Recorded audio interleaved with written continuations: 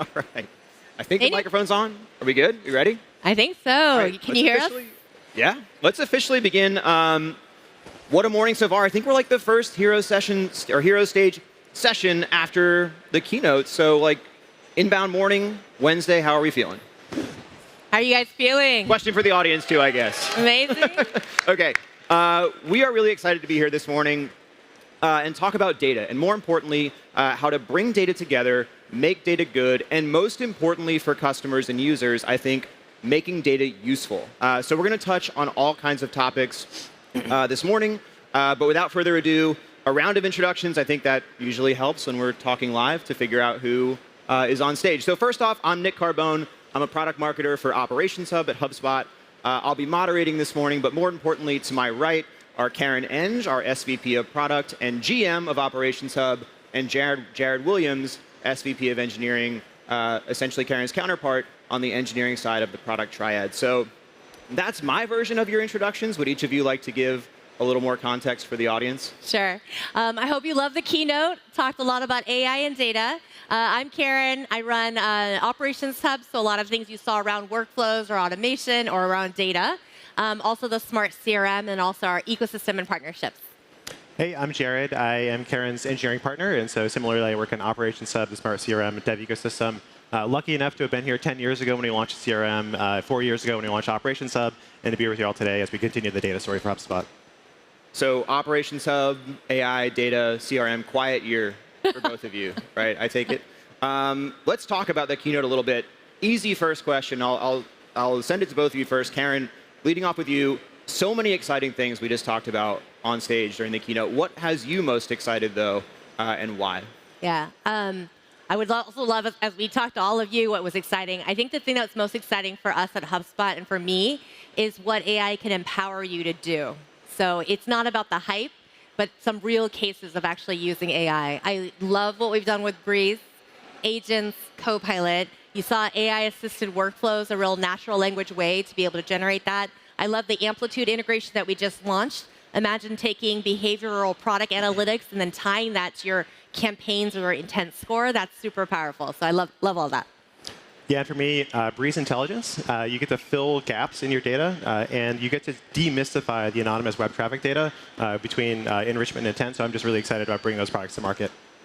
Yeah, so I think we could chop up the keynote the entire 30 minutes. Let's not, though. Let's move on. We'll talk about data and talk about what we're here to talk about. Data is a broad topic, but what we really want to get to is making data useful, I think. That's like our end goal here. So Jared, question for you. You lead a really large team of engineers at HubSpot. So how do you, in a leadership role, think about using HubSpot's business data just to make decisions, to measure success, and ultimately, because we're a software company, help our company grow? Yeah, for sure. There's a bunch of different categories of data. We think about product usage. I think about developer efficiency. So some of you may have heard of DORA metrics. What's a cycle time for a team? What's mean time between failures? Those sorts of things. Think about unstructured data. So one project I was a part of over the past few years is sensitive data, and one of the things we looked at was call transcripts to understand when are people mentioning terms that refer back to HIPAA or sensitive data. So we can get that value out of unstructured data like that. And then other things like COGS. And as an example, you think about automation and a workflow.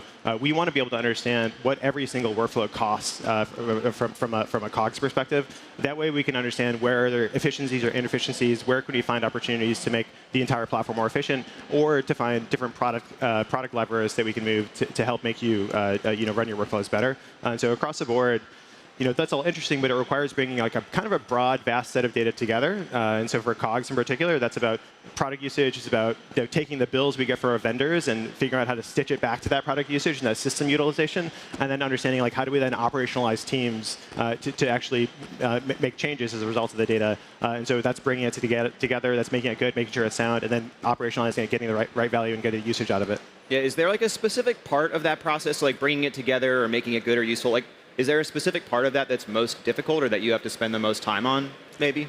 I think oftentimes it's bringing the data together, getting data out of silos and figuring out how do you actually connect it in a way that helps you make the right decisions, and then making sure the data is valuable. Those two steps in the process are often the most challenging. At that point, getting insights to the data can also be a challenge, but at least you have the right canvas to start to make decisions. Yeah, so connecting. Building off the theme of that question and that answer, Karen, you've spent essentially your entire career in data-focused roles. So building data-centric products for technical end users. Now as a leader at HubSpot, you're making data-driven decisions.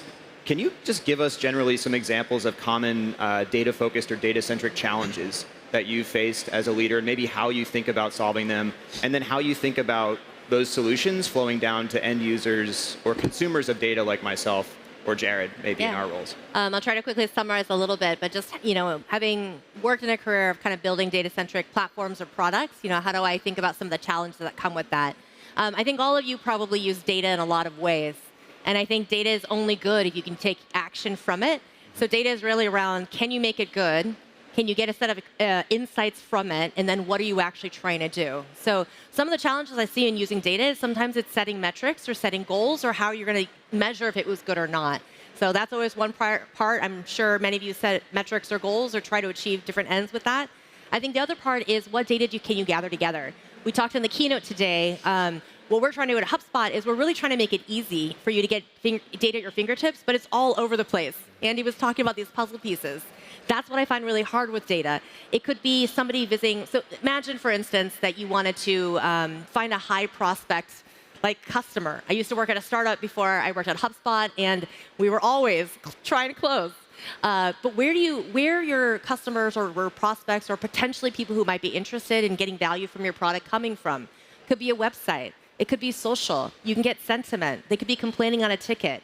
How do you get insight into all of that? And so Jared was kind of mentioning it's really important in our engineering teams that we, inside our product, that we bring data together. We're using that every day to see where are people using the product, where are they having issues, where is it hitting cogs, where are we having errors? And I think one of the big challenges is data is so siloed and disparate that is a really hard thing to do. Yeah, so going back to what Jared said about bringing it together being one of the most difficult things.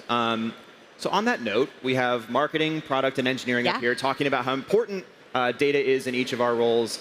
So let's pivot and talk about Operations Hub. So the product at HubSpot, from HubSpot, that we want to help you, or we want our customers to use to help manage their data. So I think that we're going to have a pretty wide range of roles and titles and just experience in the audience. So Karen, question for you. Can you just quickly, first just level set a little bit, explain what Ops Hub is all about and what challenges we want it to solve for our customers? Yeah. So Ops Hub itself, I'm going to go back to this, what we do at HubSpot, which is we want it to be easy, we want it to be fast time to value, and we want it to be unified.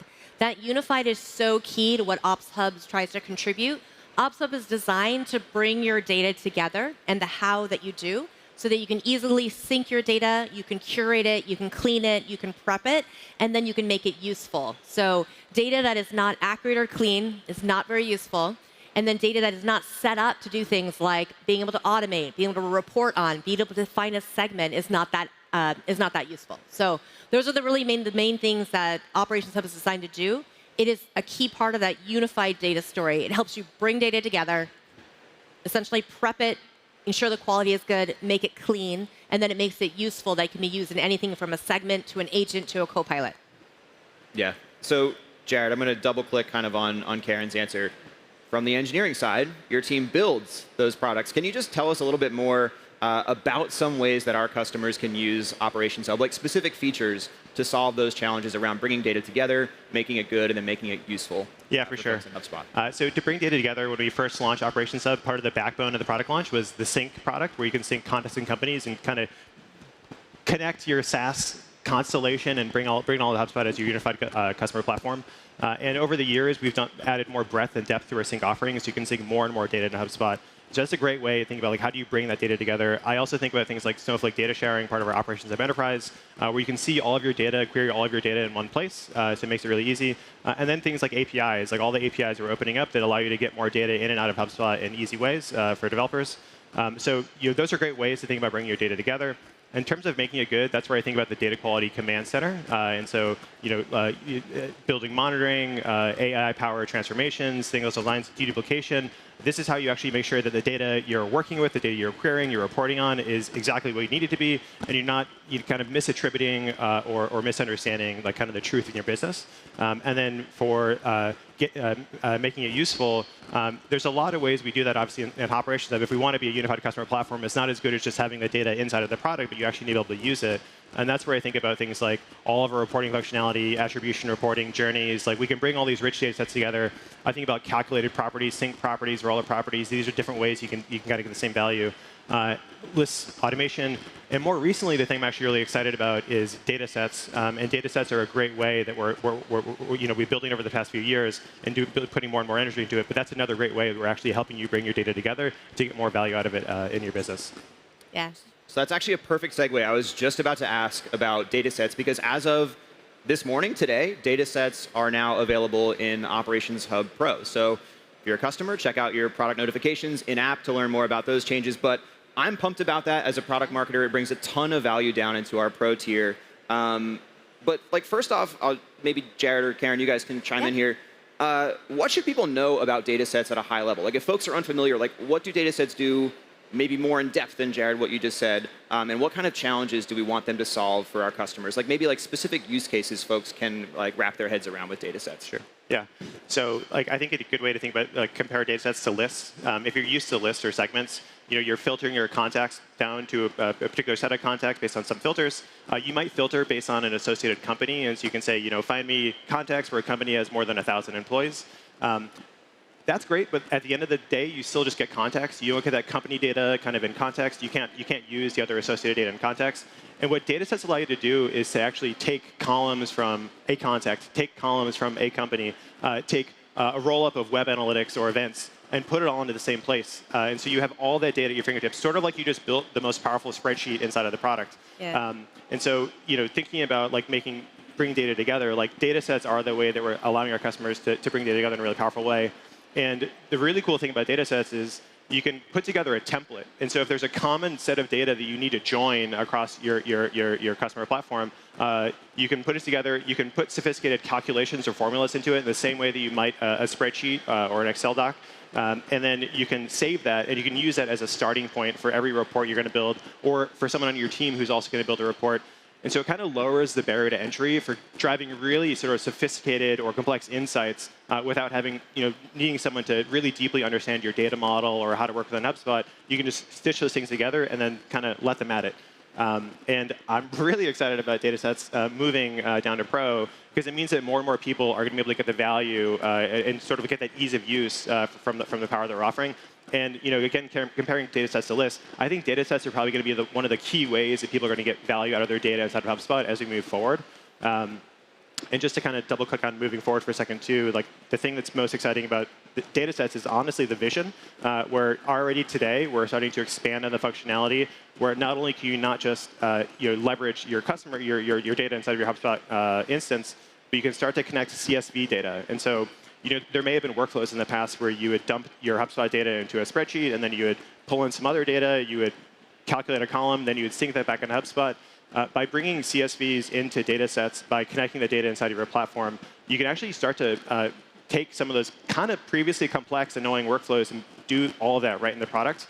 And I think where you needed a spreadsheet in the past, where you needed a data warehouse, ETL, reverse ETL in the past, I think we're going to actually simplify a lot of that data stack, a lot of those problems. We can start to solve them on platform with HubSpot.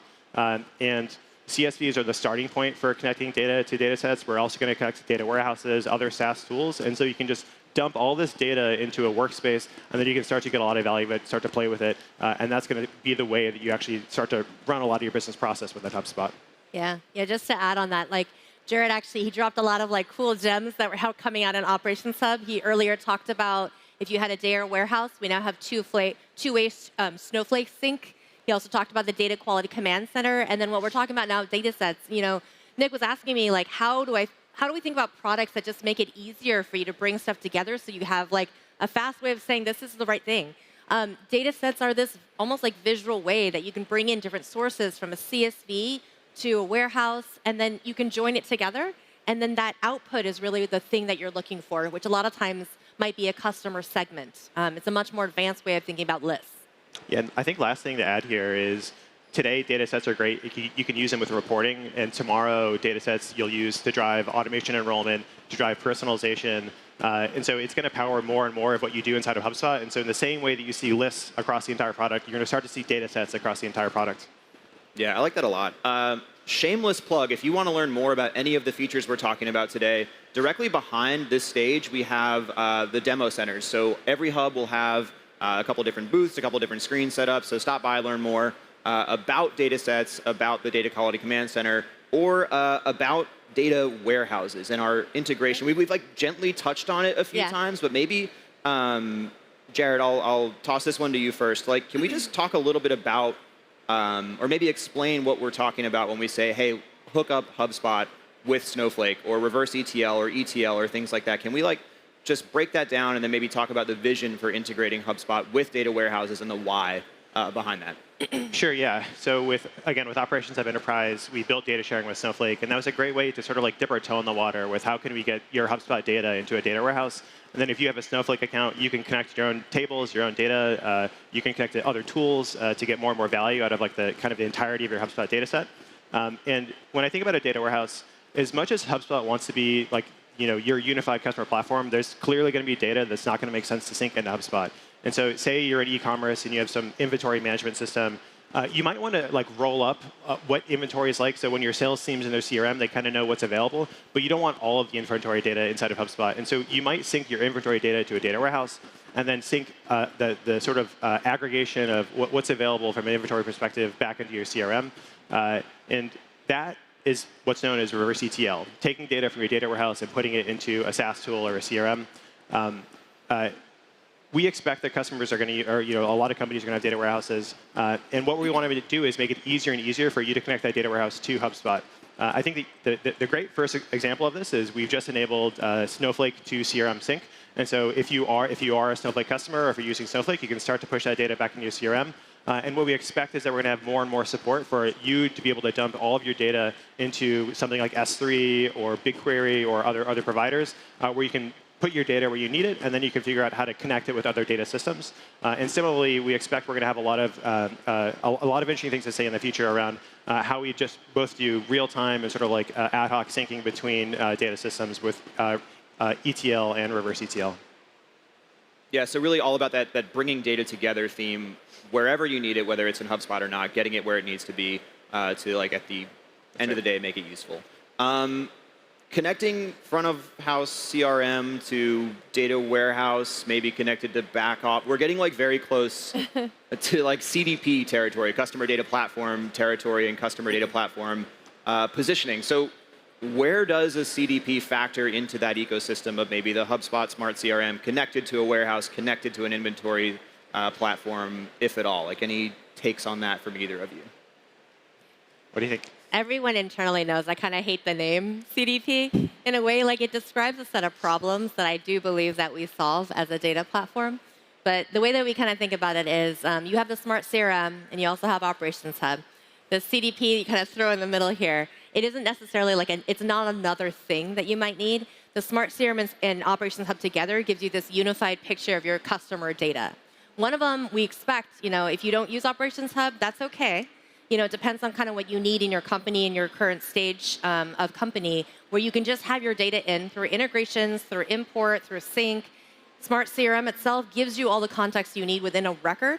As Jared mentioned, sometimes you don't want all that data. If you're doing kind of advanced personalization of email, you don't want all those signals showing up just in your CRM, but you do want to have that segment to know how to do real-time personalization of email in your automation campaigns.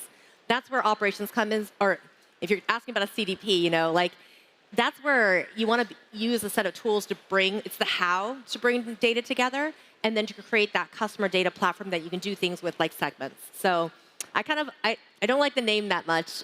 What we do know is like when we talk to customers, if you're B2B to B2C, in B2B, you often don't always see a CDP directly. You see a CRM, and if you're in B2C, you often see something like a CDP kind of directly in your stack. So either way, I think about it as the customer, what are the challenges you have, and then what are the right tools to solve that for? Yeah, and I think it's unfortunate how complex the tech stack has become to solve these problems. And what I'm looking forward to with what we're working on is like helping a lot of our customers actually get more out of HubSpot. So you have to do less of that sort of jumping through hoops to actually get value out of the data.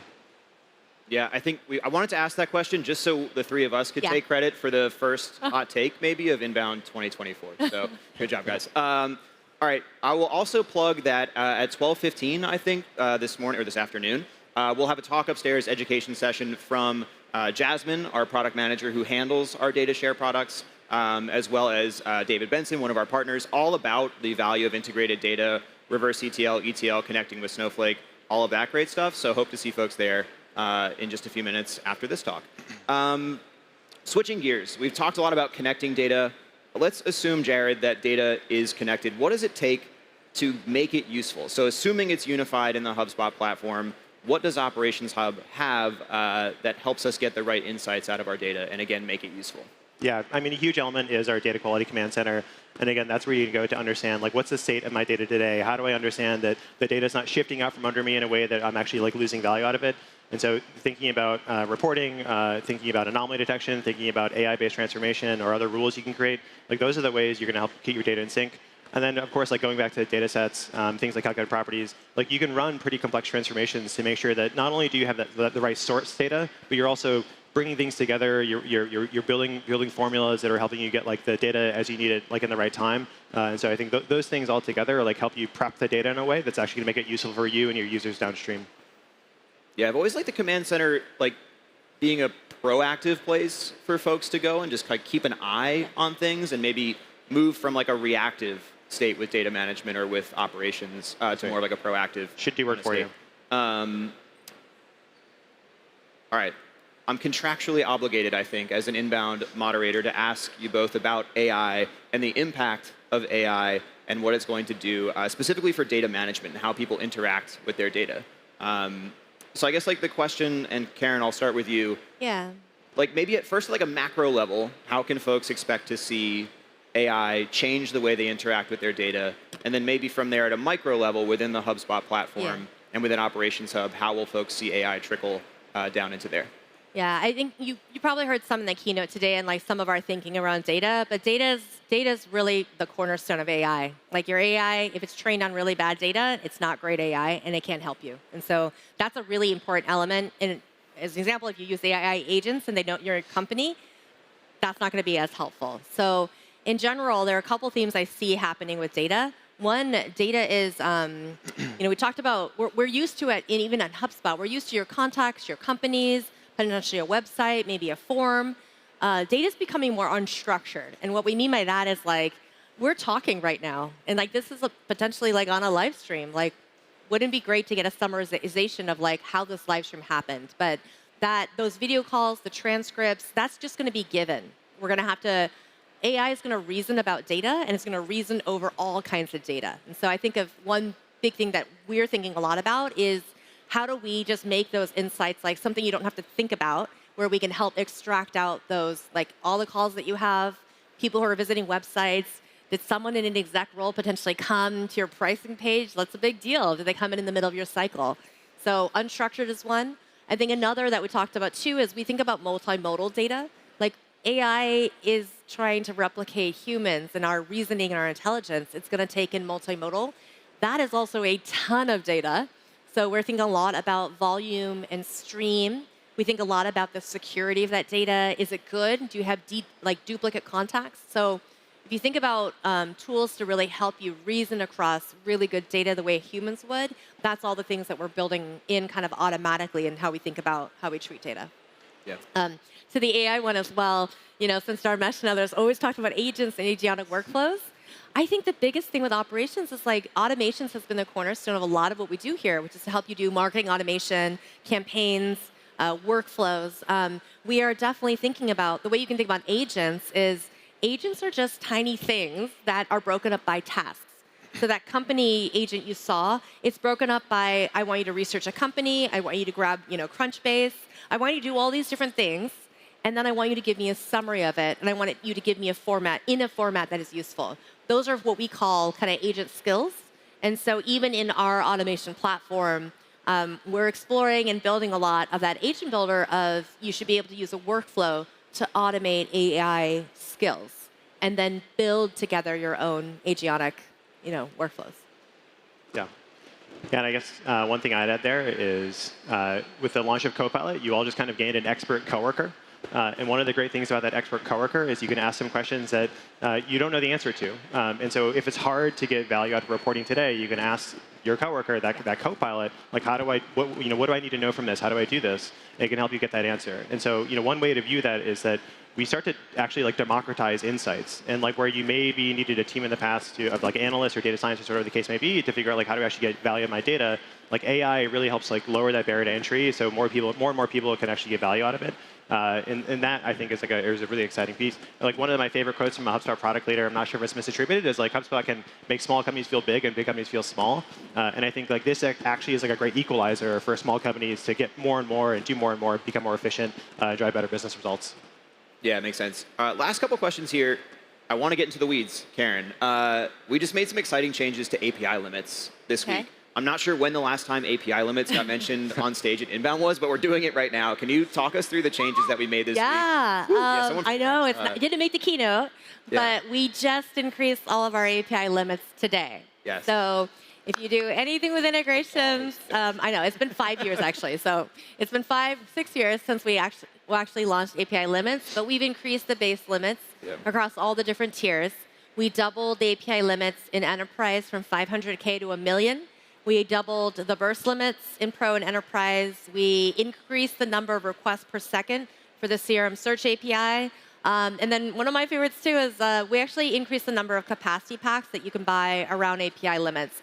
That's really important if you're helping customers integrate or you're doing it yourself. That's just a really important thing. So I love API limits. I love APIs because it allows you to, it's the currency or it's the language in which you can transfer data. So it's a really important part for things that we can build. So fair to say extensibility of the platform, and again, bringing data together is a big focus. Okay, last question. Personal anecdote. When I joined HubSpot, I was on our customer onboarding team. So helping new customers get set up, get their data imported, just basically start using HubSpot. And I think customers often struggled with data. And I think they still do today. In some cases, you have a lot of data when you first start using the platform or as you grow into the platform, but it might be siloed. It might be just not immediately usable for whatever reason. So I think on that theme, to close us out for each of you, can you just talk about what you're most excited for on our roadmap, even beyond what we've seen here today on the keynote, but what you're most excited for that's going to help customers more easily manage their data and make it useful? Yeah. For me, it's really around those 3 categories, and you should keep an eye open. You're going to see us do a lot more, but we should make data easier for you to have it be accurate and make it useful.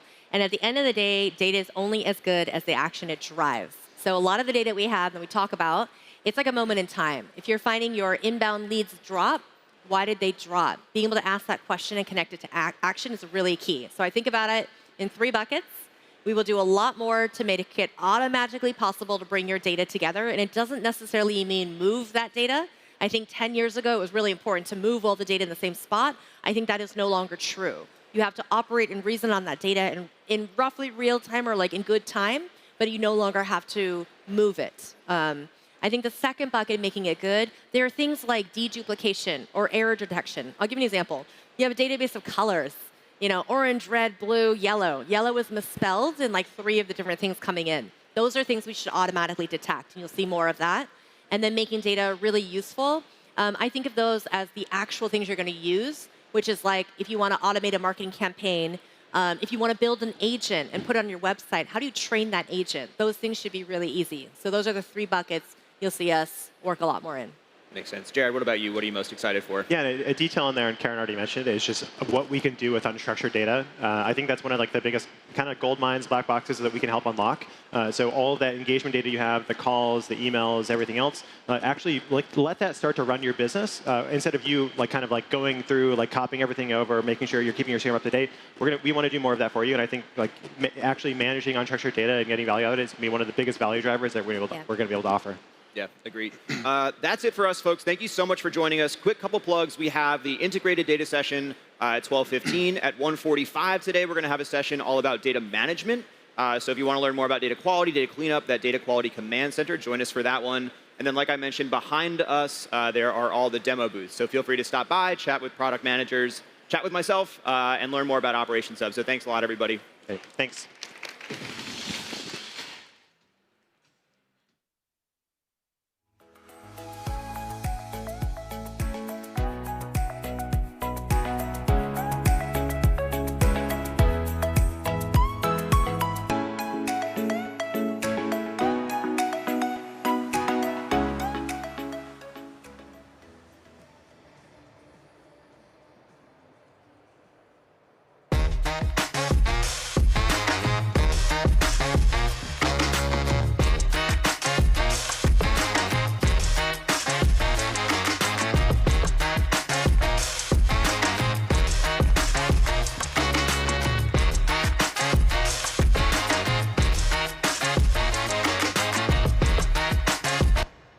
Good afternoon, everybody. I'm Jeff Bennett, co-anchor of the PBS NewsHour, and it is my pleasure and honor to be in conversation with Dr. David Thomas, president of Morehouse College. You see that QR code on your screen, or you will see it momentarily. Whether you're here in the room with us or watching the live stream, we invite you to submit a question over the course of our conversation. And by way of introduction, Dr. Thomas, before becoming president of Morehouse, professor at Harvard Business School for more than 20 years, after that, dean of Georgetown's McDonough School of Business, and then before that, assistant professor at the Wharton School of Business at the University of Pennsylvania, so a real expert on organizational behavior. And for the unfamiliar, we should let folks know that Morehouse was established in 1867, 2 years after the end of the Civil War. It's the nation's only historically black private liberal arts college for men, and it has a proud legacy of producing leaders who shaped the world, chief among them, Martin Luther King Jr. So with that as background, let's just jump straight into our conversation. The topic of our conversation is building transformational change. So help us understand, Dr. Thomas, the approach you take to develop a vision for meaningful change or transformation. What steps do you take to ensure that your vision is appropriately ambitious while also strategic and achievable? So,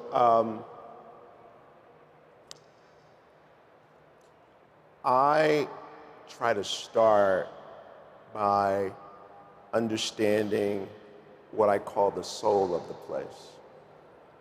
Because if you want to transform an institution, you have to really understand what are the things that you don't want to break in the process of the transformation. And so, you know, you get that by talking to people, by studying the institution's history, by really understanding what's motivated it throughout its history. So at Morehouse, it's very clear, you know, most institutions have a written mission, and it often actually doesn't resonate. But at Morehouse, the mission resonates, which is to develop men with disciplined minds who will live lives of leadership and service. That's part of the soul of the place. It's animated by a set of values, equity, social justice, and a belief in a higher power, God, whatever we want to call it. But there's this sense of, you know, we're about something bigger than ourselves. So I start there. I did the same thing at Georgetown. And one of the things I realized when I was at Georgetown was that the business school didn't really embrace the soul of the place because they were ambivalent about being anchored in Jesuit tradition and being a business school. And what I did there was I actually put that forward around which we built the transformation. Similarly at Morehouse, people understood the mission, but had no vision for how do we elevate the mission in the 21st century. So we were still talking about Martin Luther King in the middle of the 20th century and not talking about the 21st century, which you know, led me to initiate an effort to create the first globally accessible online program for men by a historically black college or university. And the focus was on men with some college, no degree. Turns out there are 3.5 million black men just in the US with some college but never finished their degree. And the demand for the program has been exceeding. And that's about saying, okay, in the 21st century, how do we keep the soul of the place intact, but expand our reach? And part of that expansion has been technology. We're the leading university in the country, not Stanford, not Harvard, not MIT, using the metaverse to actually teach. And all of that is about expanding our reach in the 21st century, but being true to the soul of the place. You know, that's how I think about creating a vision. And I don't consider myself to be a visionary leader. You know, I consider myself to have the ability to ask questions about how do we expand our reach and create an agenda around it. Well, it takes vision to have that sort of practical approach. How would you scale that or apply it to the business world for folks who work in marketing or sales or service? Similar concept, right? So probably as I've walked around, you know, this is a pretty young audience, so some of my examples may not resonate as a baby boomer. But you just take, for example, a couple of decades ago, Coca-Cola decided that they were going to create a new Coke. And it failed because they didn't understand the soul of Coke, right? It went against the soul of Coke. And I think, you know, in the business world, if you're running or if you're involved with a company that's actually producing value for people and not just profit for shareholders, there is a soul of the place. And you have to understand what that is and articulate it and motivate people to engage in the transformation, because it's going to have us be better, right, at what we deliver that actually adds value to people's lives. And, you know, I taught at the Harvard Business School for 22 years. So I'm a business school professor. I've consulted to companies on exactly these issues. How do you create transformation that actually enhances the soul of the place? And as leaders, we have to be able to articulate what that soul is, especially if you're a new leader who's coming in from the outside, right? People have to have a sense that you understand them. Well, how do you do that? I mean, how do you immerse yourself in the culture of a place? And how important is it to understand the existing culture before you try to implement change, whether small or transformational? Yeah. One, you talk to people. So at Morehouse, I would ask people, alumni, what was the most important, you know, aspect of your experience at Morehouse? And common theme, the brotherhood, the community. So I've gone about really, you know, now I've been there 7 years, but I spent a lot of time early on just observing the community come alive and what drove it, and to make sure that I didn't make changes that undermine that community. And put that in my language that I use. So as you know, he's an alum of the school. There's a phrase that lots of people use called iron sharpens iron. Right. Which is not about sitting in a classroom with the professor. It's about the young men being able to bump up against each other in debate, in discussion, as well as in rituals. Another aspect of the way I lead is when I see things that don't make sense to me, I try to understand why they make sense to other people. We have lots of traditions at Morehouse that I had never seen in that quantity at any of the other places I've been. My first impulse was to say, we don't need to do that. But then I came to realize that many of those things were actually about expressing the soul of the place. Yeah. Right? Yeah. And there's so many stakeholders at Morehouse, some 22,000 stakeholders to include students and parents, obviously, the board of trustees, some 18,000 alumni. You've got state and local officials. How do you engage those 22,000 plus perspectives? Disparate groups, disparate perspectives, disparate goals, different goals. How do you engage all of those folks in the process? I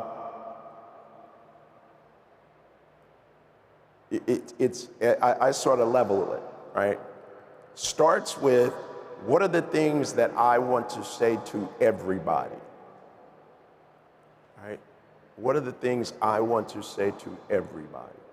So if you watch me give a talk, I will say that we are the only institution in the world singularly devoted to developing black male excellence at scale.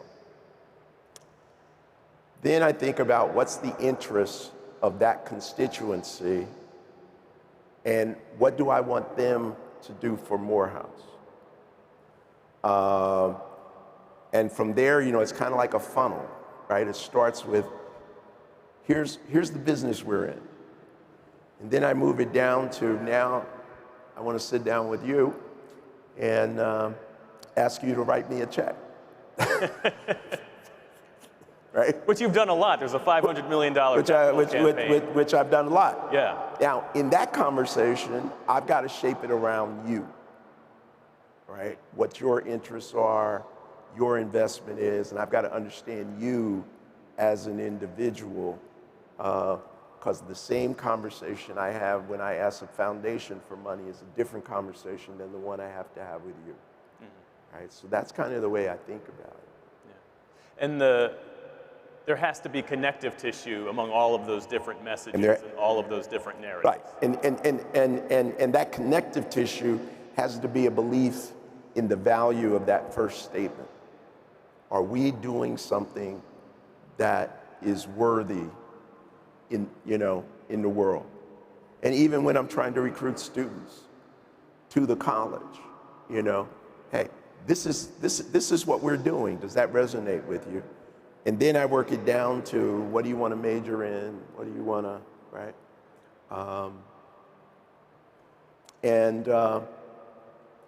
Part of that, the skill that's required there is empathy, to get it down to the level where an individual feels motivated by that conversation.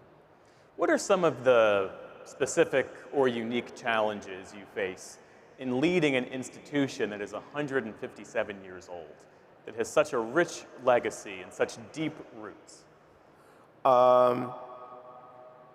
Institutions with deep legacies and a legitimate claim to having been successful are often underestimate the need for them to change.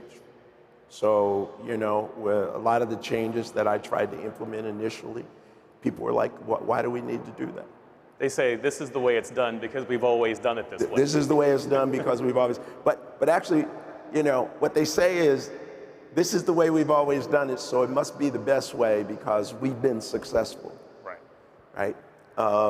So when I initially tried to implement online education, I got a lot of resistance from the faculty and from alumni who said, you know, this is not us. This is not what we do. And I imagine there was a fear that it would water down the brand of Morehouse when you open up the gates and allow people to access something online that you could only previously have accessed by enrolling and getting the in-person education. Right, you're exactly right. And also, you know, what you have to do is take advantage of a good crisis when you're trying to create transformational change. And the good crisis for us was actually the pandemic. So all of a sudden, we had to take everything online. So the idea that you couldn't create a Morehouse experience online kind of went out the window. And we rushed through that window, anticipating that, you know, the pandemic wouldn't last forever, but Morehouse would, and Morehouse Online could extend and expand our ability to impact the 21st century, and it's proven to be true. I'm going to invite folks to use that QR code to submit a question, whether you're in the room or watching the live stream. Dr. Thomas, applying business sense, your background is in academia, obviously, but as we mentioned, you're a business professor for a long time.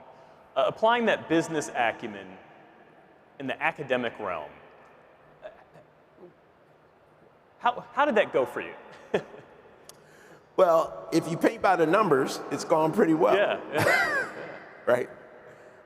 We've raised $300 million, most in the history of the college.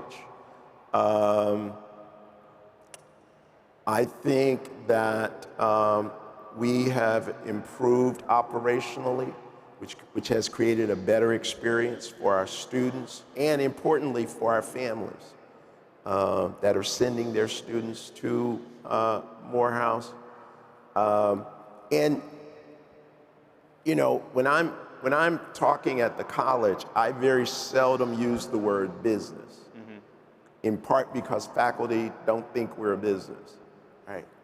But I use the same perspectives and acumens, strategic planning, having strategic themes, which if you walk around the campus today, you'll actually hear people talking about those strategic themes. Morehouse Beyond Borders, Rising Men of Morehouse, right? All that came out of my business, you know, acumen, developed by studying and teaching business, but I translated into the language of the realm, which is academic, you know, academic ease for my faculty.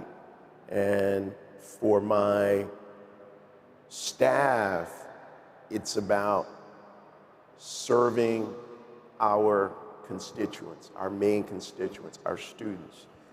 So I developed a term called putting our students at the center of every decision, because we weren't doing that, right? Well, you know, that's my version of saying, you know, we're going to be a low-cost airline, right?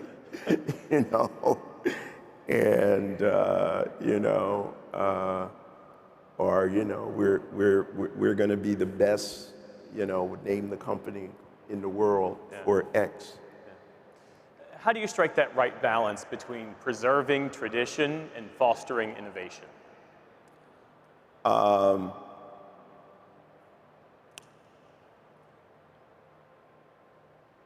First of all, I don't talk about them as if they are a trade-off. I talk about innovation as a necessity for us to actually deliver on our mission. And I respect our traditions, you know. Even when I alter some aspect of how we do it, right? I try to let people understand that, what I'm trying to do is enhance the tradition through innovation. And when people resist, I don't treat all resistors as if they're the same, because there are different reasons why people resist change, right? For some people, it's politics and power. I can play that. But for lots of people, it's often, my self-esteem is tied up in the way we do things today, and you're asking me to do them differently, and that's a threat to my self-esteem. I try to differentiate, the resistors so that I don't treat them all as if they're resisting me or the idea for the same reason. Yeah. And that's proven to be, I think, highly effective. Because I have lots of people who didn't want to go with me or in the direction I was identifying, who today are some of my biggest supporters. Same thing happened at Georgetown. That's interesting. And we actually have a question that was submitted that's along these lines. The question is, how do you get an organization on board and rowing in the same direction when a third of the company was around prior to an IPO and 2/3 came after and are used to shareholder-first thinking?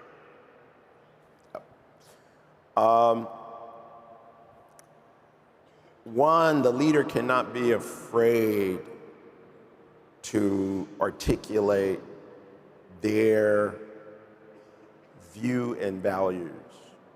And a good one here is, people are used to shareholder-first thinking. Well, the leader can't be afraid to talk about who should be first. If it's going to be the customers, or if it's going to be the people in the organization, because they'll serve the customers, and that's how we create shareholder value, not short-term thinking. And finally, and I think I've been working this my entire 7 years at Morehouse, is you have to get the senior team aligned and break down silos in the organization. Here's another question. When do you know it's time to realign your mission and vision, and how do you go about doing that? Great question. You have to pay attention to the external environment. And the question about mission is our mission still relevant? And if the answer is yes, then you have to create a vision that enhances the relevance of that mission to the demands of the outside world. Again, that's why we went to online. We've created something at Morehouse in conjunction with our sister institution, Spelman, called the Center for Black Entrepreneurship, because we know that the racial wealth gap is something that's out in the external environment that Morehouse has to be relevant to. And that's expanded our vision, but in line with our mission, because we think our mission is still relevant, but our vision had to expand. Higher education is facing so many different external pressures, from financial constraints, the lingering effects of the pandemic, changes in societal expectations. And then if you think about the business world, there's so much change and churn in the political environment, in our economy. I mean, the Fed is expected to cut rates today, and they might have already done it while we've been sitting here. How do you navigate those pressures while keeping the mission and the legacy at the forefront of your work? That's a great question. And to your point, the role of university and college presidents has changed tremendously in the almost 40 years that I've been in higher education as a professor. I think one, it takes courage. You've got to be able to confront those realities, and you've got to be able to match them to the values of the institution, right? You have to be able to match those realities to the value of the institute, to the values of the institution. Sometimes that means that there are donations that we will not take. Sometimes that means that we have to speak out about things that are going to be controversial. You just take, for example, we're the only college or university other than the West Point that was willing to invite Joe Biden to come speak at commencement this year, because most people were scared of the politics of it. We had protests that we allowed, but we were also clear that we would stop our commencement if it meant that the protests would be disruptive and not allow people to celebrate the young men who were graduating, but that we would not have the police come and take anybody out, right? You know, that's about values and a willingness, the courage is to take the heat, right? And one of the values of Morehouse is that we're a place that should be able to allow discourse that other institutions in this country can't tolerate the tension. And one final question here that was submitted online. Were there any initiatives that you tried to implement that failed, and how did you respond? Initiatives that failed. Well, I don't know about total failure, but there are initiatives that have not met my intended outcome. So, for example, we launched our online program, yet we have not been able to advance beyond 1 degree. And I thought by now we would have at least 3 and hopefully 5.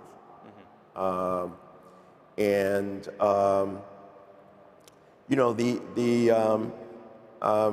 we've been slower than I would have liked at increasing our graduation rates. So I promised that in 4 years we'd be at 70%. Today we're at about, our 6-year graduation rate is somewhere around 60%. So to me, that's a fail, right? I thought that would be a layup, and it turns out that it was harder, you know, that it's a harder needle to move than I anticipated. And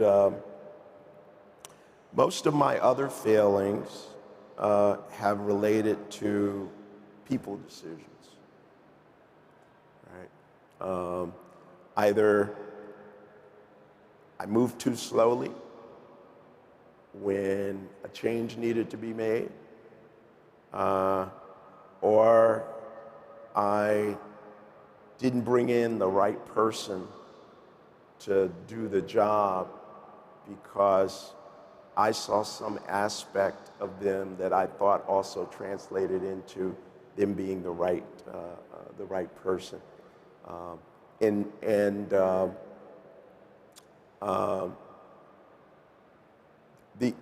The other failure, dimension of failure for me has been that I have been impatient and underestimated how much time certain things take.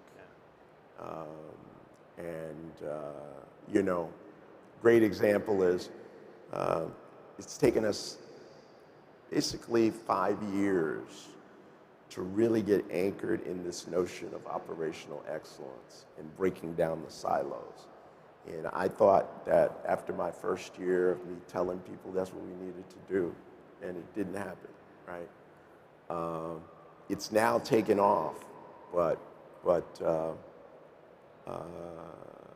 underneath it all is a lack of patience, in my view. Cultural change is hard. I've described it as trying to push an iceberg with a spatula at times. It can be that difficult. My final question to you, you announced earlier this year that you were stepping down at the end of the academic year. So 2 questions at once. How do you as a leader know it's time to move on? And as you reflect back on these last 7 years, what are you proudest of?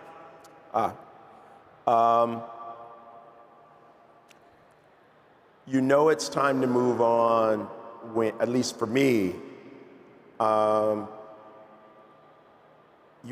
realize that new perspective and energy will accelerate the pace of change and steepen the trajectory of change. And you have to ask yourself, do I have the energy to do that? Right?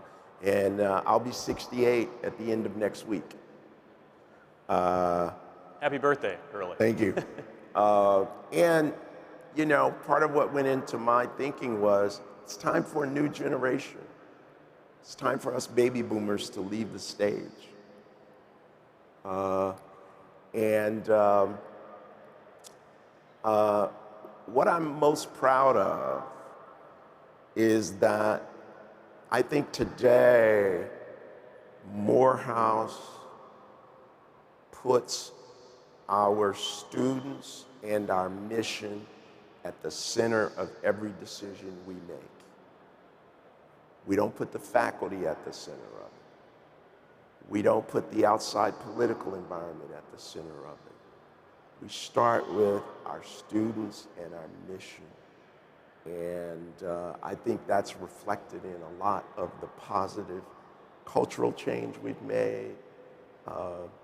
The fact that we've been able to raise over $300 million in the last 7 years, which is more than the college had raised in its entire history from donors. Because we now have the students at the center and our mission at the center of everything we do. That's what I'm most proud of. Dr. David Thomas, thank you for your stewardship and your leadership of Morehouse. Thank you for your time this afternoon, and thanks to all of you for your time and for your interest. Have a great day, and thanks to Inbound for having us. Thank you, everyone. Today, field service organizations are going through a massive transformation. Partly due to the pandemic, it has transformed the way service organizations, and especially field service organizations, are dealing with their business. And field service organizations are going through tremendous challenges. On one end of the spectrum, they're dealing with continuous evolving customer expectations. And on the other hand, there is labor shortage, gap in skills, and a never-ending complex operations exacerbated with different kinds of applications that are working in silos, and a never-ending requirement to leverage data and insights to make data-driven decisions and actions. And we all know that customer expectations are evolving. Today, modern customers are conditioned by the likes of Amazon, Uber, and many other modern apps that offer a seamless end-to-end experience. Today, every customer is expecting that seamless end-to-end experience without exceptions from any business that they deal with, no matter whether they are e-hailing a cab, getting their roof maintained, or getting their refrigerator repaired. Every customer is expecting that seamless end-to-end experience. And we all know the benefit of customer loyalty. I was talking to a service business that told me that acquiring the first customer is hard, but it's relatively easier than creating loyal customer base. A loyal customer who is a brand ambassador adds 10 times more value than their first time business with the organization. And every business, whether it's small, medium, large enterprise, they're all trying hard to create or transform their customers into loyal entities, into brand ambassadors. As per a recent research from Gartner, 90% of the organizations surveyed mentioned that they are going to do anything that they can to convert their customers into brand ambassadors of their business. But how do you go about doing that, especially if you are into service business, dealing with the evolution of the customer experience? And the only way you can do this is by delighting your customers, by creating those memorable customer experience. Again, I was looking into a Gartner survey in which it was mentioned that 85% of the customers that they surveyed will never work with an organization if they do not offer a great customer experience.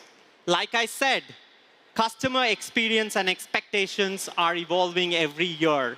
And 60% of these customers surveyed this year have mentioned that they are expecting a better experience from the service businesses that they are working with. And like I said, the only way to get there is by offering delightful experience to your customers. Now, this was an experience that I had several years back. This led to the evolution or the genesis of Zooper. I brought this refrigerator from one of the largest global brands. I had an issue with the refrigerator, and it took me about 3 months to get that issue addressed. There were about 3 different technicians who visited my place. They did not have any clue of what that issue was, what was the brand and model of the refrigerator that I had. The first technician that came in had no clue. The second technician who visited did not have the right parts in the truck. The third technician finally had the right part, knew about me, the refrigerator that I had, and was able to solve the problem.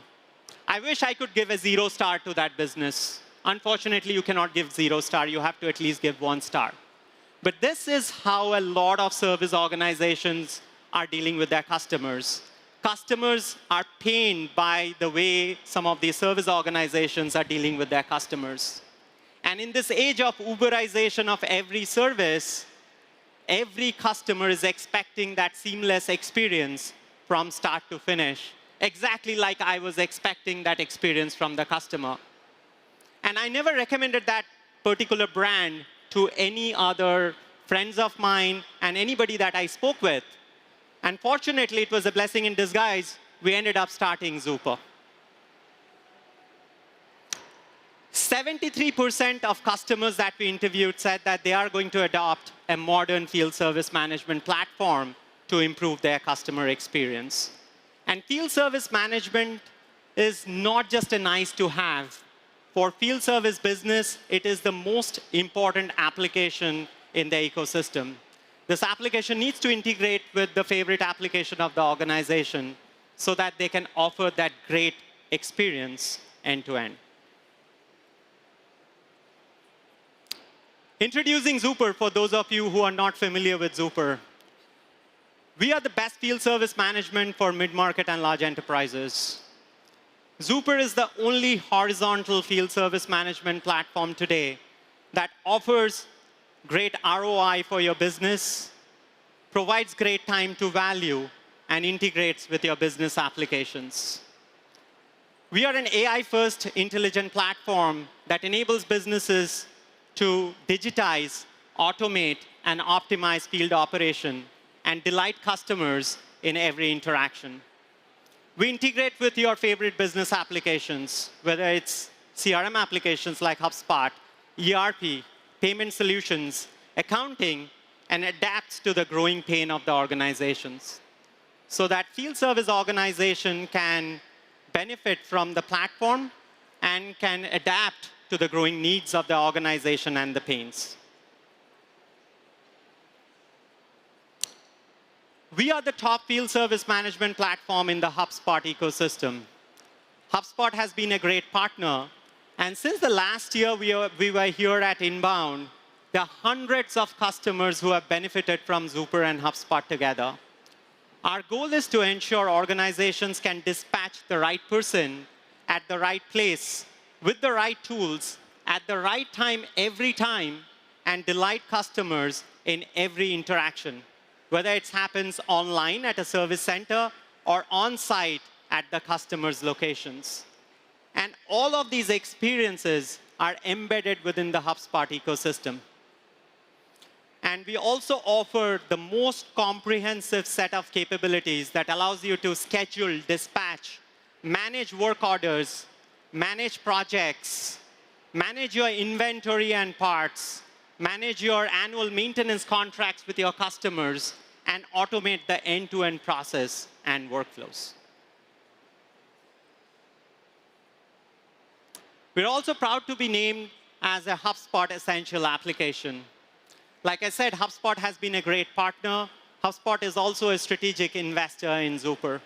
And we are helping a lot of service organizations globally to ensure that they are transforming their customers into brand ambassadors with HubSpot and Zooper.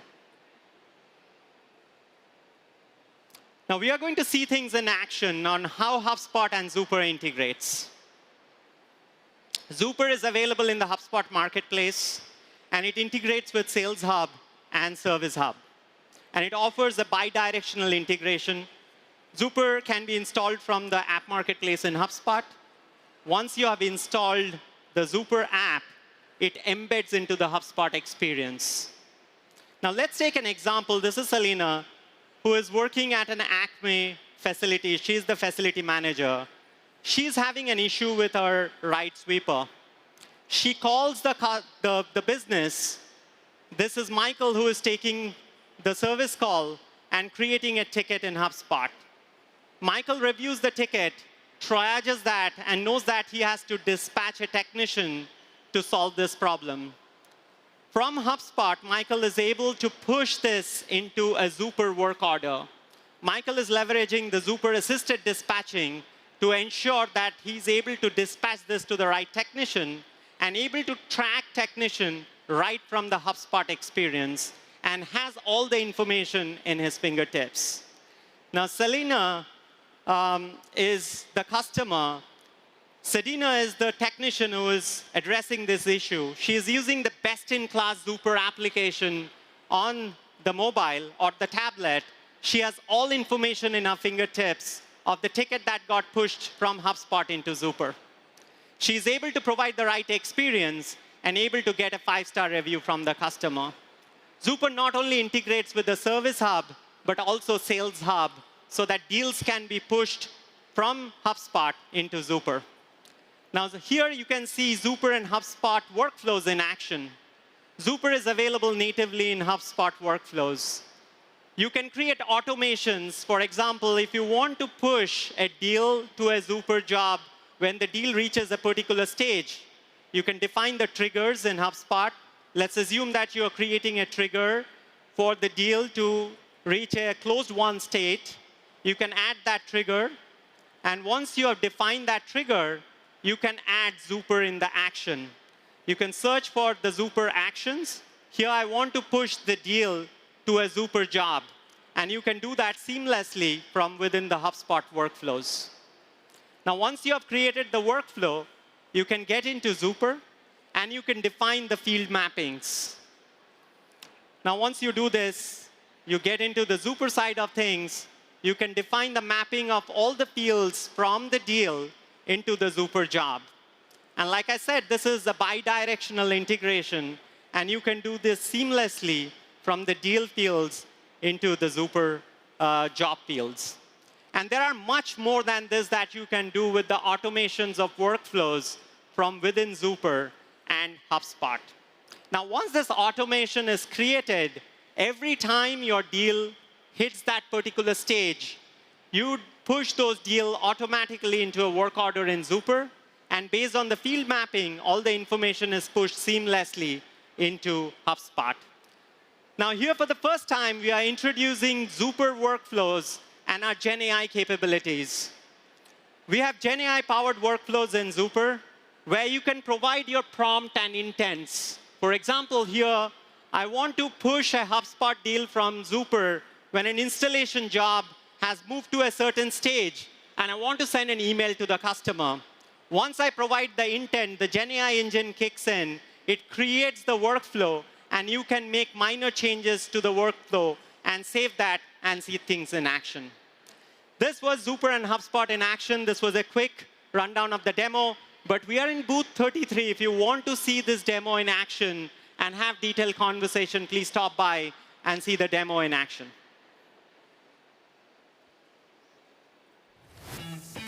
And here we are going to see a customer story, one of our customers who's talking about how they're using HubSpot and Zooper to transform their experience. We are a white glove service provider for POS implementation, and we also provide managed network services across the United States. Well, when we were looking at solutions, what kind of drew our interest into Zooper was the fact that it was extremely configurable. We're currently embedded with HubSpot, which is our CRM tool.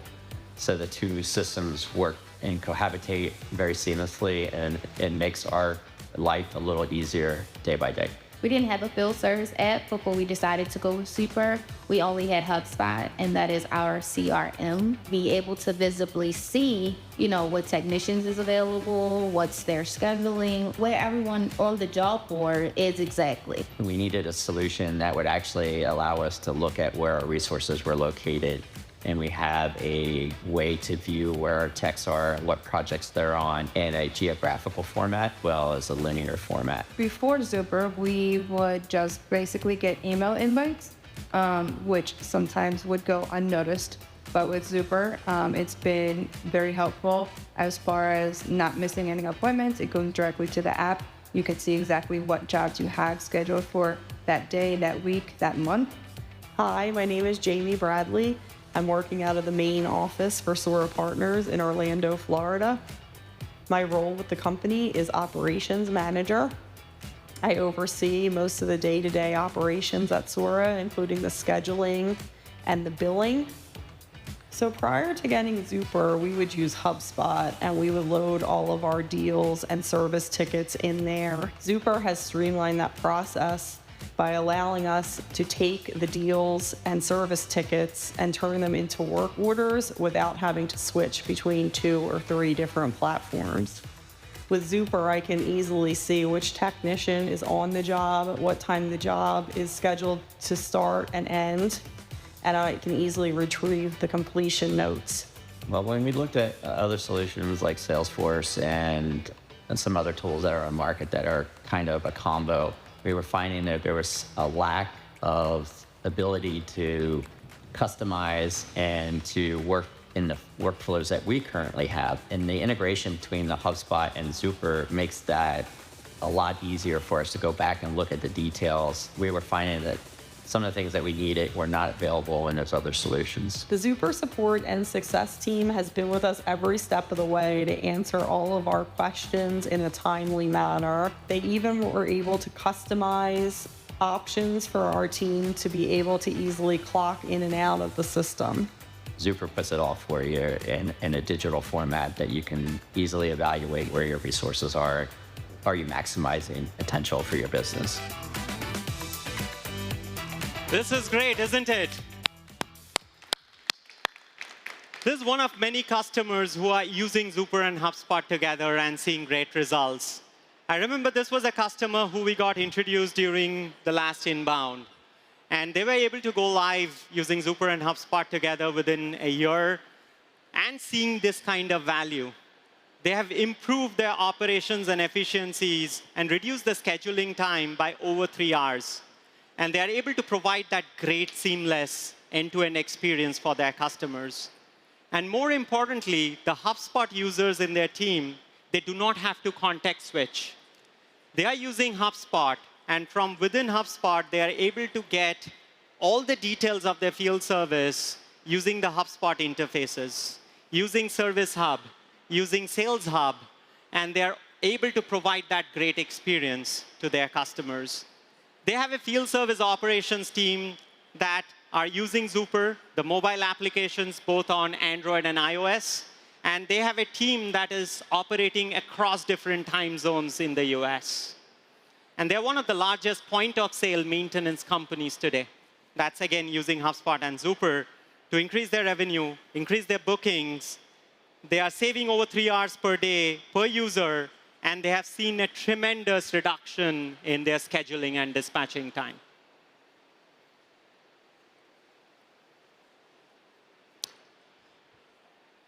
Our goal by collaborating with HubSpot is to ensure that you're leveraging HubSpot as the CRM, as the ticketing solution, as the customer experience solution, and then using Zooper as the field service management solution to transform your customer experience, improve productivity and efficiency, and adapt to the growing needs of your business.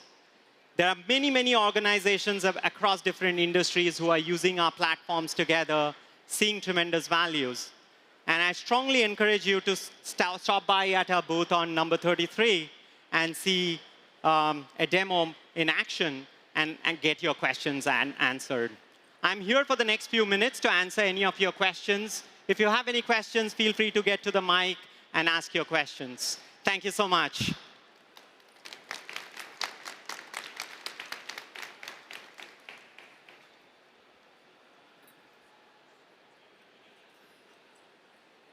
Any questions?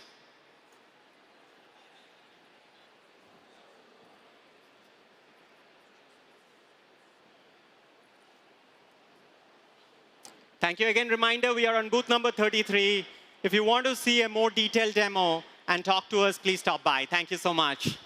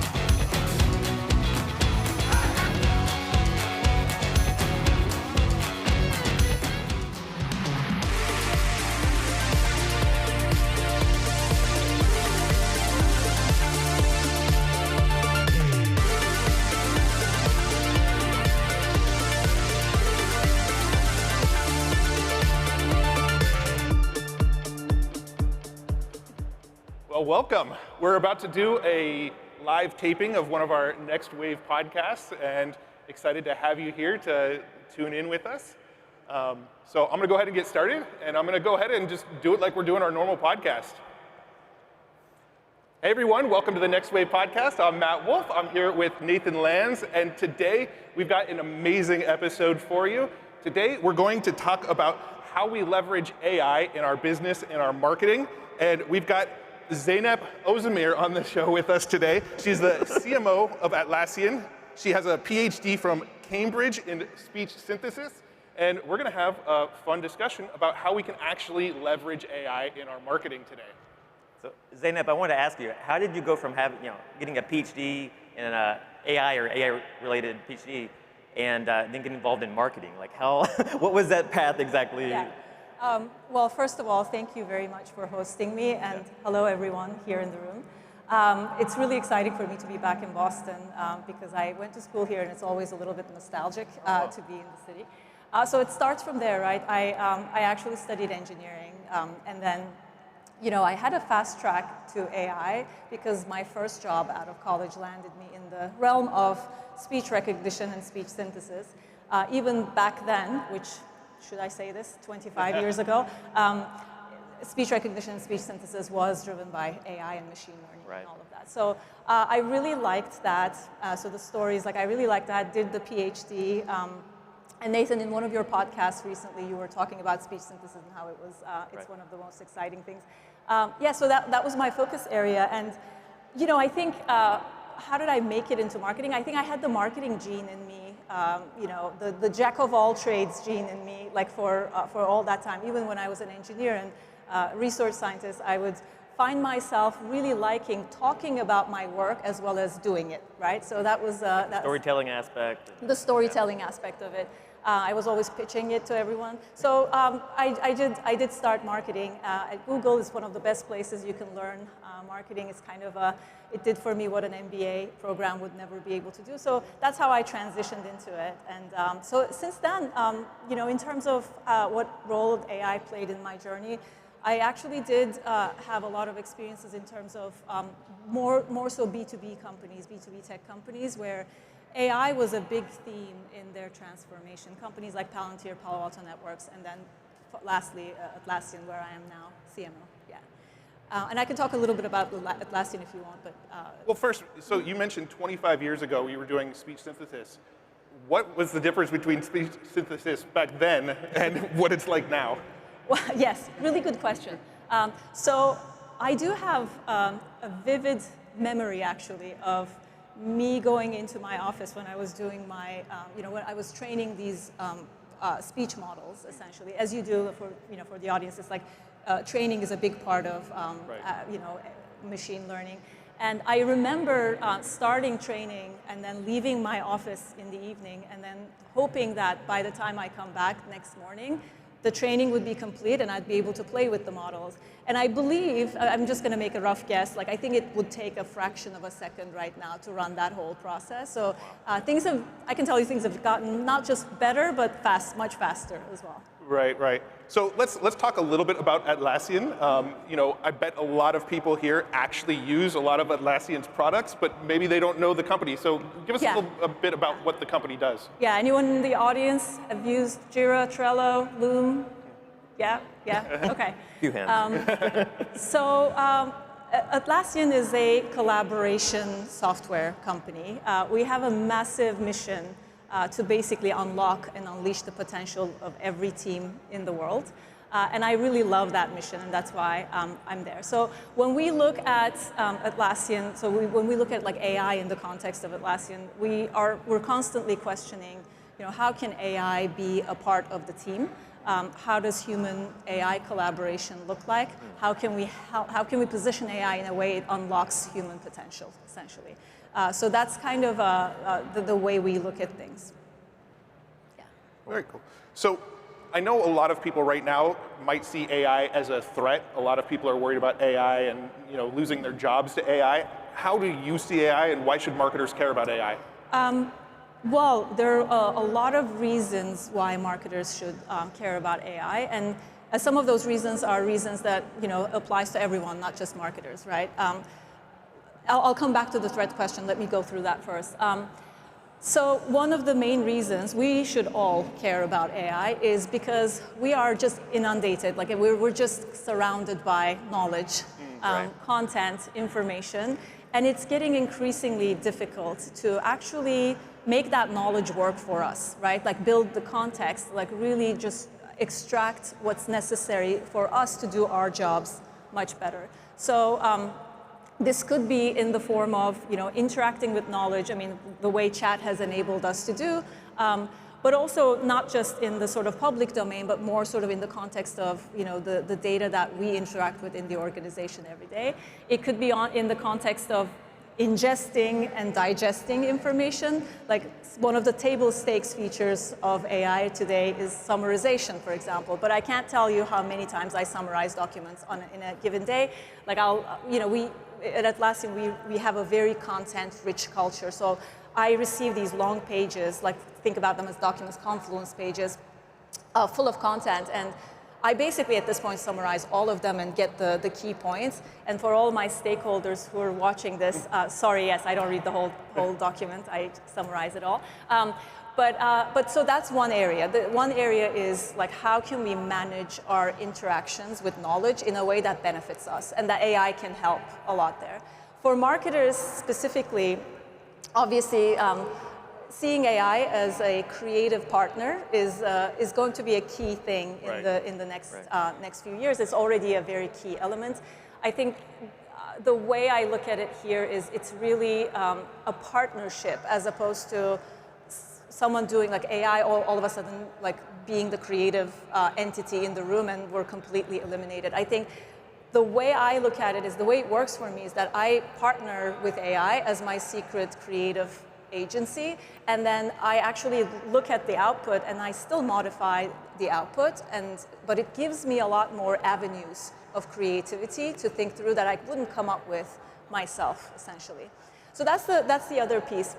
And I think I'd say from a leadership perspective, like marketing leaders, if we think about that, I think AI actually opens a very interesting door to setting the bar for the content that you put out. So when you're creating content normally, you're relying on one person's ability to create that content, which means their experiences and their knowledge, essentially. And that keeps getting better even with that one person. But I think with AI as a starting point, we're able to leverage the entire organization's history as a starting point.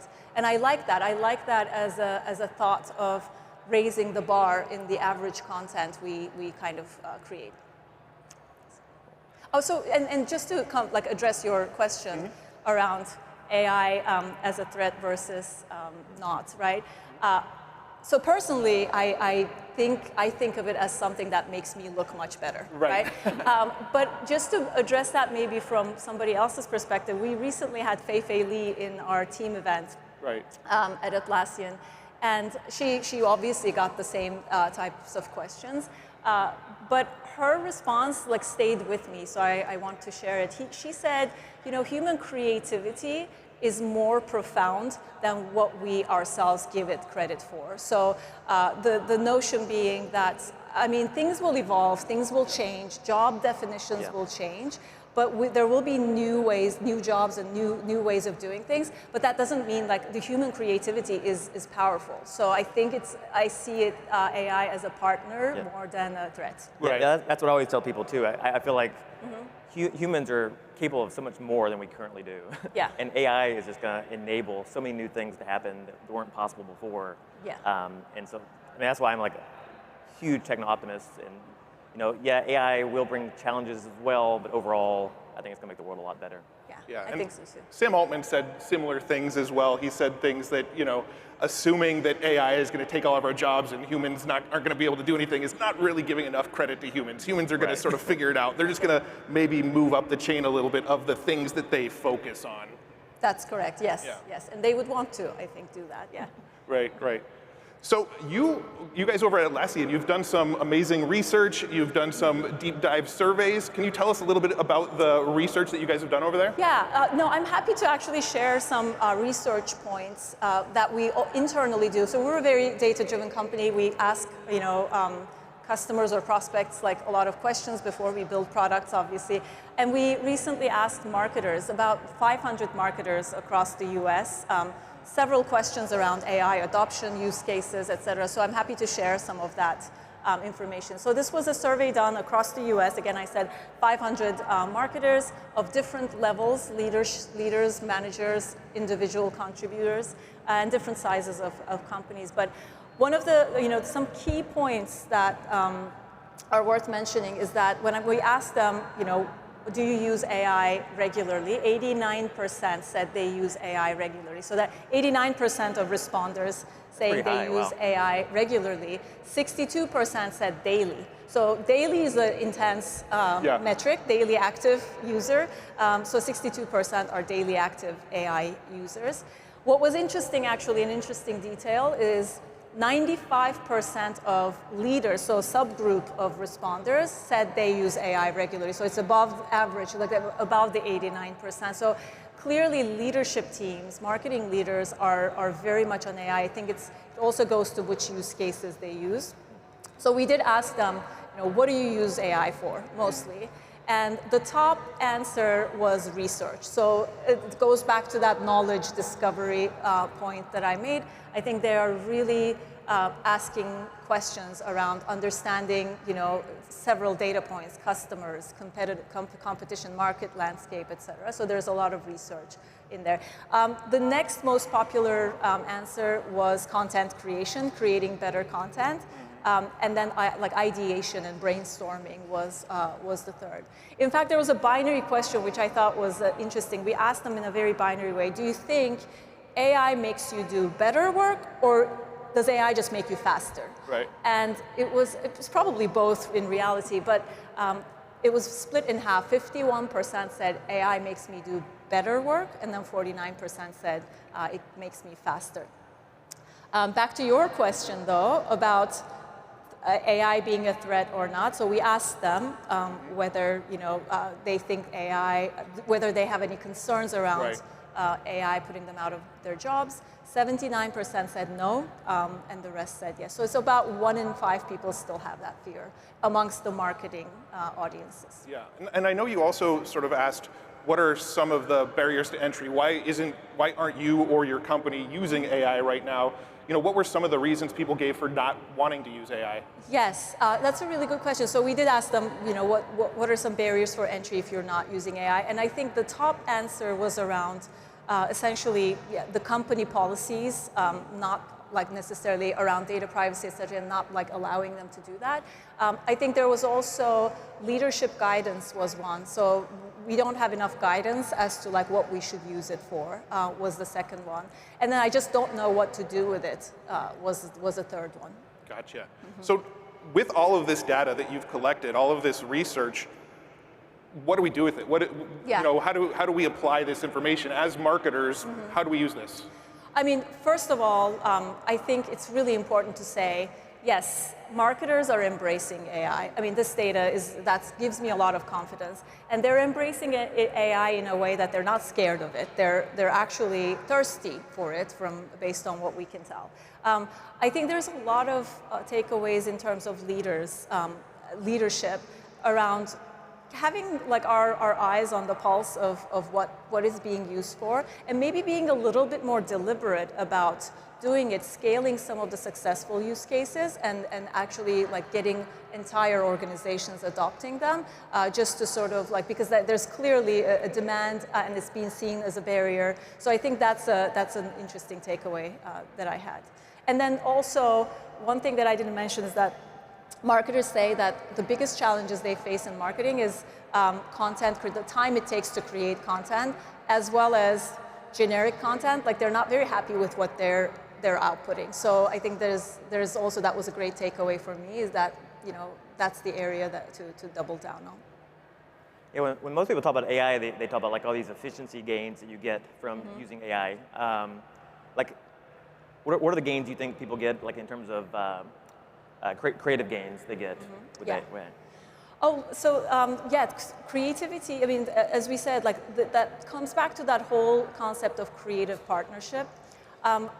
I think that at this point, if I look at it as a couple of things, obviously content marketing is a big area where our creativity plays a big role. I kind of look at it as short form content, long form content, and I think if you're like me or a lot of people on my team, and you're saying, okay, I want to find a really catchy title to this presentation, or I want to write an abstract, or I want to just brainstorm on different avenues for campaign taglines or something like that. At this point, you should just give AI a chance on that stuff, right? Like I feel like at this point that it will actually really help, and it will be a gain in terms of getting to going through a creative process faster. So there's a little bit of efficiency still in there, but also potentially unlocking neural paths in your mind in terms of new output. So that's one. The other one that's interesting that we're kind of dabbling with a lot is more sort of like on the product marketing realm, is we've got, say you want to write like a press release or a blog post, right? I think to get help from AI, there's two things you need there. One is, you've got all of this data around your products, right, across your organization. So it's very important to have a way of bringing all of that data and the sources into that creative process. The second thing you need is you need to define what a good press release is for you. Right. And that could be past press releases that you've had, but also other companies' press releases that you really liked reading. So it's those two things. If you put them together, and if you have the ability to actually leverage that data, those data sources, to output the next press release you have, that's kind of like the next step in I would say, product marketing, which is very interesting.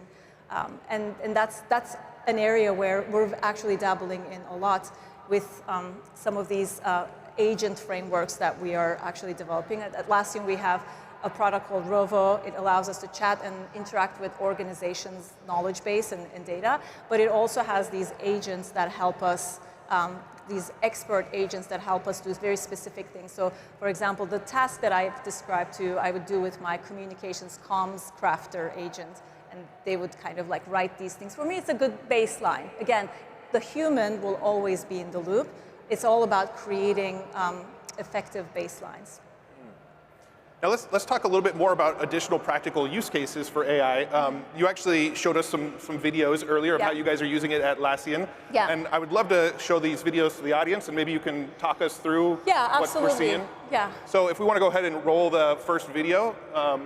Yes, so I mean, this is back to content generation and content creation in context. So the way we actually do context is when we're creating a document like this one, this is a customer case study, let's say in the process, we want to say, can you help me write a social post here that is 300 words long, or can you help me make it punchier? We don't have to go leave our workspace and go to a kind of a chatbot to do that. We actually can do it as we're creating that document and add it to the document on the spot. So it can let us like actually mold content in the context. And that's a big thing, because I feel like we're still trying to figure out the UI of AI and how AI gets like weaved into our workflows. And I think more and more, we're going to see AI being a bit more fluid in these different workflows. If you're in a document, you'll be able to interact with an AI editor. This is Atlassian's AI editor, but like that's essentially brings more value to be on the spot and being able to lean into AI as you're creating content. So that was an example of that. Another one that I mentioned, agents. I mean, I think of taking a step back. Everybody's like talking about agents these days. So taking a step back, the way in my human brain, like I kind of explain agents is, say you're having a meeting with a couple coworkers, right? And you all of a sudden, a legal question pops up or an HR question pops up, and you kind of Slack or like message your favorite HR person and say, can you join us? We have some questions, right? So it's the same with agents, right? You want to be able to lean into expert agents to bring them into conversations, let them help you on the spot in context. That's kind of what we're like experimenting with our products at Atlassian. And as you know, with all companies, we dog food our products. So that's where this next example that I shared with you comes from, which is my favorite agent.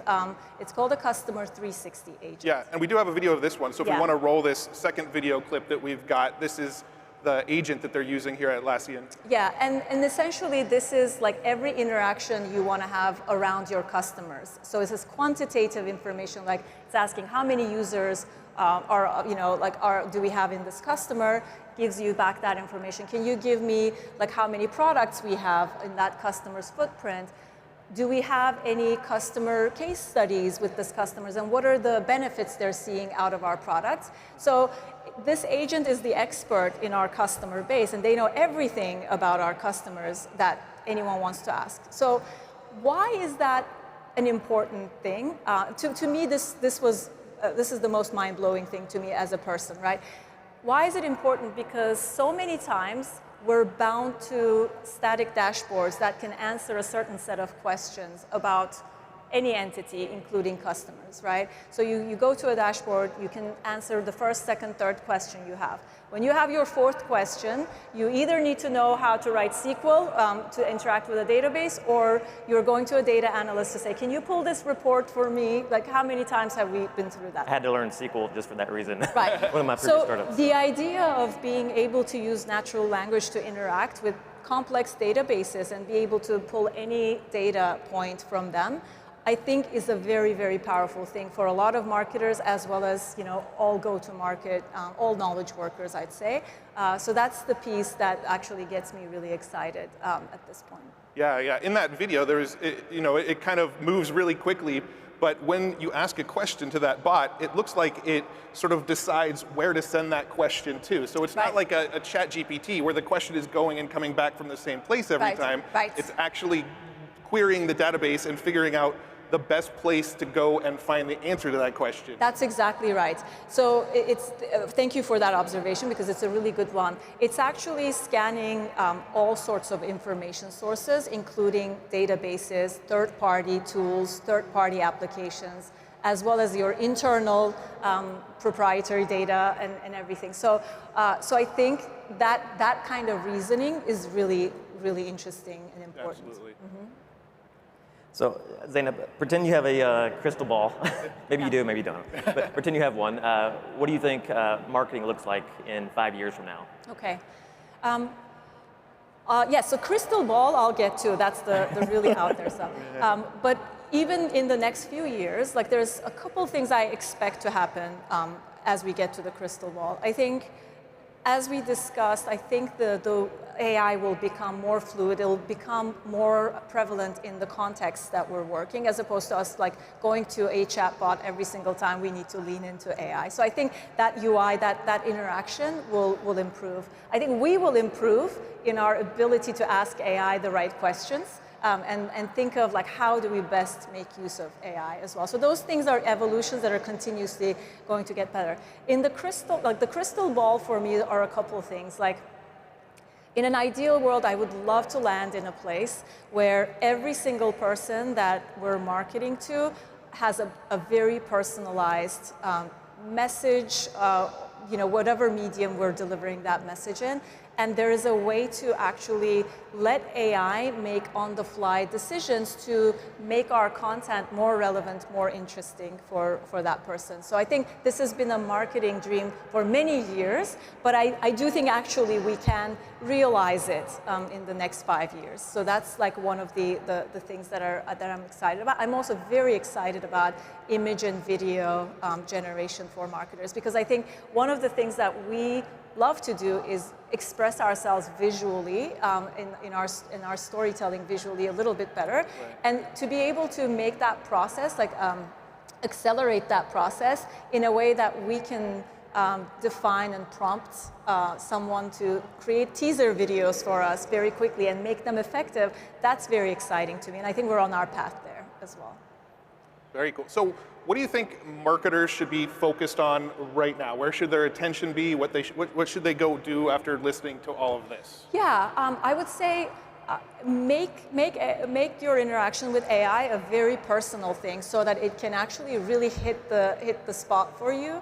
I would say, back to for me, this whole interaction with understanding customers is a very personal, this is what I love, so that's why this is my favorite agent, right? But what is it that you want AI to do? Probably there's a way to get there today, right? You just have to figure it out. So, for example, I have one person on my team. There's my kind of leadership team does a weekly roll-up to me. And then there's one person on my team, every Friday, she will go and ask Rovo, our kind of chat, our enterprise chat offering, this question: what have I done? What have I accomplished this week? And Rovo kind of goes on everything she's worked on and then brings it back, and then that's her roll-up to me. So that's very interesting. It's a personal way of using AI. So figuring out what actually moves the needle for you personally is a really good starting point, I think.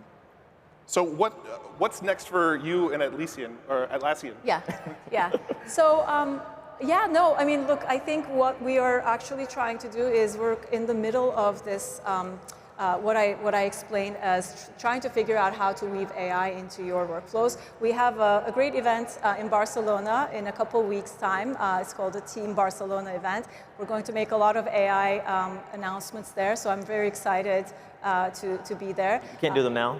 What's that? You can't make them out, the announcements? Yeah. No, I probably shouldn't, right? But these videos, point in the right direction, I think, generally, yeah. Very cool. So do you have any final pieces of advice for anybody? We've got about a minute left here, so any last words that you want to share before we wrap this one up? No, look, I think one of the things that I do want to say is that I really think that the partnership element is important to keep in mind. I feel like there's quite a bright path for us in the future around interacting with AI and learning and really 10xing, accelerating learning. So one of the things that I didn't mention is when we asked marketers, what do you want more from AI?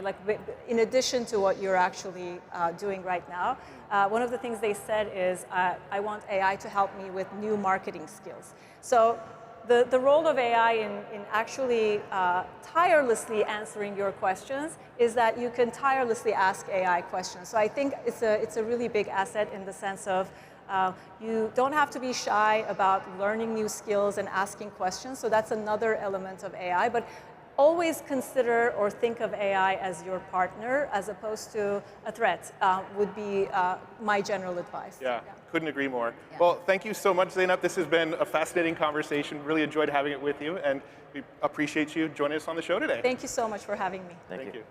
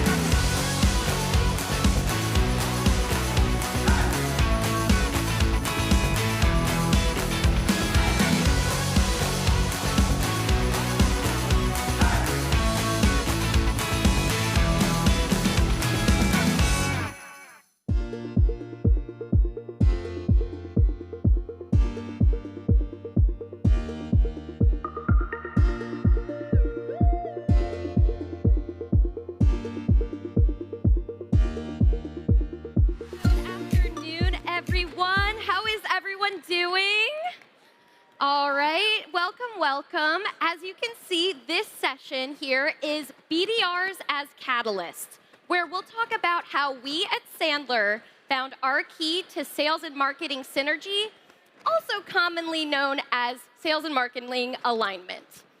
So as we get started here today, I'll give you a little bit of context to who Sandler is. Sandler is a sales performance solution organization.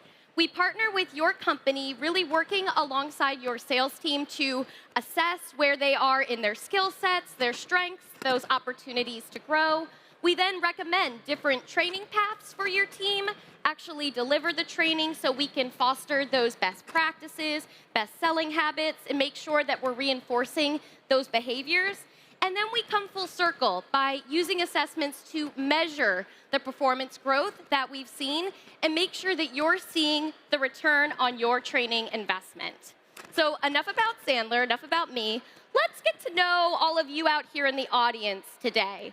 So how many of you would say at your organizations you're experiencing some level of marketing and sales misalignment? By a show of hands. Okay, I see a bunch of you out there. Okay, so know that you're not alone. How many of you here have daily drama with your sales team or your marketing team, by a show of hands? Okay, great. How many of you are at the wrong session but are too polite to now leave? It's okay, I see you. I hope that you'll stay, but no hard feelings either way. Well, as you can see by the show of hands, sales and marketing synergy is a common challenge across all organizations, regardless of industry, regardless of size. And one of the questions that we really asked ourselves at Sandler as we started off this year was why? Why is it such a struggle for our marketing team and our sales teams to align? And what we really found when we looked at the heart of the issue was that the error lied within our structures.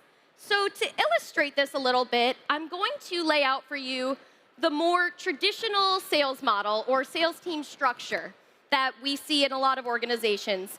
Some of you here today might have this yourselves or some variation of it in terms of titles, but we at Sandler, when we started out this year, had this very traditional structure for our sales team.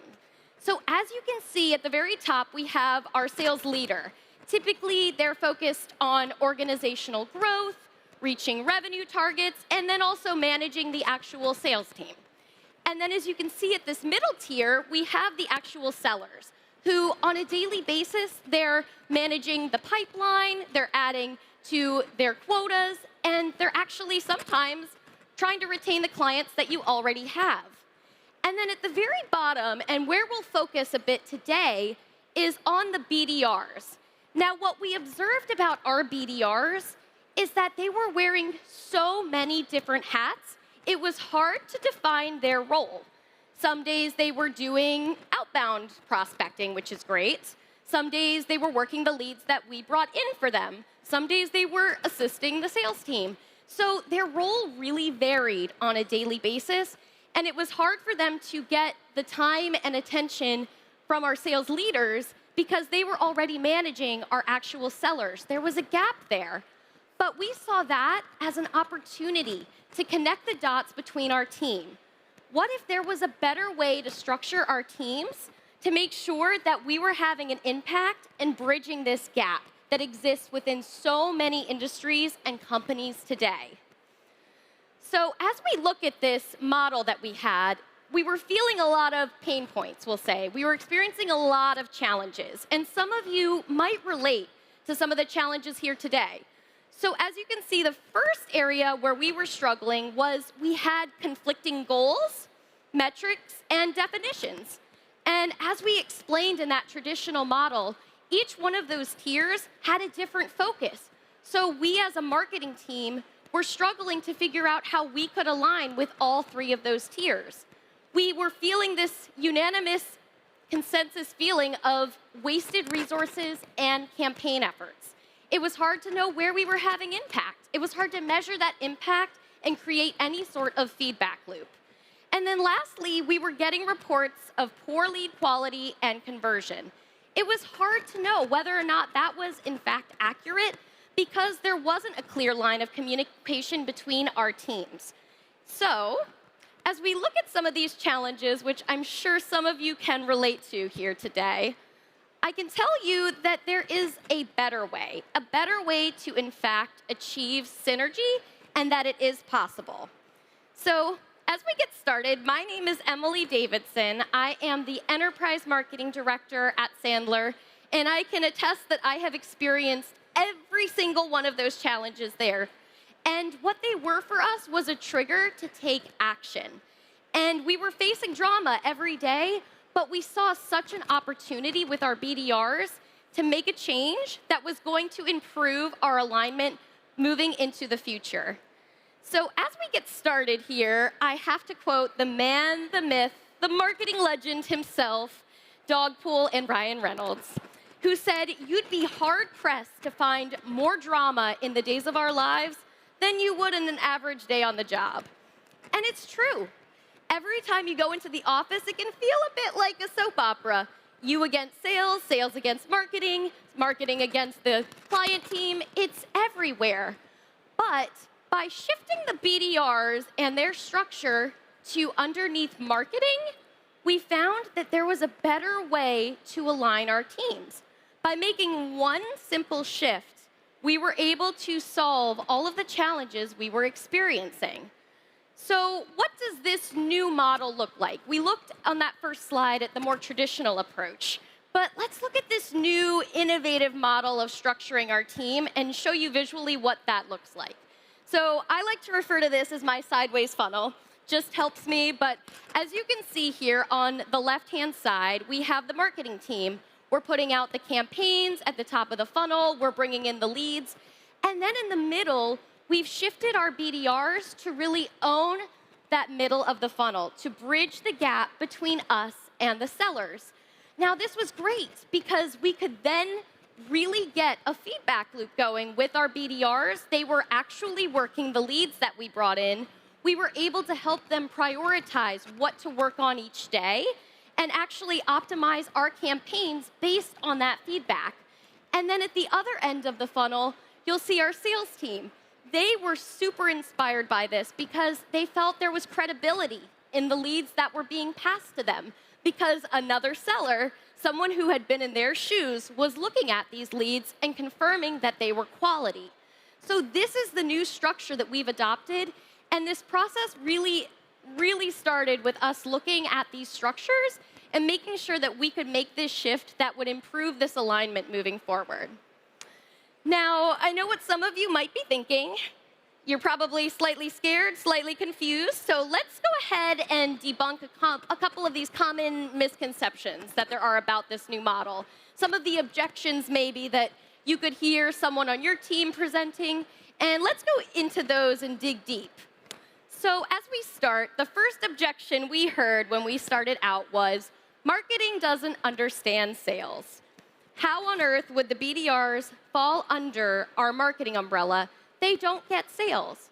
Well, the reality is that we have more in common than we think. We oftentimes have shared goals. We're trying to hit revenue targets, build up the pipeline. And it wasn't until we took time to really communicate with each other and understand the challenges we were facing that we could find solutions together and perform a lot better.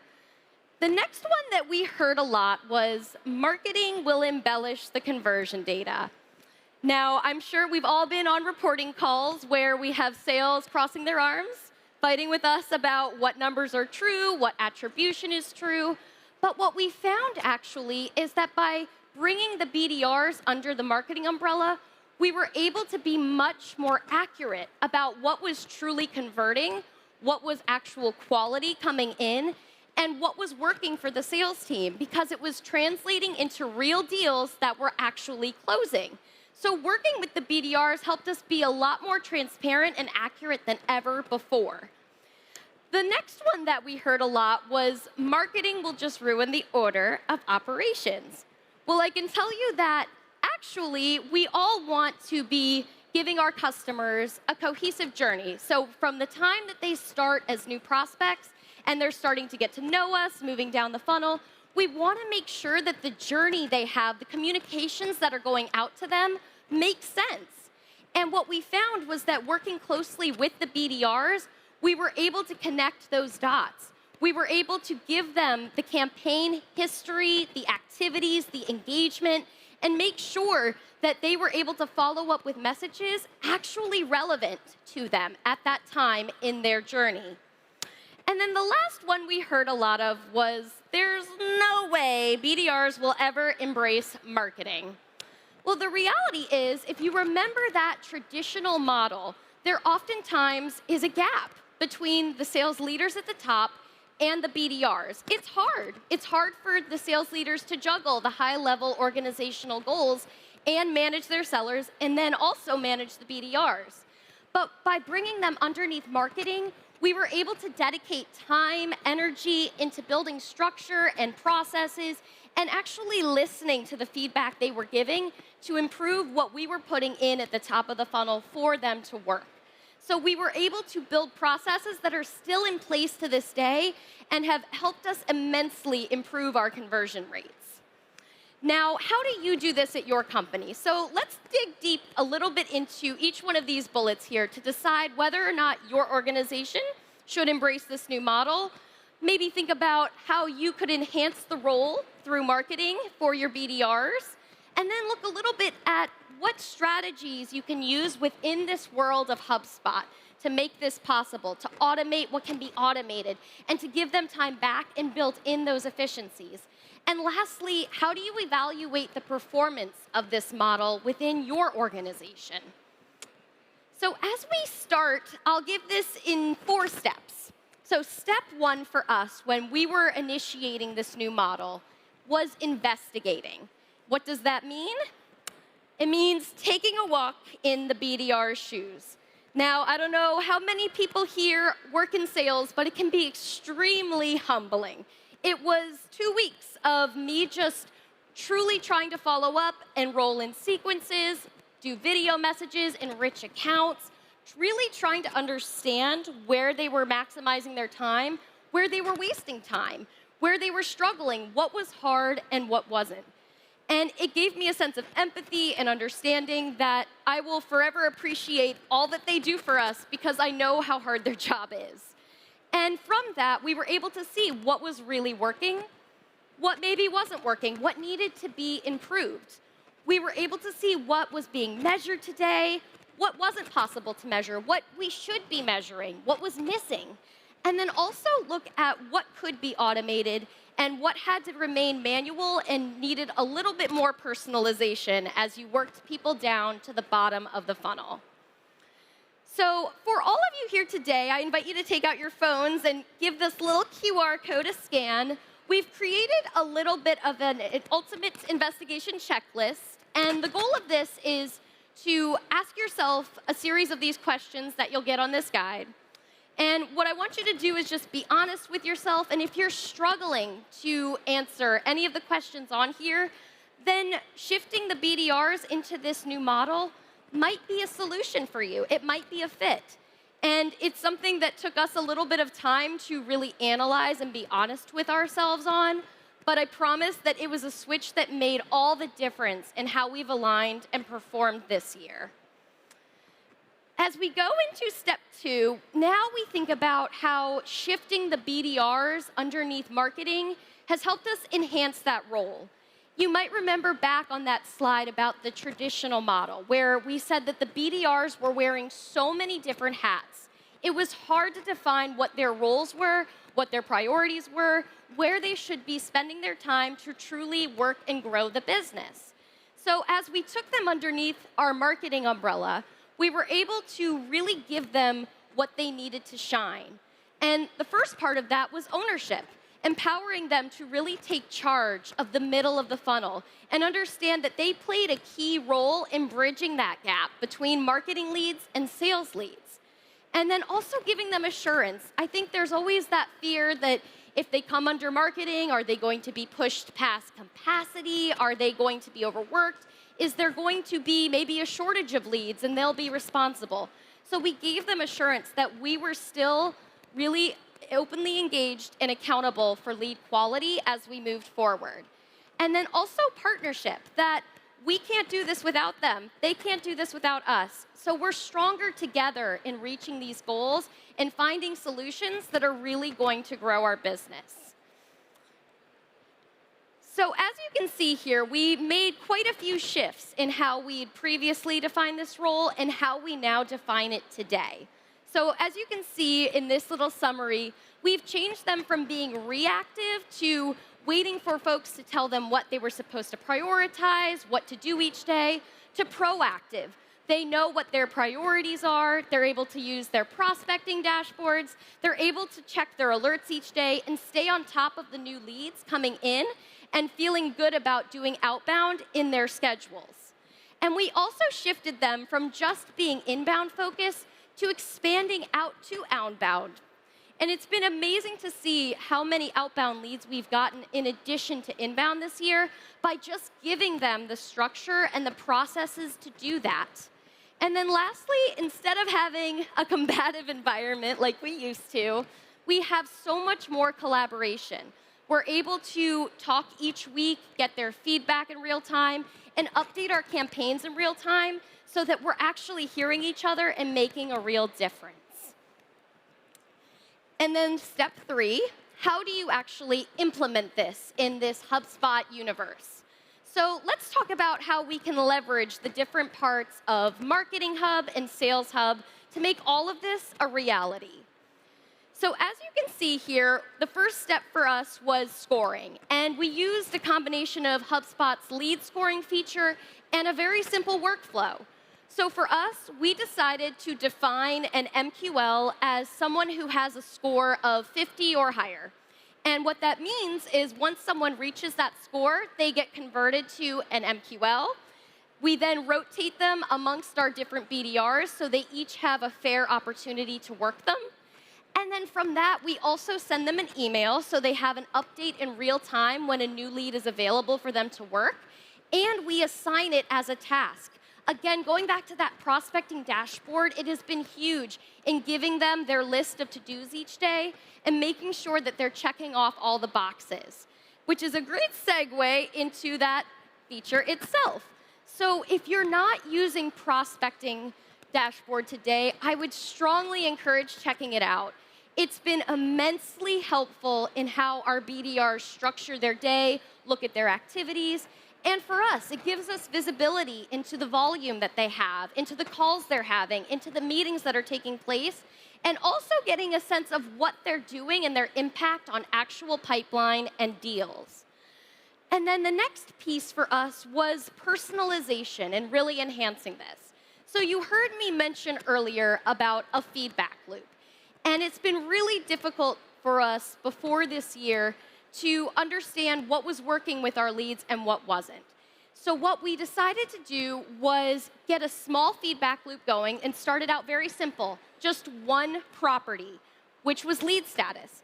All the BDRs have to do is update that lead status each time they work on a lead, and it helps us know what's going on with that lead, and also make sure that we enroll them in a nurture that's relevant to them.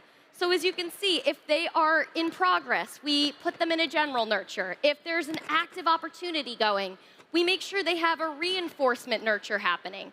So we want to make sure that what's going out to them is meaningful and relevant to where they are in their buying journey. And that was all through one property that helped us create a really impactful feedback loop. And then as you can see up here, we love sequences. We love using the personalization tokens that HubSpot has available. Those have been amazing for us in making sure that we are really resonating with those that we're reaching out to. But in addition to these very personalized messages, we like to vary the channels of communication. We love using Vidyard, which is a video messaging tool, and we'll create 20 to 30-second introduction videos that really make the prospect feel special by using their name, by giving a face to the email signature that they have. So it really makes that humanization of a message so much stronger when we have elements like this in our sequences. And then additionally, you can see that we have a couple of different emails, a couple of different ways that we structure our content. So for us, sequences can be based on the pain points we're seeing them struggle with, or what search topics they're looking at. Sometimes it's based on industry and what those trends are at the time. So really making sure that your sequences are diversified to have the most impact and resonate with your prospects. And then as you can see too, we love using LinkedIn and other channels as other methods of communication. Using different channels just helps reinforce your presence and making sure that they have all the means of contacting you as much as possible. So I did want to kind of share this. I know we have AI to do a lot of things for us nowadays, but for me, I love getting other people's sequences because it just helps me see what is actually working for other organizations and what is not. So I invite you to scan the QR code and take a sample of our messages. And again, they are very Sandlerized, but feel free to customize them, look at the way that they're structured. And these are our best performing sequences this year, so they have been tried and tested, and we've seen them really perform. So if there's a way to tailor them to your organization, you're absolutely welcome to do that. And then as we go here, you'll see, again, that feedback loop. That was really one of the missing pieces before we made this structural shift. We never felt like we could trust the feedback we were getting from sales because sometimes it was verbal. It was hard to follow the trail within HubSpot. I know many a nights I was looking at notes on different company records, on different contact records. There was no consistent way to measure where these leads were going and what was happening to them. So when it comes to a feedback loop, I really recommend keeping it simple because A, it will ensure the likelihood of them actually following a process, but then two, it keeps it simple for you and easy to automate and route. So as you can see, we focused on four properties to help us know what's going on with the leads that we send to our BDRs and where they are going in their journey, whether they're being passed to sales, whether they're becoming SQLs, whether they're actively being worked, whether they've been disqualified. You can see that each one of these properties gives us a clue as to where these leads are going, and we're able to accurately report on those and make sure that we're optimizing our campaigns based on the feedback that we get. And then lastly, how do you measure the success of this? And there's a couple of different ways you can do that, whether it's attribution, if that's something that your team is struggling to really dig into when it comes to the active pipeline, whether it's your conversion rates, or just getting those rates up, from where you are today, from your MQLs to SQLs. I'd like to share a little bit about what this model has actually done for us. So as you can see, we've had an 80% increase in marketing pipeline attribution, which is huge. Last year, we knew we were a small piece of the pie, but this year we have seen that grown exponentially, all tracing back to the marketing and BDR efforts and how they've been stamped in HubSpot. We've seen a 60% increase in MQL to SQL conversions, which was unheard of before. And again, it goes back to that confidence that we're having confidence in our BDRs. We know that they're following the process, that they're working these leads, and sales knows that they're working them too. So they know they're getting quality, and we know that we're getting quality feedback fed back to us so we can make sure that our campaigns are performing to their most potential. And then you'll see here too that we have 60% increase in SQLs per month passed. Again, this all goes back to tracing that down to our BDRs, knowing that they're having those discovery calls and making sure that those leads are getting passed and ultimately turning into real deals and real business. And then you'll also see that as of 6 months into the year, the halfway point, so it's a little bit outdated, it's higher now, but as of 6 months into the year, we had 6.8 million in active pipeline attributed to the efforts of the marketing and BDR team. So being able to measure this has been huge. It's one thing to make a shift and kind of take a risk in this new approach, but we can see that it's having real measurable impact. And then lastly, finally getting 100% access to the full client journey, understanding where they come in, where they start, how they've worked their way down the funnel to where they do turn into a new customer. And that's helped us so much be able to be more predictive in our marketing tactics and make sure that we can repeat those cases and learn from them. So it has been immensely successful. So if you are thinking about whether this new approach is right for you and your organization, I want to be very realistic with timelines and how it took us to roll this out. So I would say that it took us 5 to 6 months to really get this engine up and running. But the beautiful thing about it is even as you're building these processes, optimizing them, measuring them, reporting, changing, you're still going to see actual growth in your pipeline, actual impact in your business. So you can see 3 months into the year, we had 3.2 in pipeline attribution, and that almost doubled by month 6. So even as you're building this out and making changes, you're still actually having an impact on your organization. Now, as we wrap up here, I know we did a bit more of a case study with HubSpot because it has been central to our sales and marketing ecosystem. So I know it isn't quite posted yet, but feel free to download the slides. Make sure you scan a copy of this QR code, and the HubSpot Sandler case study will be available probably in the next day or so. I'll get it reviewed, I'll get it in, don't worry. But I do want to thank you all so much for being here, and thank you so much. I hope you do give this a try, and I hope that it does help your businesses as well. All right, if you have any questions, I'll be down here, but thank you.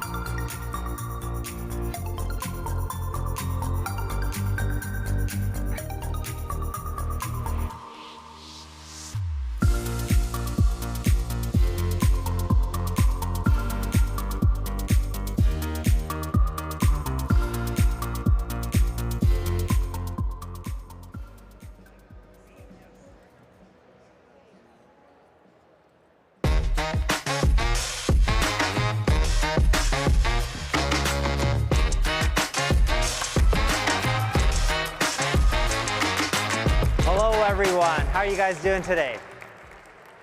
Awesome. So today I'm going to be giving a presentation on how content is not king. But before I get started, we're going to have some time at the end for Q&A. You can scan the QR code now, and you can submit your questions related to anything marketing, really, or your business. And if you're listening live, because I know there's a lot of live streamers, you can submit your questions as well, and the team backstage will be pulling from it. So feel free and submit. So today I want to talk about an interesting topic, and it's how content is not king. And I want to break down the new approach to content marketing, because a lot of things have changed. But first off, my name is Neil Patel. I'm the co-founder of an ad agency called NP Digital. We have a lot of software solutions like Ubersuggest, Answer the Public, work with a lot of big brands over the years, have 1,000+ people, we're in 20+ countries, have a lot of awards. The reason I say this is we really see tons and tons of data. And I know if you guys have heard me speak before, I've said that, but you'll see in the slides today, I'm going to share with you a lot of graphs from the data that we're seeing. And it'll not only reinforce the point that content is not king, but the data points will help you understand how you need to adapt to maximize your revenue and traffic going forward. So how did we come up with this saying that content is king? Because it's been around for a while in marketing. It was actually in 1996. Bill Gates said content is king. Years after, HubSpot was created. Years after, I started doing my marketing.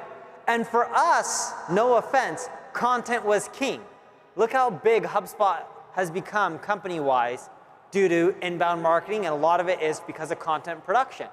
From text-based content to social media to the guides to even doing events like this and live streaming the content. These are all examples of content. Even with me, my personal brand, Neil Patel, I have tons of followers on the social web, 1 million+ on YouTube, 1 million+ on Facebook, 400,000 or 500,000 on Instagram, 400,000 or 500,000 on X, 600+ on Twitter, 1 million+ podcast listeners, millions of readers to my blog each month. But here's the problem. We had an advantage. People like HubSpot and us started early. What worked for us won't work for you. I know that sucks to hear, but it's reality. In other words, content is not king anymore. So why is this? Well, there's one number that's really changed the content game. Anyone want to guess how many pieces of content are published each and every single day on the internet? Throw out random numbers. You're probably not going to guess it. 4.6 billion. A little bit higher than 100 million. 4.6 billion. In 2 days, we crank out enough content to beat the world's population. And when I say content, that's images, videos, text, audio. It's a crap load of content, excuse my language. And it's bad. Everyone's like, yeah, let's just crank out content and everything. You'll get more traffic. That's not the case. In our software solution, Ubersuggest and Answer the Public, we track 7+ billion keywords on Google each and every single month. And then we track all the web pages in the top 100. No joke, 94.29% of them in the last 30 days of the web pages that rank on Google got 0 traffic from any keyword, like no traffic. 0. Do you know how much wastage that is? That means the majority of content that people are creating is not getting any traction. And it's not just with Google.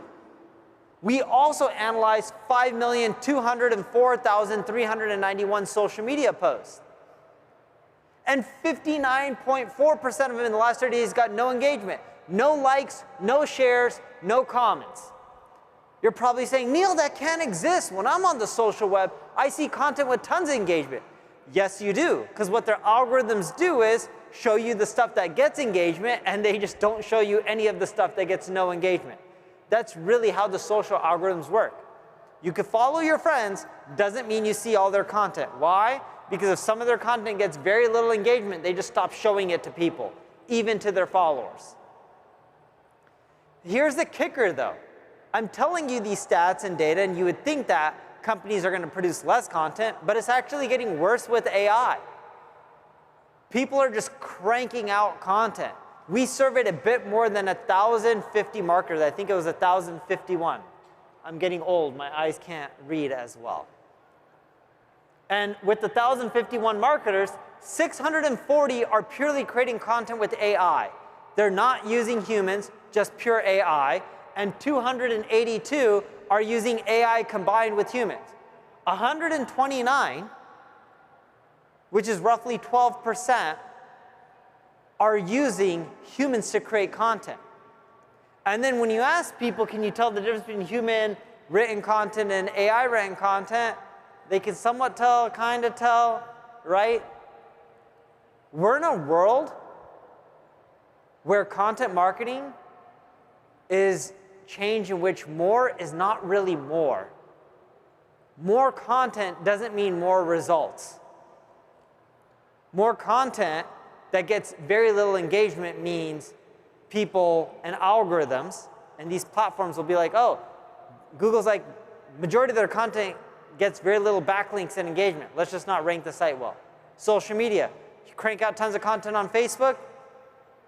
If you get very little engagement, you'll be lucky if newer people see your post. That's how these algorithms are trained. So the real question is it even worth creating content anymore?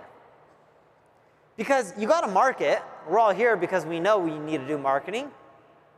But if all the stats and the data are showing that people aren't really engaging and most content doesn't get read, is it really worth it? Well, first off, you can't ignore social media. If you look at the stats and data here, people are still spending, no matter what age group you look at, an hour, 2 hours plus a day on the social web.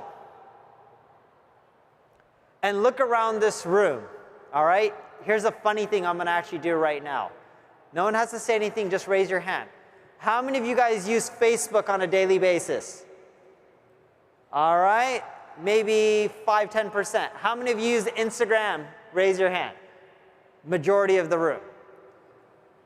Now, just because you use Instagram doesn't mean it's the most popular platform to market on. Did you know Meta still makes roughly more money on Facebook from ads than they do on Instagram? Just keep that in mind.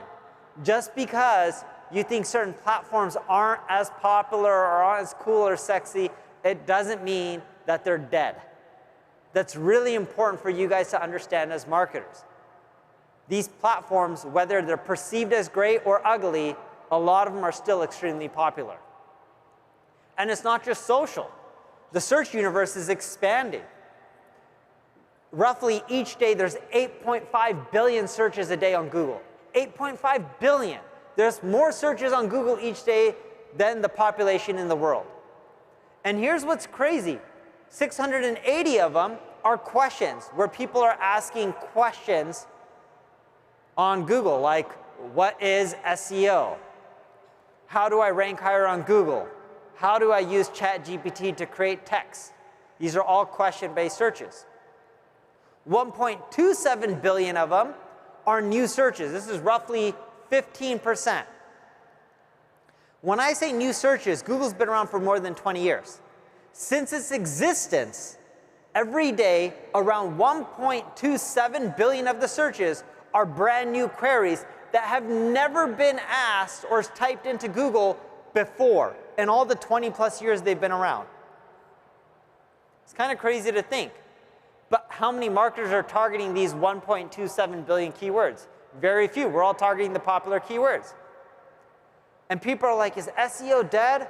Well, we looked at quite a few websites. We looked at 35,599 websites.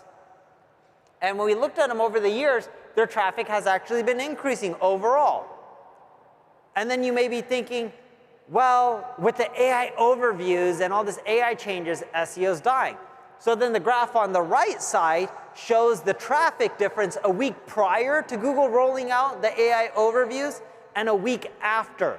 And it was just US traffic because that's the first region they rolled it out on. if you look at the stats, what is it showing? People got a drop in impressions, but total clicks to their website went up a little bit more than 1%. In other words, AI did not kill SEO. People are still getting more and more traffic. The reason impressions are going down is people don't have to scroll as much down, and clicks are going up because in the AI sections, they're linking to sites so you can optimize for it to also get more clicks going over to your website. But there's one thing that's changing. SEO isn't search engine optimization. It's now called search everywhere optimization. People use search on platforms more than just Google or Bing. Back in 2000, or 2020, sorry, not 2000, we surveyed thousands of marketers, I think 5,000 plus marketers. I can't read the numbers. And when we surveyed them at that time, majority of them were just using Google to search. Now, when we surveyed in 2024, we surveyed 11,105 people. 61% are using search engines, 17% are using social media, 30% are using AI chatbots like ChatGPT to search and get an answer, and other is 2%. Now you're probably saying, Neil, it adds up to more than 100%. Yes, it's because someone can use more than one platform to search.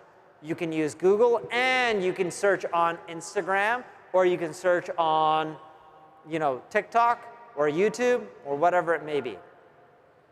So is blogging still worth the effort? The short answer is yes. These are what you get when you blog versus when you don't, based on all the sites we analyzed. 75.29% more organic traffic, 11.41% more repeat visitors, 48.43% more backlinks, and most importantly, 8.16% higher conversion rates. Here's a big kicker. One of the biggest factors in Google's algorithm is how many people type in your brand name in Google. You get 292.79% more brand queries on average when you blog versus don't blog. But look, blogging doesn't have to be labor intensive. You don't have to create blog posts with 2,000 plus words. It can be short and to the point. TikTokification has really changed the way we view content.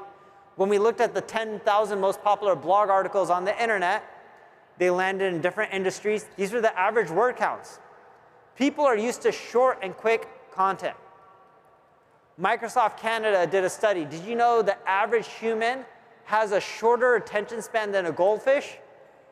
I love you guys to death, but that means if goldfishes were in this room, they're more likely to pay attention to me. It's kind of crazy to think about. I blame it on TikTok. All right? And when it comes to non-text-based content, like videos, these are the factors or the content types that people like the most. Short-form content, then long-form, then interviews and podcasts. This was done from analysis of more than 6 million social media posts. Here's a kicker. If you create the interview-type posts, it's long-form, expert talks. You can then also make that a long-form video, and you can chop it up into shorts. You can get 3 in 1. So consider checking those out. And if you're wondering about text-based content, it was in the other category. And for text-based content, how-to and listicles did the best. I know everyone thinks they're played out. You go to a grocery store, you check out, you still see how Kate Hudson lost 5 pounds in 5 days. I'm making this up. But you still see those how-tos or listicles. And they're super effective. And when we look at the websites, the top performing websites that are getting the most traffic from Google, what we found is 68.9% of the time, they spend updating their content versus creating new content. This is the #1 reason Wikipedia ranks for everything. Their content is fresh. It's constantly updated. Would you rather search and see something that's 3 years old or 3 weeks old?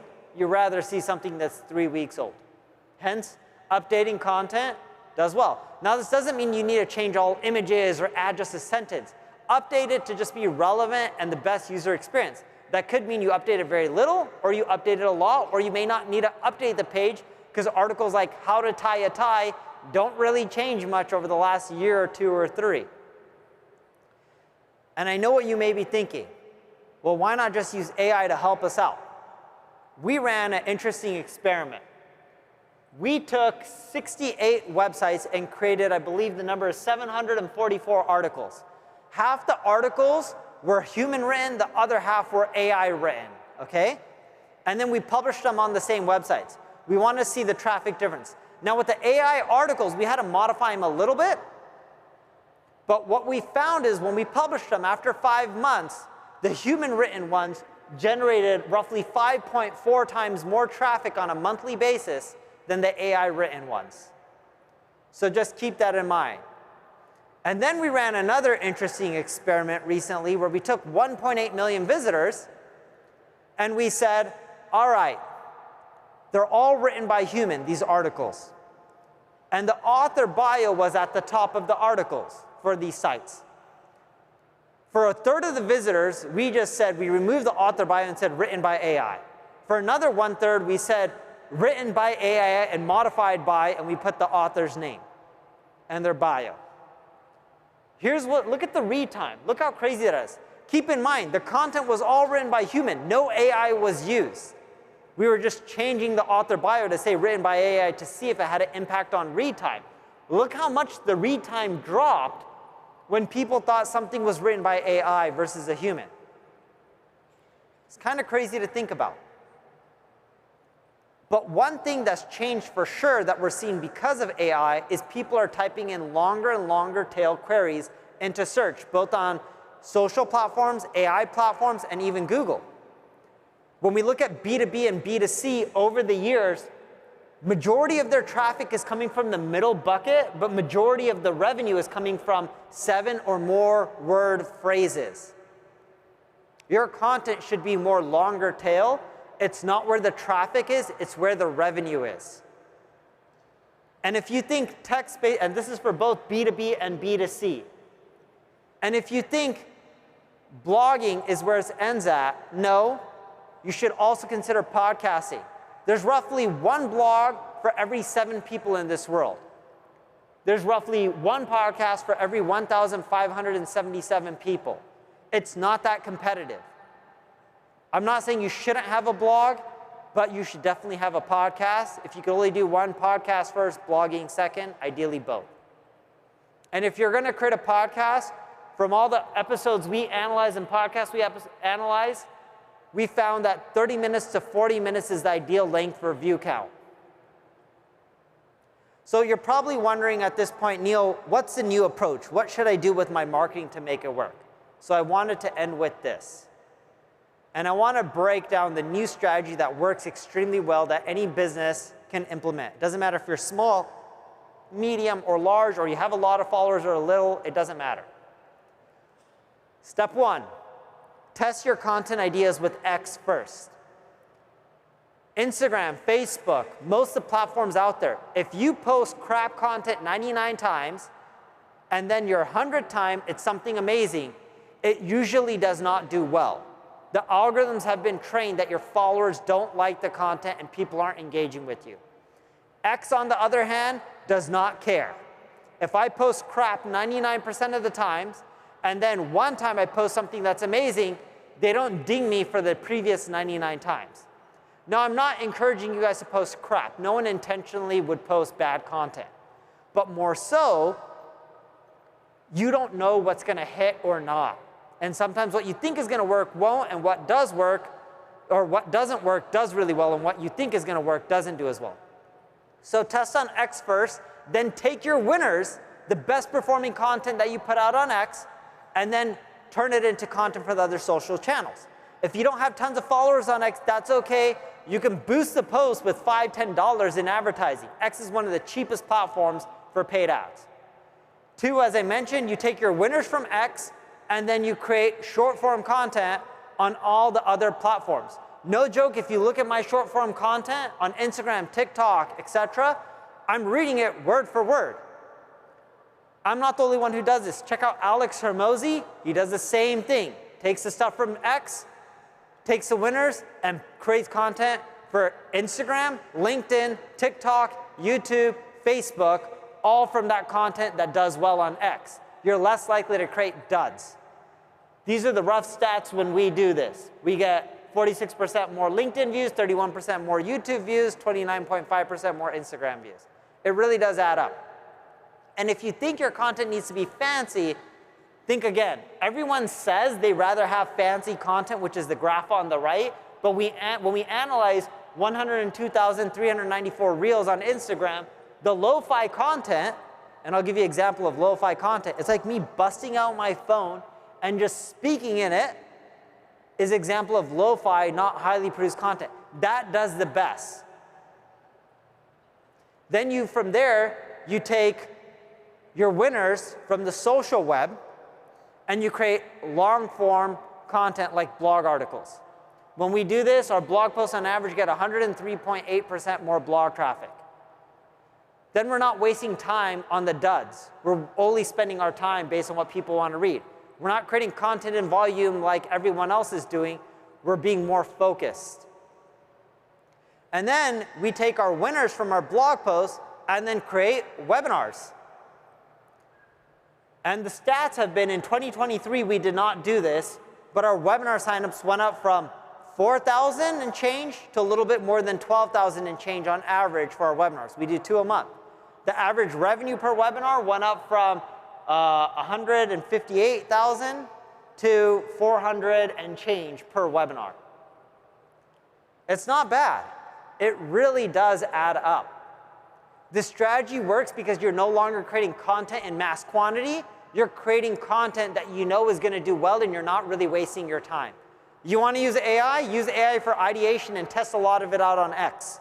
But then you can use humans for a lot of the other parts to really make your content personalized. And a few more additional thoughts before I let you go. Followers don't matter anymore. Followers is just for people who want to be cool. They really don't matter. If you follow me, I love you. I'm not trying to talk trash. But just because you have followers doesn't mean you're going to get views. Here's someone who had 4 million followers. The video gets 7,000 views. They've democratized social media. It's now about how engages your video. You can have 100 followers. If all 100 engage with your content, they'll show it to 1,000. If all 1,000 engage, they'll show it to 10,000. If they all engage as well, like, share, and comment, they'll literally show it to millions of people and you'll go viral. That's how their algorithms work. They do not care how many followers you have. And when you think about posting content on the social web, here are the networks that get the most engagement. It's usually not what most people think. It's LinkedIn, Instagram, then X, then YouTube, Pinterest, etc. It's not necessarily the sexiest ones. Why? LinkedIn doesn't get that much content uploaded. They're craving it. And last but not least, you can use AI. There is a place for it.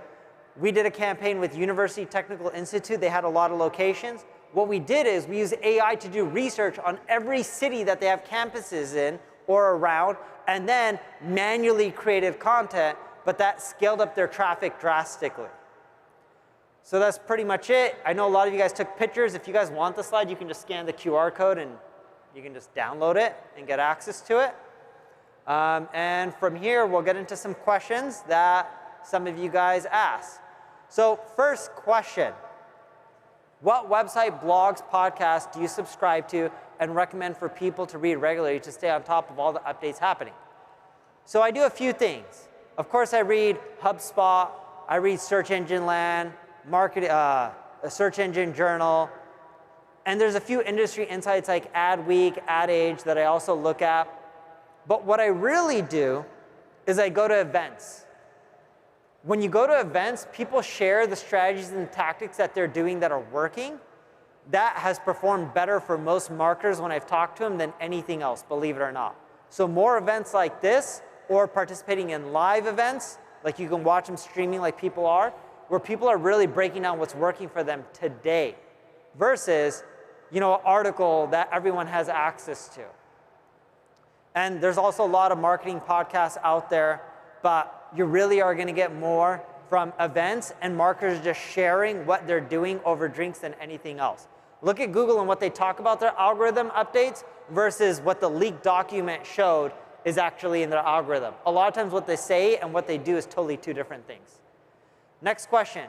What is the biggest content strategy mistake you see companies make? Oh, the biggest one is they just publish content on every single keyword out there, and they're creating regurgitated content. If you can't create content that talks about something new, it usually does not do well. We're in a place on the internet where it's really saturated. People want to hear new stuff. If someone else created a social piece of content that did really well and you want to replicate it, it won't do as well as theirs because a lot of people already saw it.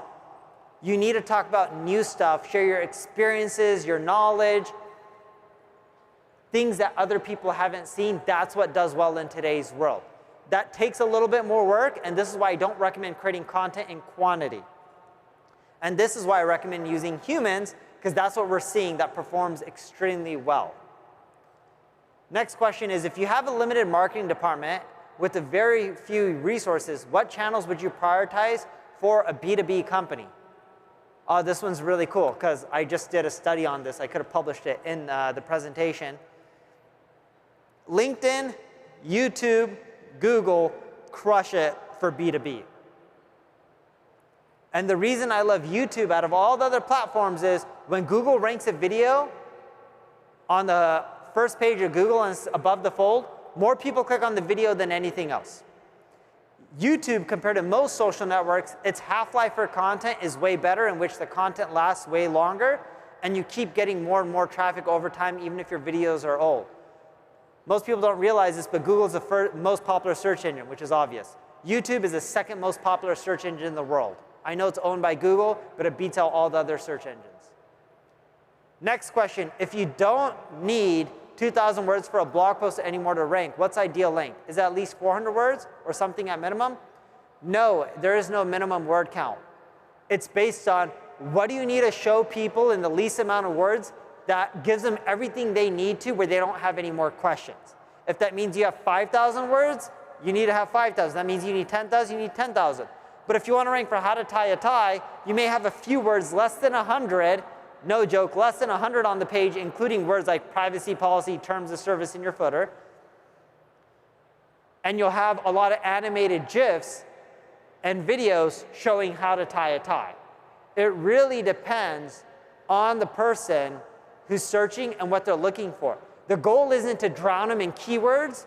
The goal is to give them their answer as quick as possible. That's the content that does really well. And if you're in B2B or B2C, think longer tail. The big trend we're seeing over the past 2 years is AI has trained people to type in not words that are 1 or 2 words or 3 or 4 or 5 words on search or even social. They're now searching with keywords that are sentences long, no joke, and they're expecting a response. So if you create content that is more detailed, a lot of times it'll be shorter, you'll do much better. Thank you guys very much for having me. I hope you guys have a lovely day.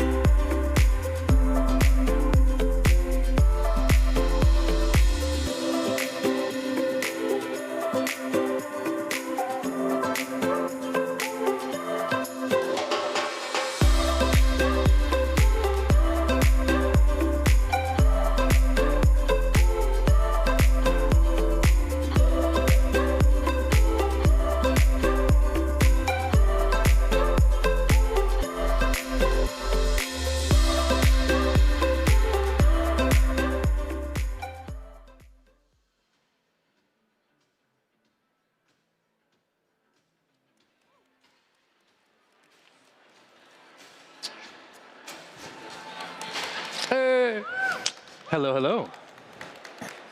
Let's talk about some data. How's it going, Sam?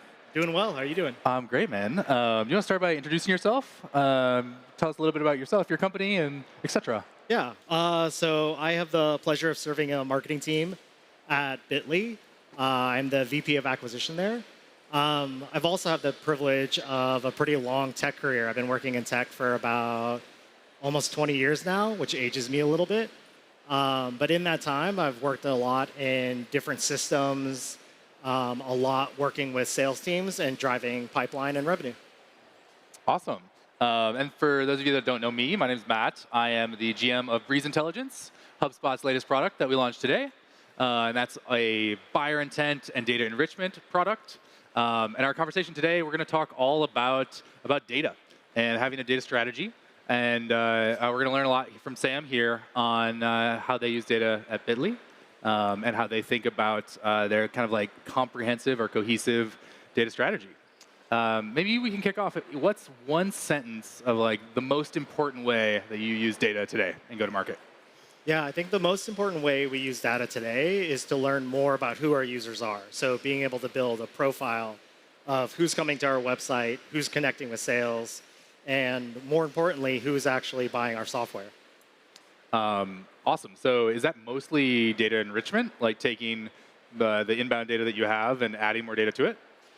It's a combination. So I think one of the things that is kind of misleading is data enrichment is only pulling from third-party sources.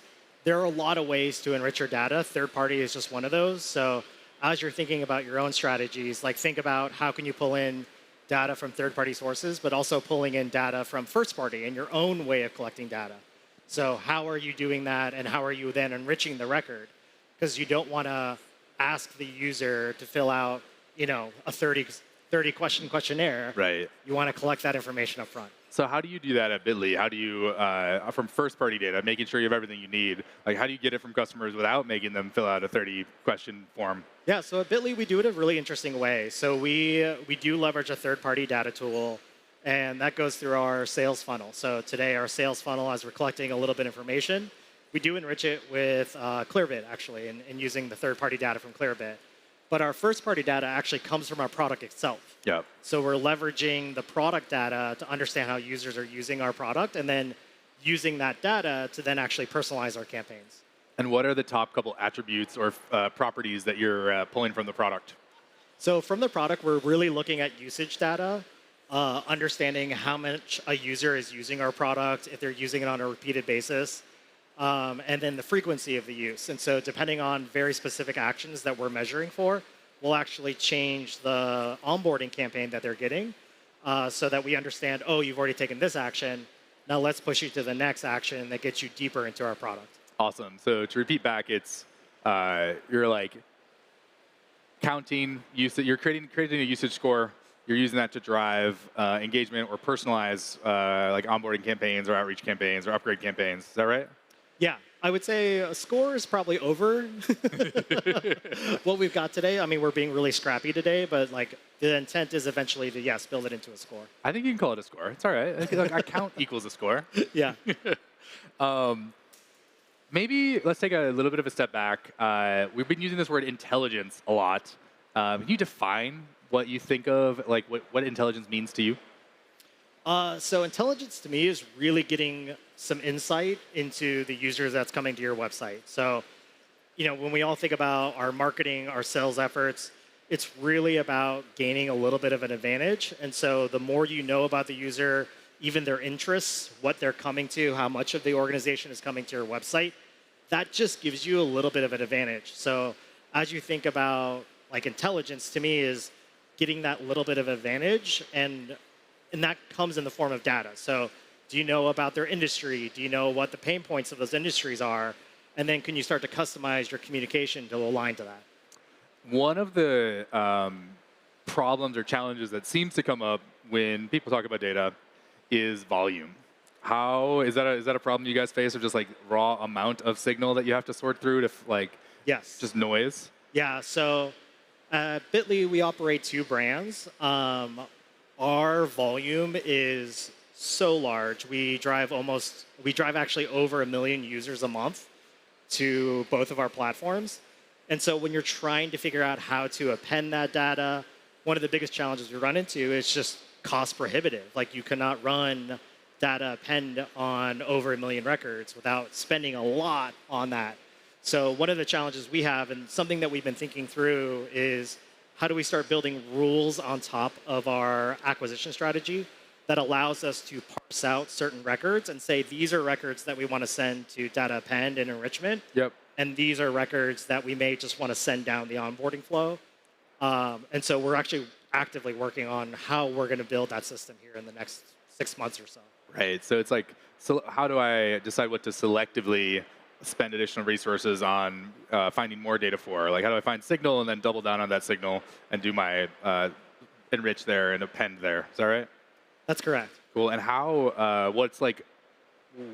How do you choose which records to selectively enrich today? Like, what does that flow look like? Yeah, today it's actually a very simple flow. We only are enriching the data of the hand raisers. So users that are coming in and saying, I want to speak to sales, are the ones being enriched today. What we're looking to build in the future is a way to identify potentially opportunities for our sales team and making sure we only enrich those records. And then for the vast majority of our users who happen to be consumers, we also know we can't enrich them. So when we think about like the number of new users in our database that are using non-business email addresses, it's actually a quite large percent. Yeah. And so that limits our ability to enrich. So some of it is not our choice, but we are trying to identify ways of enriching in a more intelligent way. Yep. So that we are only enriching the data that we want to send to sales, and then for any personalization within our marketing flows. And maybe this is an obvious question, but like, why are you enriching hand raisers? Like, what do you do with that data? Yeah, so part of it is the friction of the form. There's a lot more information that we'd like to know about every single prospect that comes to our website, but we don't want to ask them all the questions in one giant form and basically give them a gauntlet of questions to go through. So we use enrichment because it's a great way to kind of shortcut it. We can ask a handful of questions, 3 or 4 questions, get the user into our sales funnel, allow enrichment to add the additional data around company size, industry, even some things around their tech stack. And then that allows our SDR team to even get deeper into the conversation. So now they can send a personalized message reaching out saying, hey, I noticed you're in this industry and this is a common problem that we solve in this industry and we can solve that for you. So it's our way of shortcutting the amount of questions that our SDRs need to collect, but also allowing our marketing to be more effective by not asking so many questions on the form. And not asking so many questions in the form, are you using form shortening at all there, where you like dynamically shorten, or is it more we're going to trust the enrichment data and just ask the things that we can't get from enrichment on the form? Yeah, so we are not using form shortening at Bitly, but I have used form shortening in my past. Okay. So, at a previous role at Lessonly, we actually used form shortening where we were leveraging Clearbit to, based on the email address, actually fill in the rest of the form automatically. And so one of the nice things about that is like we were able to show that a 30% increase to our conversion rate on the form by just adding that level of enrichment where we weren't asking you for more than your email address and we could actually create a complete lead with just the email. Yeah, that's awesome. I'll break the fourth wall here for a second. Form shortening, live in HubSpot today, like obvious value for anyone with a B2B form. That's what we're talking about here. They increased their conversion rates by 30%? Yes. By shortening their forms. Like, no brainer, go do it. All right, back to our regularly scheduled program. That's really cool. So you mentioned like the data attributes that you care about and like the SDRs care about, technology, industry, et cetera. Like, what's your ICP? Is all of this trying to like score and tell your reps what to focus on? Yeah, so the way we think about our ICP is actually more based on the use case as opposed to the person. Okay. One thing that's been very interesting about Bitly as I joined the organization and learned more about it is that Bitly is being used for 1 million different use cases in 1 million different industries. And really what we're focusing on is how we solve the problem. So when it comes to our sales team, what we're looking for are those high volume use cases where a brand might be looking to use a lot of short links, a lot of QR codes as a way to engage their audience and kind of deliver a digital experience through even like a physical digital experience. Super interesting. So the ICP is really about job to be done in use case, not about like firmographics. Yep. How do you use enrichment data to help you identify those use cases? So that's been a little bit tricky. And really it's about how we identify the right kind of user. So today what we've been really leaning into are where the use cases that we have, what are the industries that align to our use cases. So in our business, we have a pretty strong use case with the retail industry, where we know the retail industry has a high volume usage of Bitly and the way they communicate out to customers. So the way we're leveraging enrichment is allows us to identify, oh, this is a retailer that maybe we don't recognize the name, but we do understand that they're a retailer. And that they want to, there's probably a communication there that's using SMS technology. And so for us, that allows us just to kind of infer and use that as a way to get in the door.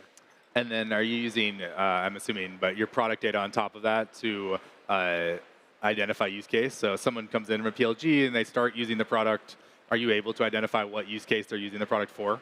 No, that's some of the additional work that we would love to build in. But we work with our engineering team, we work with our data team, and also thinking about like just how our tech stack works, and then identifying what's the best way to pass this data into HubSpot. So that's still all a work in progress right now, but it is where we'd like to head. Totally. One of the things that comes up in a lot of these sessions is like tech stack. I think a lot of people are interested in tech stacks and what those look like. I know you have a pretty solid stack. It's like simple but powerful. I don't know if simple is the right answer. It's powerful. Do you want to take us through your tech stack and like any areas of new investment for you this year? Yeah. So we have a pretty large tech stack. One thing I always felt like at Bitly is if you can name the product, we probably have it somewhere in our company. But thinking about from like start to finish, our tech stack, we use Zora for all of our subscription management. That flows into our data warehouse. Then from our data warehouse, we're then leveraging an integration through Census to push some of the user data over into HubSpot. So the nice thing about pushing everything into our data warehouse and then into HubSpot is then we can append all the additional pieces of data that we want to, and then we can start to build a better user profile.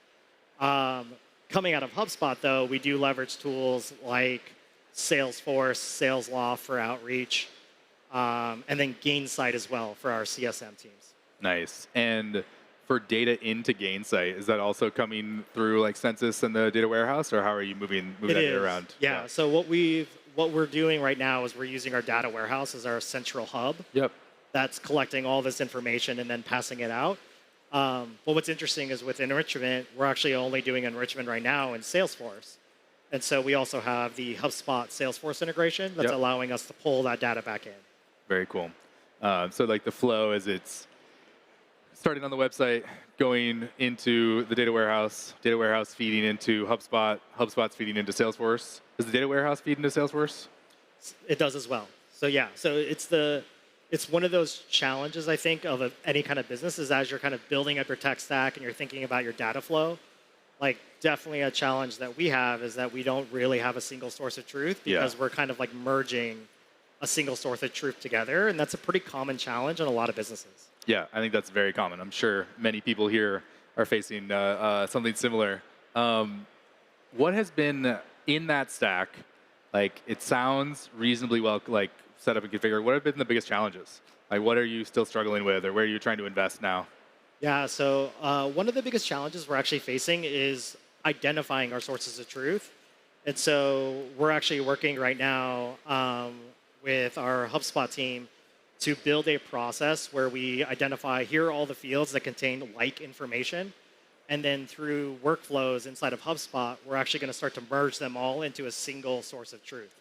So it's our way of taking all these disparate systems and kind of turning HubSpot into a single source of truth just for these fields that we're going through and cleaning up. But we're going through a process right now of actually like force ranking our fields and saying, this is the source of truth. If that is empty, then fill in this next piece with this other field. That is empty, and so on and so on. So that is something that we are actively working on right now. And it's really important not only for our sales team, but also our marketing team as they're thinking about segmentation, personalization, that they have a single field to decision off of, as opposed to like multiple fields that they're trying to check through. Yeah, I mean, I think that's a common theme that I'm hearing from you is like segmentation, personalization. You are selling based on job to be done in use case, and so you need to understand what those use cases are so that you can personalize campaigns, segment the underlying data set so that you have those segments to go personalize to. Maybe can you get specific about what those fields are that you want to segment and personalize on? Yeah, so right now, some of the fields that we're working on are even like industry. And the story I can kind of share around industry is we have multiple fields for industry. We have the HubSpot industry field off the company data. We have the Clearbit industry field that we get from Salesforce.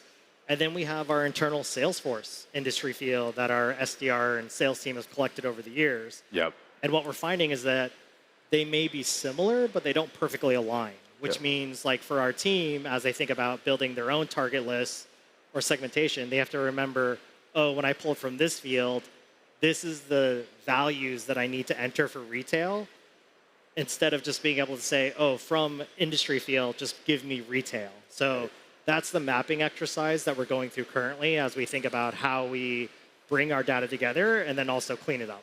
Yeah. All right, so let's follow that use case all the way through. So fast forward 2 days and you have perfect industry data. You can identify every single retail lead in the database. How do you personalize to that segment? Like, what do the next couple steps look like?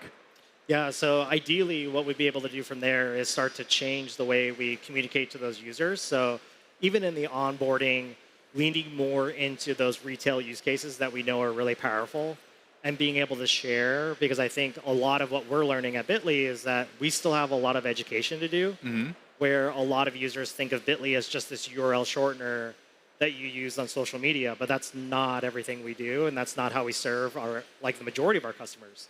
So as we start to think about even how we personalize, it's more about being able to educate, and educate as a way to show the value of our product. Got it. So we create our segment, and we've identified that these are retail users. They're using us for URL shortening. We want to expose them to cross-sell them and upsell them to all these other features and functionality that we have. Yep. That allows us to put them into personalized education campaigns. Yeah. Cool. And are you doing those campaigns through HubSpot? Say that again? Are you running those campaigns through HubSpot? We are. So ideally, we would want to run all those campaigns through HubSpot. And so part of what we're also working on is how do we scale this in a way that our small team can manage it. And one of the challenges is like you look at a campaign like that and you think, oh, we now need to set up separate campaigns. What we're pushing to and what we're striving for is actually to set up a single campaign and then use personalization and content blocks to actually replace the content. But once again, we're leveraging the enrichment data, the first-party data to do all that personalization. Super cool. Are you doing any website personalization? Not yet. It's something that we've talked about when we've started to investigate. We've looked at a couple software products that can help us with website personalization. And we're starting to think about how we can even do it in a more testing methodology first, and then think about how we can do that at scale. Yeah. So it's something that we've thought about, but we haven't invested or prioritized yet. Makes sense. Maybe our last topic here, and then we can open it up for a couple questions if anyone has them. Let's talk about buying intent. I know you're relatively up to date on all the different buying intent data types out there. Is there anything you're using today or anything you're excited about using? Yeah, so we're actually in the beta for Breeze. Oh, yeah.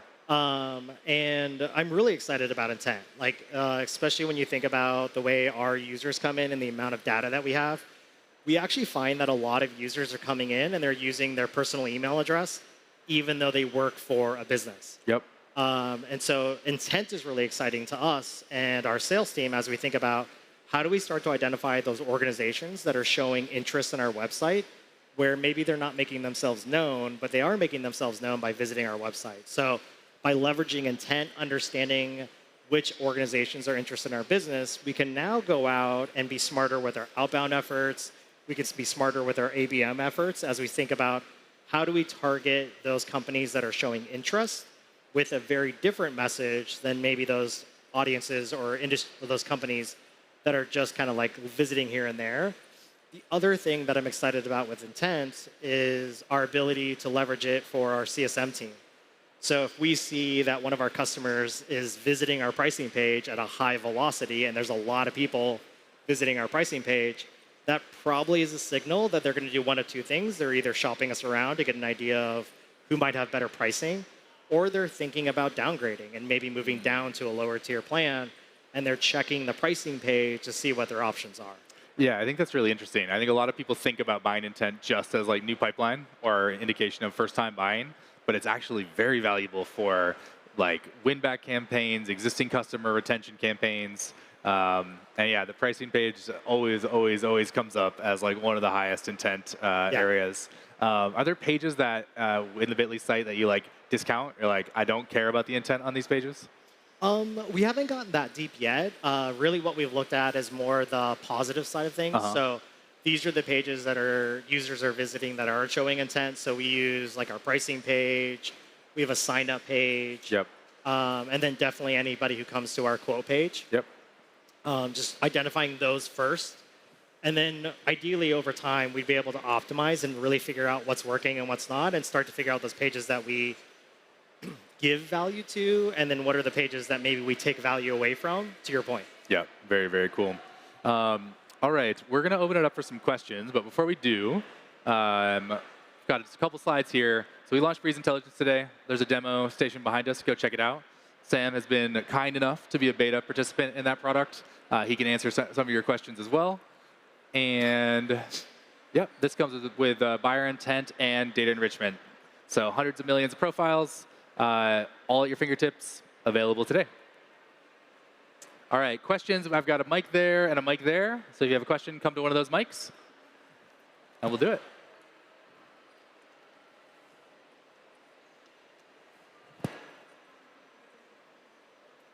I saw a couple. Yeah, do you mind going to the microphone? Sorry.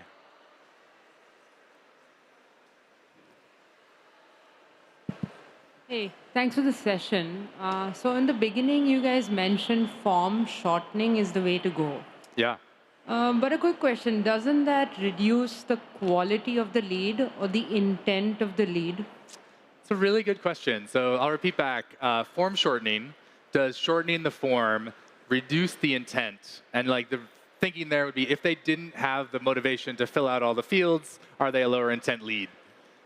Maybe.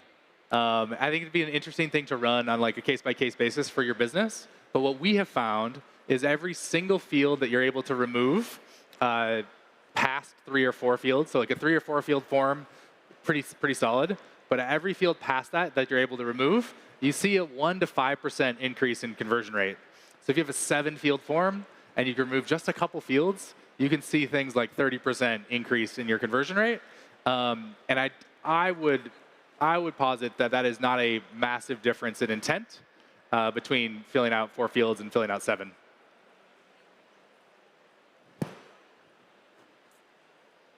Hi, Sam, I got a question for you. When you're doing your data cleanup in your pipeline, are you doing it in the data warehouse by ETL, or are you doing it with Ops Hub workflows in HubSpot? So today we are doing that. Where we're planning on building it today is going to be inside of Ops Hub.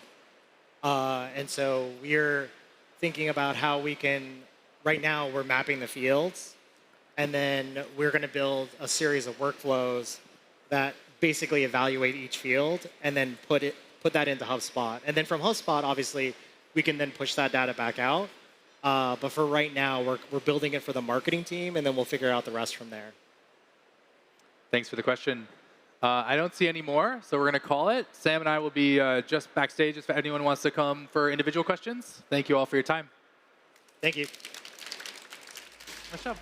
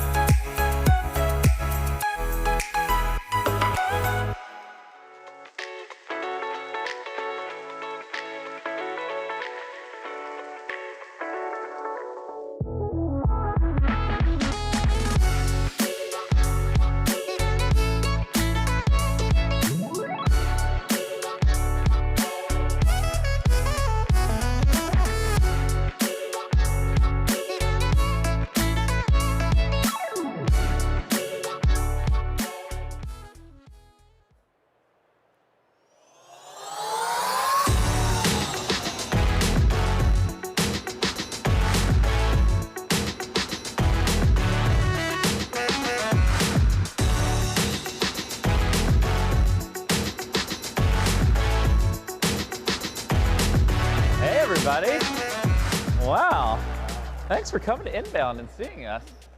Hey, everyone. We normally do this in our basements, so this is a little bit different than doing it in a little room, but we're super excited to be with you all today. I'm Kip Bodner, this is Kieran Flanagan. We host a podcast called Marketing Against the Grain, and we talk about marketing and AI and technology and basically practical things everyone can do to build and grow their business. And today, Kieran, we have an incredibly exciting topic and an amazing guest. Could you set that up for us today? So we made some predictions in January, and we said that this year was probably the year of video, AI video. We thought it was going to be an incredible year for AI video. Now, you could argue that it is the year of AI coding. We've seen a lot of evolution there, but there has been so much transformative things that have happened this year, and we truly believe next year is going to be an incredible unlock for AI video. So we had to get one of the world's leading experts in this subject to come onto the podcast, to come to Inbound, and tell us all how that is going to happen. Welcome Joshua Xu, the incredible co-founder of HeyGen. Welcome, Josh.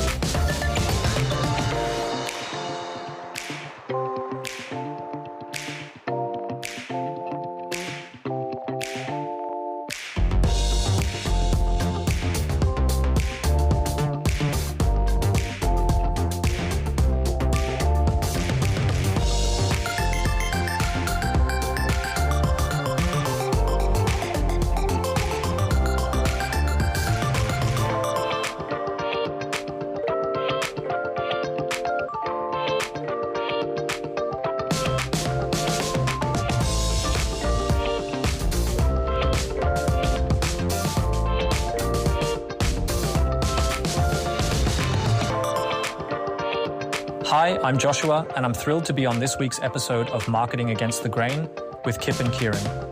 Hola, soy Joshua, y estoy encantado de estar en el episodio de esta semana de Marketing Against the Grain, con Kip y Kieran. All right, welcome, Josh. Awesome. Thank you. Thanks for being here. So Joshua, one of the exciting things I get to do outside of my day-to-day role is a bunch of angel investing. And so I get to meet incredible founders who have incredible ideas. And one of the questions I love to ask is, why this problem? Like there's a whole array of problems that you could dedicate your life to solving. Why was this the problem that you wanted to solve? Sure, yeah, so thank you for having me. So we live at a video first world. There were 1 billion hours of video being watched on YouTube every day, and the average person watched 17 hours of video every week. So video just like the most engaging format, and every company wants to make more videos. But the problem is that video is extremely expensive to make. And if you look at the traditional video production pipeline, it involves like scripting, scouting, production, post-production, localization, all we choose if we make some mistake.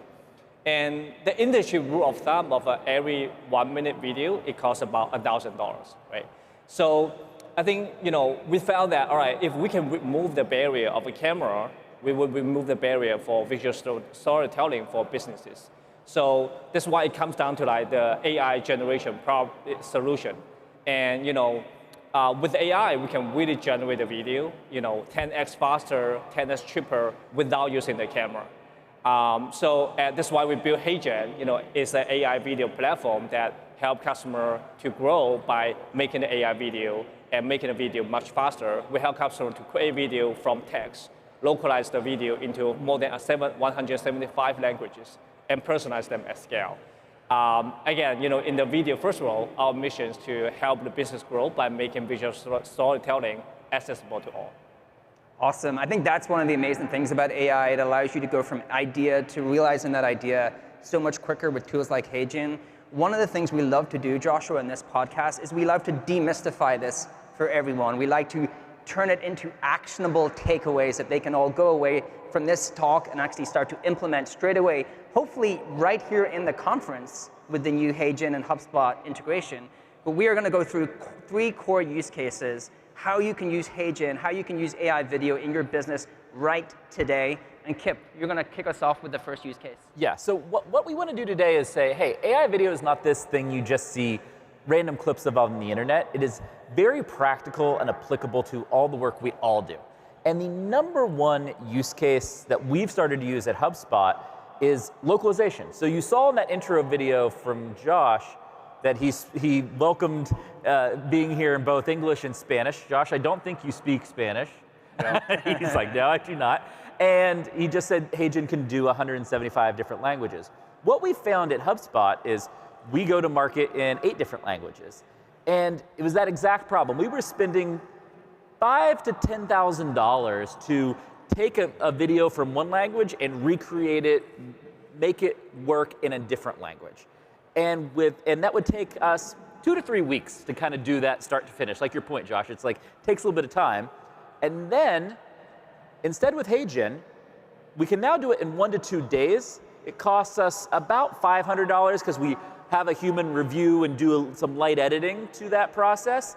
But it's 5x faster, 5x cheaper, and the viewer engagement and performance of those videos is the same or better than the old way we were doing it.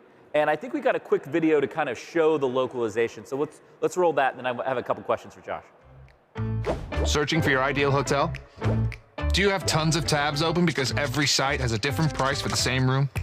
Well, Trivago does all the work for you. Pour vous les prix de centaines de sites de réservation. Fini les longues heures de recherche et les dépenses inutiles. So you have here a commercial for Trivago that started in English. You can have the exact same commercial because the same value prop. It's a trip booking service. It doesn't change in France versus the US. It's pretty universal for them. And they could make that one ad multilingual extremely quickly. And so I'd love, Josh, for you to break through, how have you seen companies using multilingual AI dubbing, maybe explain the technology and talk a few examples for us? Yeah, sure. So first of all, the entire translation process is extremely simple. What we need to do is that you upload the video, select the target language, and click submit, and the video will be ready in just like 1 minute. So we have seen customer using it in 2 ways.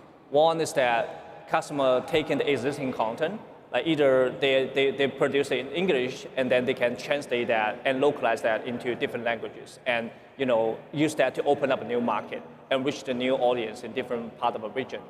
And I think over time, we are also seeing customers, every time they're filming, even they go to a production of filming new videos, they only need to film it in one language, but after that, multiple version will be ready. So we have seen customers like, Trivago is a great example. They use it for advertising. And we have seen customers like Sinclair Broadcast Group use it for tennis.com. And many small businesses and companies are using that to localize the content for their new audience.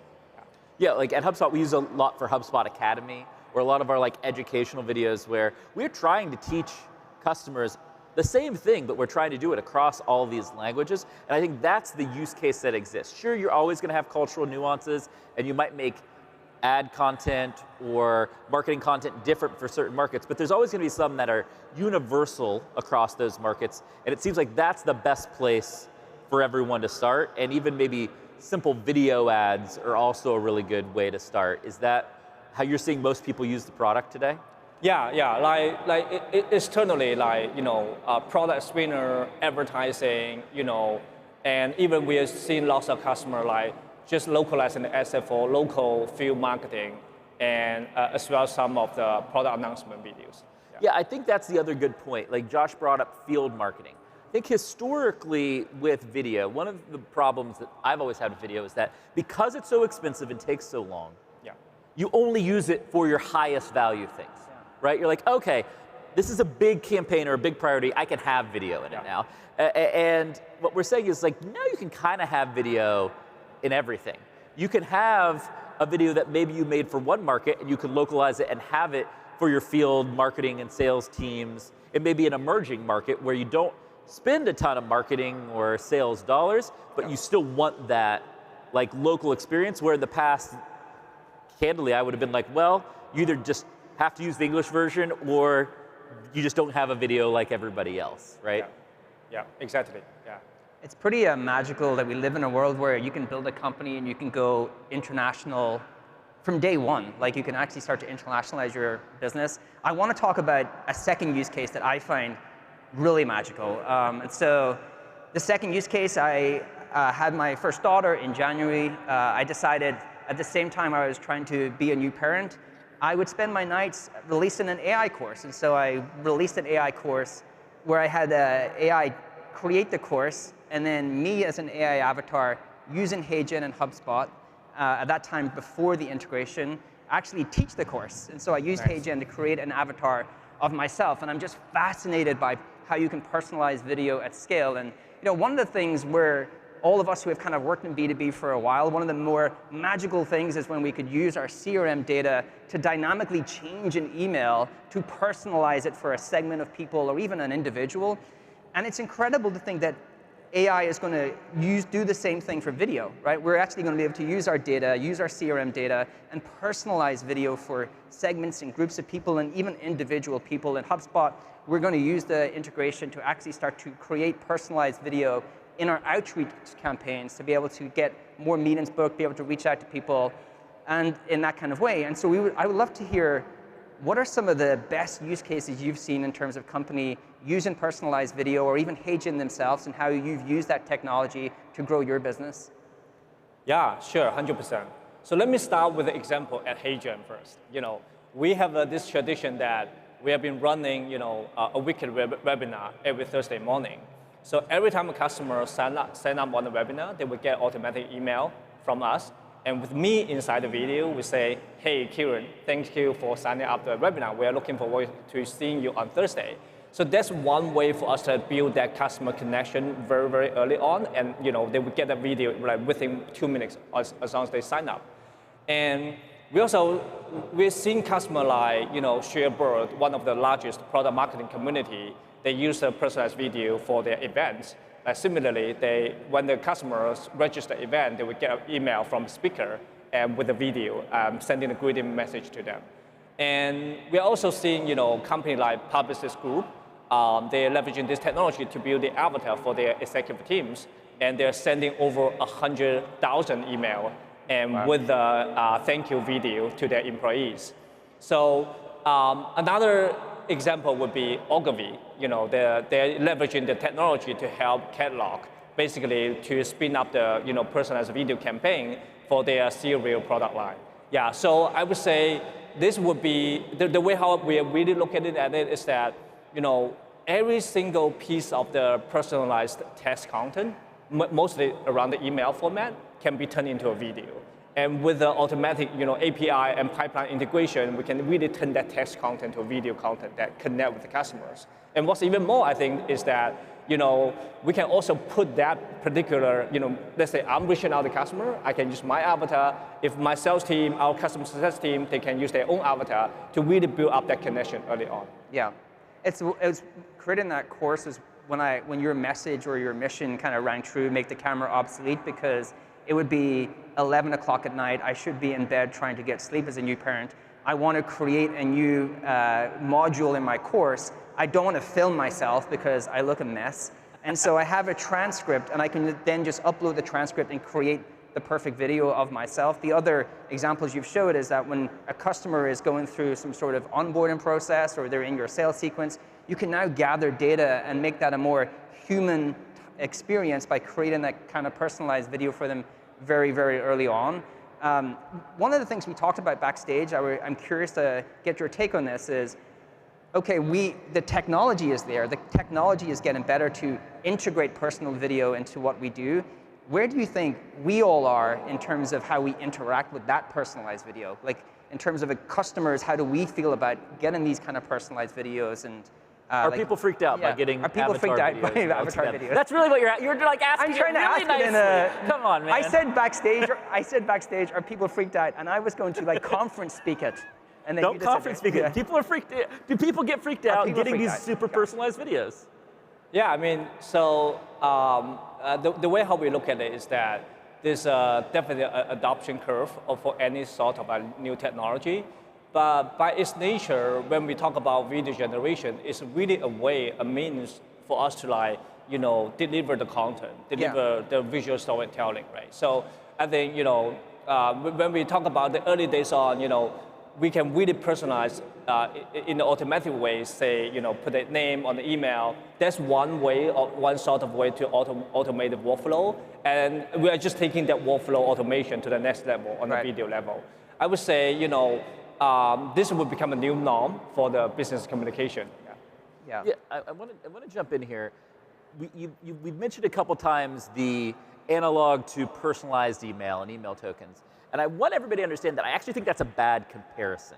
And the reason is, with email personalization, you would write one email, and then you'd have some tokens throughout that email that would call on data and personalize that specific email.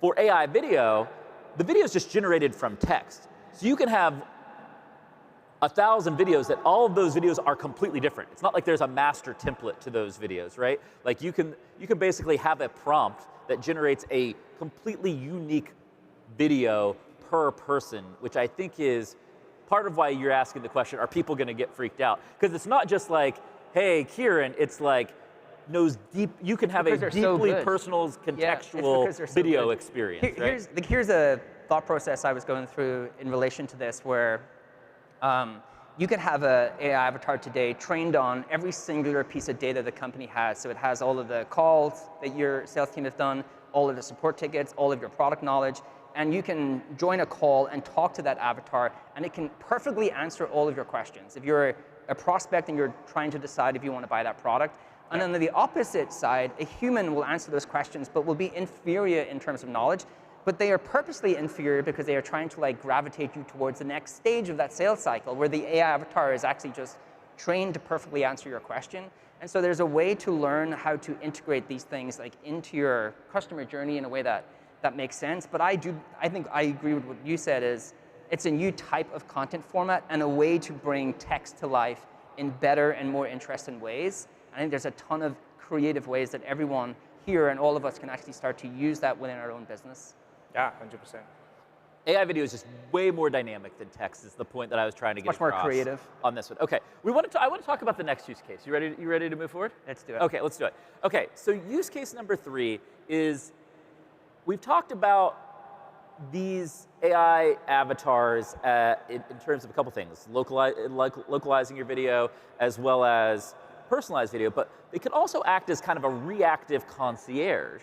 And you can have a personal concierge that can triage questions. Kind of how I think about this, when inbound marketing started, people would come to your website and they'd fill out a form. Then a little while later, people would come to your website and they'd interact with you on chat, and then a little while later you had chat automation, where there would be a basic bot or AI that would provide a little text. Now we're talking about having an AI avatar that's audio and video on your website that can interact with you in real time like a person could. And I think we've got a video from our friend Ryan Hoover who can kind of demonstrate that for us. So let's play that and then we'll get into it. Hi, I'm Ryan Hoover. Nice to meet you.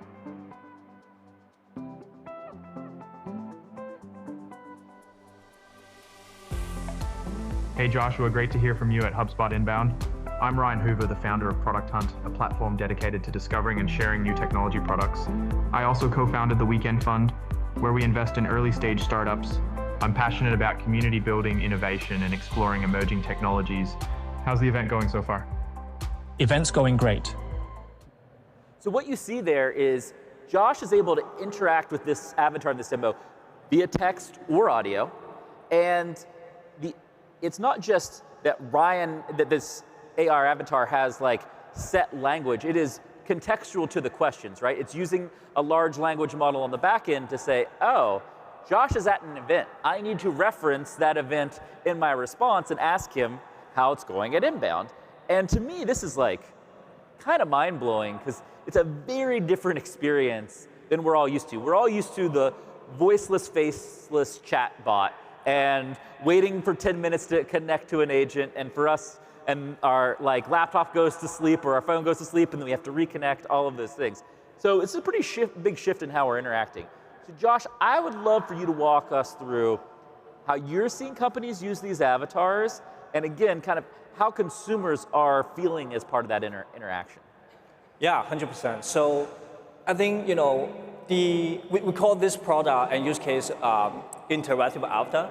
So it's not only just a demo, it's actually available for everybody to try it out in the product today.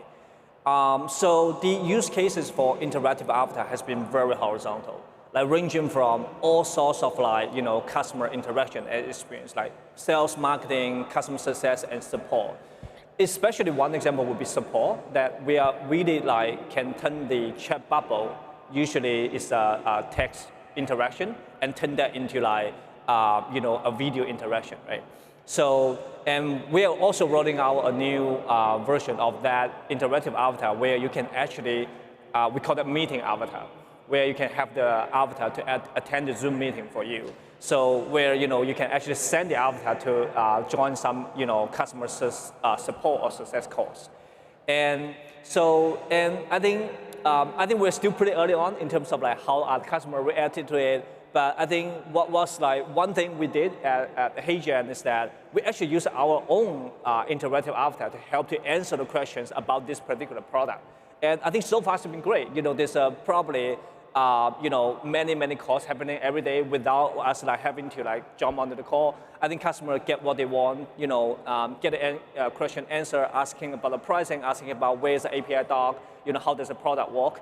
I think, yeah, that's kind of how it works right now. So it seems like these interactive avatars with an LLM behind it are better at answering more complex questions, having a more real-time interaction, handling and deflecting a lot more, especially in support and customer success. And then you like Yamini said this morning in her keynote, leaving the real high subtlety, high detail questions for human interaction. And so it seems like the next step past that chat agent, chat bot interaction, is that how you all are viewing it, I guess is what I'm trying to understand.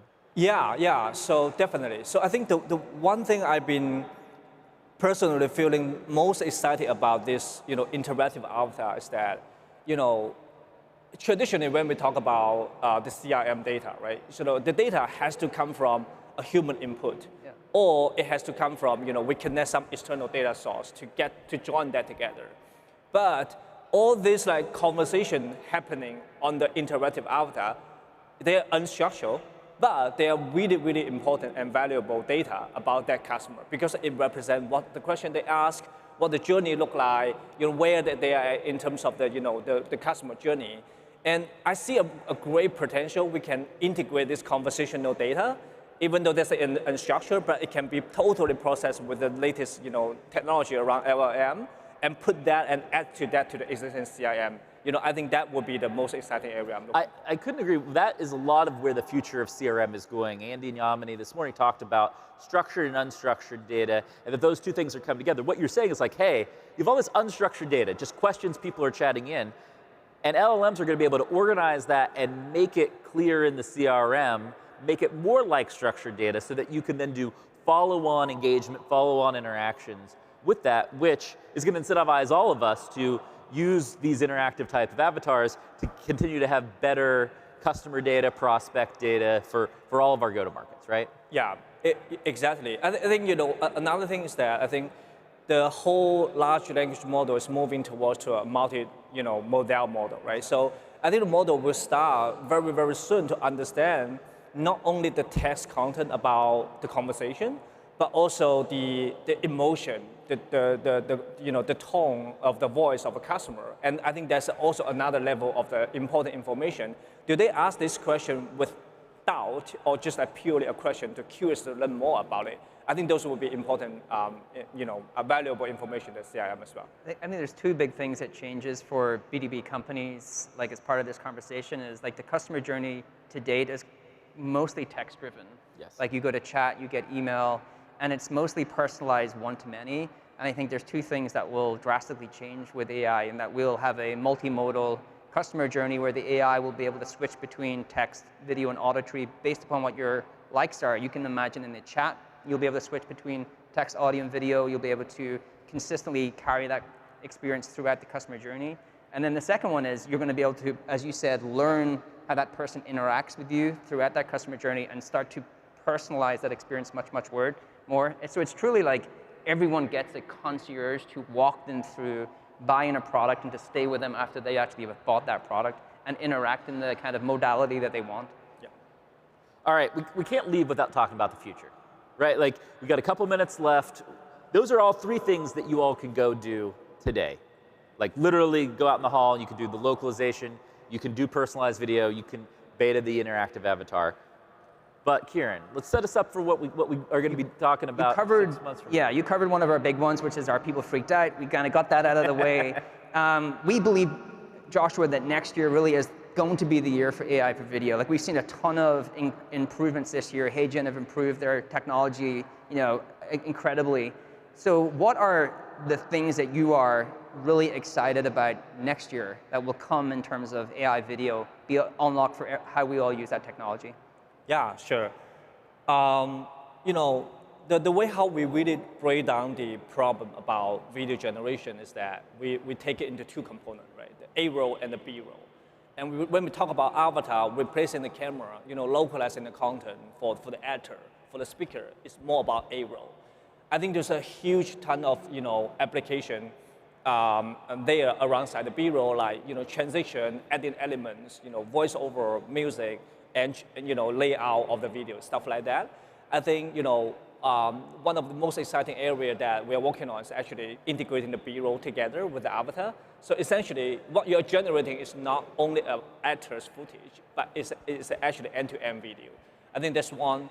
I think another thing is that just like if we look at the avatar today, it still have not passed the Turing test for some of the high-end external marketing use cases, especially if we talk about advertising. I think the application there is still not that many. And I think one of the exciting areas that we're actively working on is like enabling the gesture rendering of the avatar. Essentially, if we look at the problem about how do we make the avatar more natural, right? So usually when we speak, we don't speak only with the mouse. You speak together with your head movement, with your eyebrow movement, with your body, and with your gesture as well. I think that level of the gesture rendering will really bring the avatar and bring the A-roll of the content to be the next level in terms of engagement and naturalness. Yeah, those are the 2 things. And we talked a lot about this. My original video, I'm all hands, hands. So and the aesthetics on the hands has got much better. And so you can kind of see that come to life in the kind of new models. What's my one is, I didn't know that I could have an AI avatar go to Zoom meetings. So that is my #1 use case that I am going to be signing up for. So you will never see me again. I'm just going to talk to Avatar Kieran in our meetings now. Yeah, you can talk to AI Avatar meeting Kieran and all. It'll make me feel. It'll be similar. Can it do the podcast for you too? It can do the podcast. It can take the notes. It's going to be a full thing. No, in all seriousness, the use case that I am most excited about is that concierge use case, which is the most emerging use case, and I think we're just getting started at that point, right? The product's in beta for you all. There's a bunch of companies trying to figure that out. Companies like us are trying to get our data organized in a way that can handle that. So I think the first 2 are going to be the most necessary over the next 6 months, but I think 6 months from now we're going to unlock the next one. Anything else, gentlemen, before we close out? I think we've covered. We have covered AI video. It is AI video next year. AI video is going to be way more dynamic. B2B go-to-markets are going to be video, audio, and text, not just text. I think that was a great point. I would love for everybody to give a big round of applause to our guest, Joshua. Thank you. Thank you for being here. You can find Marketing Against the Grain wherever you get your podcast and on YouTube, and we'll see you again sometime soon. All right.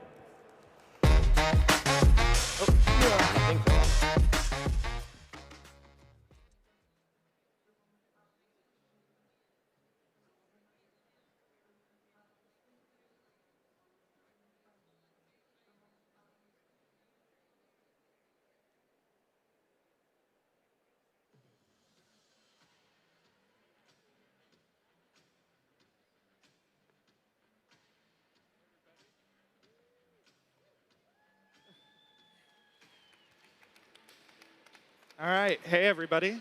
Welcome to Seamless Success, how HubSpot evolved the post-sale process. So that's what we're going to talk about is the post-sales process and running that on HubSpot. I've got a few folks with me here. Let's do intros. I'm Daniel, I'm the moderator. I'm the CEO of Arrows. We're the #1 installed customer success app in HubSpot. We're HubSpot Ventures portfolio company. We're a customer onboarding tool, so everything from closed won to go live. We work really closely with Service Hub and Caitlin over here. So check us out. We're going to be around at HubSpot Ventures booth after if you want to come learn more. Peter? Hi, my name is Peter. I am a RevOps manager at Pleo.io. It's a Danish fintech. I have 20+ years experience in SaaS, B2B SaaS, mainly in post-sales roles, startups, scale-ups, building my own customer success teams, you name it. But I moved into operations about 4 years ago, and currently building the best possible commercial tech stack at Pleo. So we're looking at marketing, sales, customer success, and partnerships. And as you see from my name, I'm not Finnish, but I'm living in Finland in a wonderful old house from 1904 and enjoying remote work. Daphne? Hi, everyone. My name is Daphne Costa-Lopez. I'm Global Director of Customer Success at HubSpot. Big fan of arrows, know the journey, know the history, love seeing it becoming the #1 app, and a big customer success nerd. I write a newsletter called This is Growth. I have a podcast called This is Growth, where I talk about how to build and scale your customer success team. Hi, everybody. My name is Caitlin Simikoski. I have been at HubSpot for 6.5 years now, and I've been in multiple roles across the company. And I'm currently focused on Service Hub on the product marketing team, and I'm thrilled to be here with all of you today to discuss the post-sales process. So I'll pass it back to Daniel. All right. So what is the post-sales process? What are we really talking about here? And so the conversation we're going to have is mostly around everything from closed won beyond, right? That's really what we're talking about. So historically, a lot of people think about HubSpot as a marketing and sales platform. Marketing Hub's the big fish here, the big whale. It's been around since the beginning. Dharmesh talked about it. The CRM and Sales Hub has been around almost a decade now. Service Hub's a little newer. And we were talking backstage, it's almost as if Service Hub needs to rebrand because it's a lot more fully featured than just a customer service platform. It's actually where you make customers successful. So we're going to talk about that a little bit. Really quick, if everybody would raise their hands if you have customer support at your company. Let's hope most everybody. All right, keep them up, keep them up. Take them down if you have customer success. Or no, keep it up if you have customer success. Take it down if you do not have customer success. That's great. Okay. If you have an operations team that is supporting customer success, keep it up. Hey, that's pretty good. Yeah. If you have service delivery at your team at some point, still pretty good. And if you have customer marketing or marketing that focuses on the post-sales customer marketing kind of experience, keep it up. It's pretty good. But OK, it looks like operations. We have the first half pretty good. Okay. All right, so we're going to start. I don't know who wants to kick us off, but what are the benefits of unifying the post-sales process with marketing and sales? Peter? Right. Well, for me, it's all about removing the friction because you basically close the loop. You intrinsically build this improvement of visibility. You have your existing customer base ready for growth. I mean, for me, it's having everybody in the same environment just helps each other work from the right data, from the same KPIs that you can support each other in. You saw the different elements of customer experience. Everybody can actually support each other, and that when you work in the same environment, it helps. And it also makes sure that customer success or the post-sales process has longevity beyond the first 3, 6, 12 months, and not just throwing it over the wall and hope for the best. And for me, in HubSpot, that means consolidating things, creating focus in the customer success workspace. We've been working with it for a while already. CRM cards are your best friends. Work with it. There's so many options to build, to bring that data forward, and even into different areas in HubSpot. And then the UI customization. There's so many cool things you can do in the middle panel.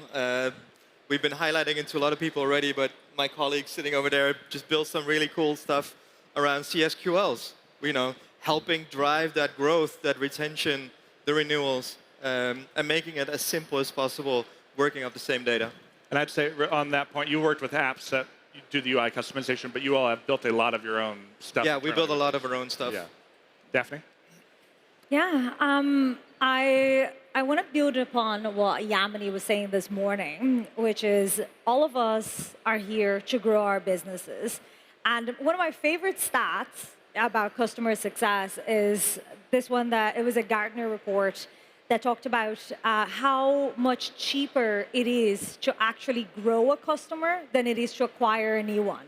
We obviously heard from Yamini this morning that the acquisition process is getting harder. So it's every piece of content, every ad that you have, you're having to invest way more in that to get a new customer.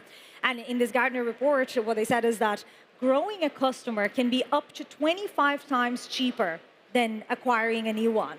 And for me, this is like the most compelling stat on why we should be unifying the processes, because in HubSpot, we love the flywheel. If you're familiar with the flywheel, it's all about getting a customer, landing that customer, helping them be successful, helping them see value with your product, and then selling more to them. So it's kind of like you earn the opportunity to sell more to your customers when you deliver the first promises that you made.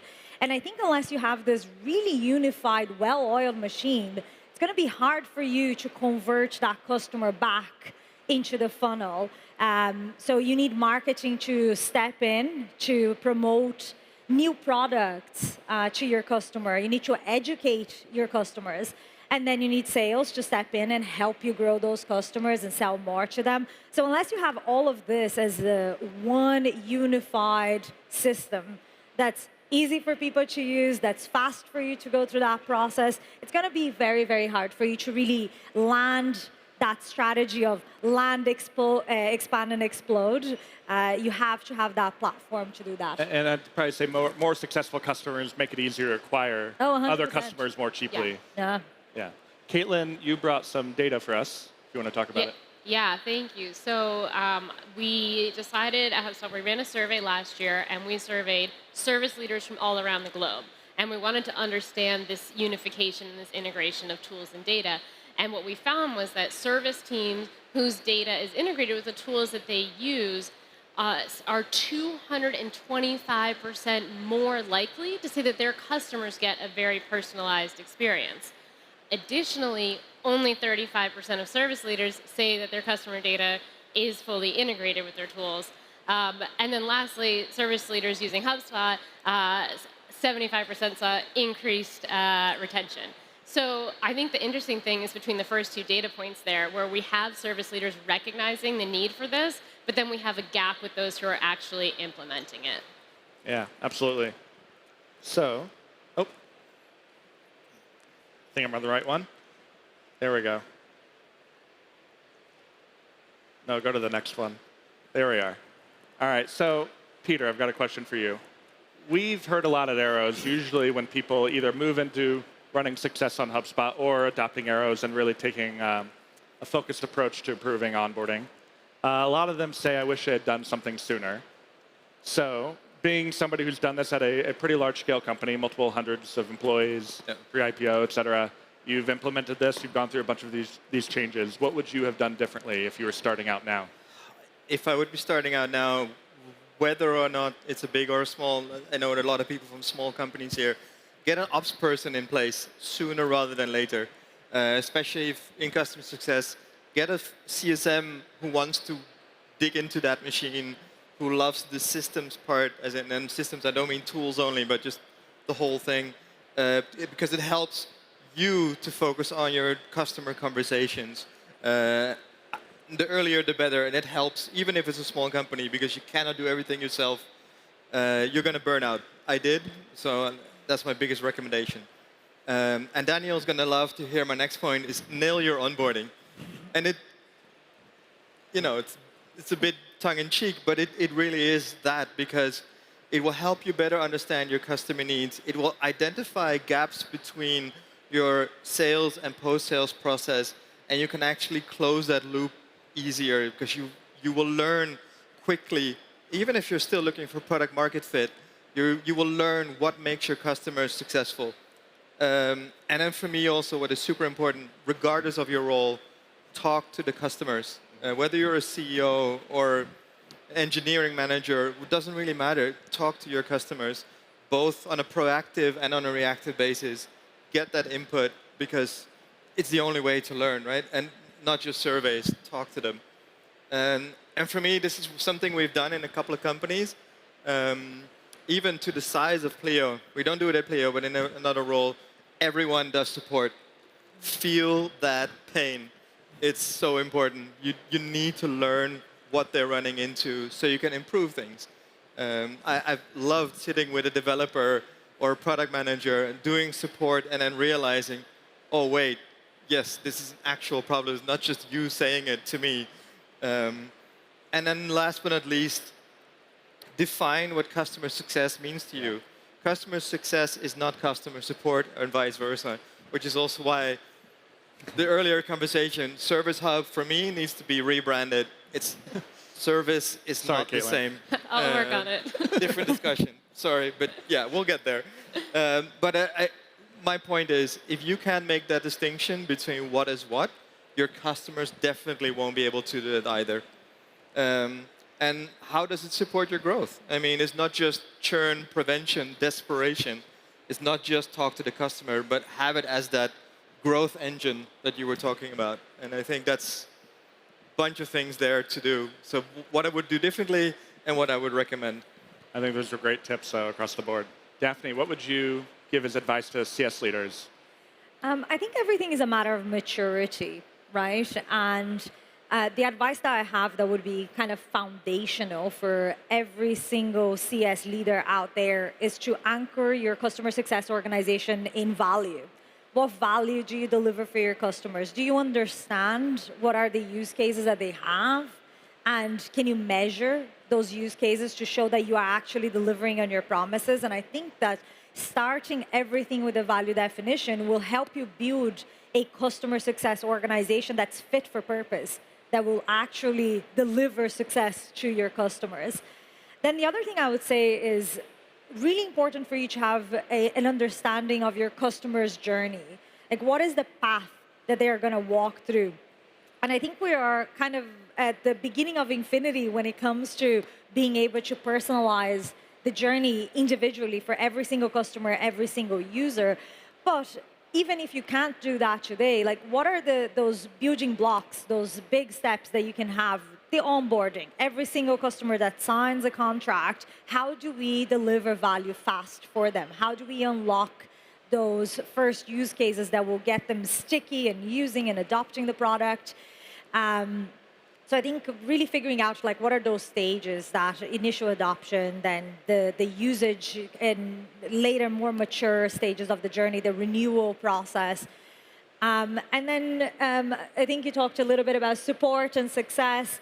Depending on your maturity, you might have somebody that is like a jack of all trades. They're doing every job. They are support, they are success, and sometimes they are product feedback, and they're all sorts of things. It gets to a point where you really do have to break it down. Like, what is the reactive work? What is the proactive work? So that there's specialization in your org. And then I think my final advice, and I know we're going to talk about this later, is it's think about AI when you're breaking out your CS function. When you're trying to think about how to become proactive, it's very hard for a CSM to be proactive and look at 200 data points before they prepare for a meeting so that they have the right context to have a value-based conversation. So what are the tools that are out there to help those reps have better conversations with your customers without wasting a bunch of time trying to prepare?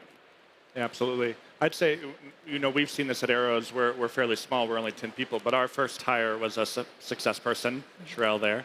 And he handles support for us as well. And you see this at a lot of startups now where, it used to be you'd hire support when you really had the need. And now we're more proactively hiring success people pretty early on to help us be better at servicing customers, getting them the value, and then ops people pretty early on as well to support the whole go-to-market function. So you see that pretty commonly.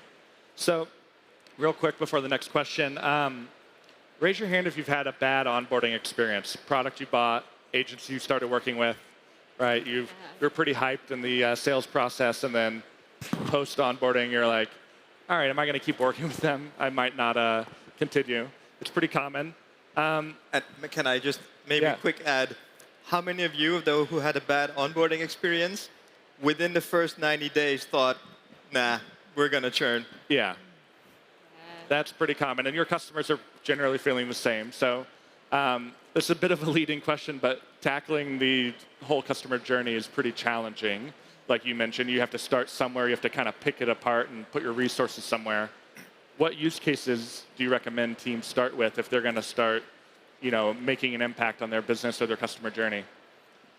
Yeah, again, back to what I was also talking about earlier. For me, onboarding is the most important one, because if you nail that, you can add so much valuable feedback to the sales process, making that run easier, making it run faster, smoother, and you will know better what to do further down the line. Also, when you get to the renewal stage, right? Having made all the mistakes in that, nail that first 90 days, because do people have all the right things in place to become successful in that period of time? Because that's why I was asking my question, because I know from the research that that's where hidden churn lies.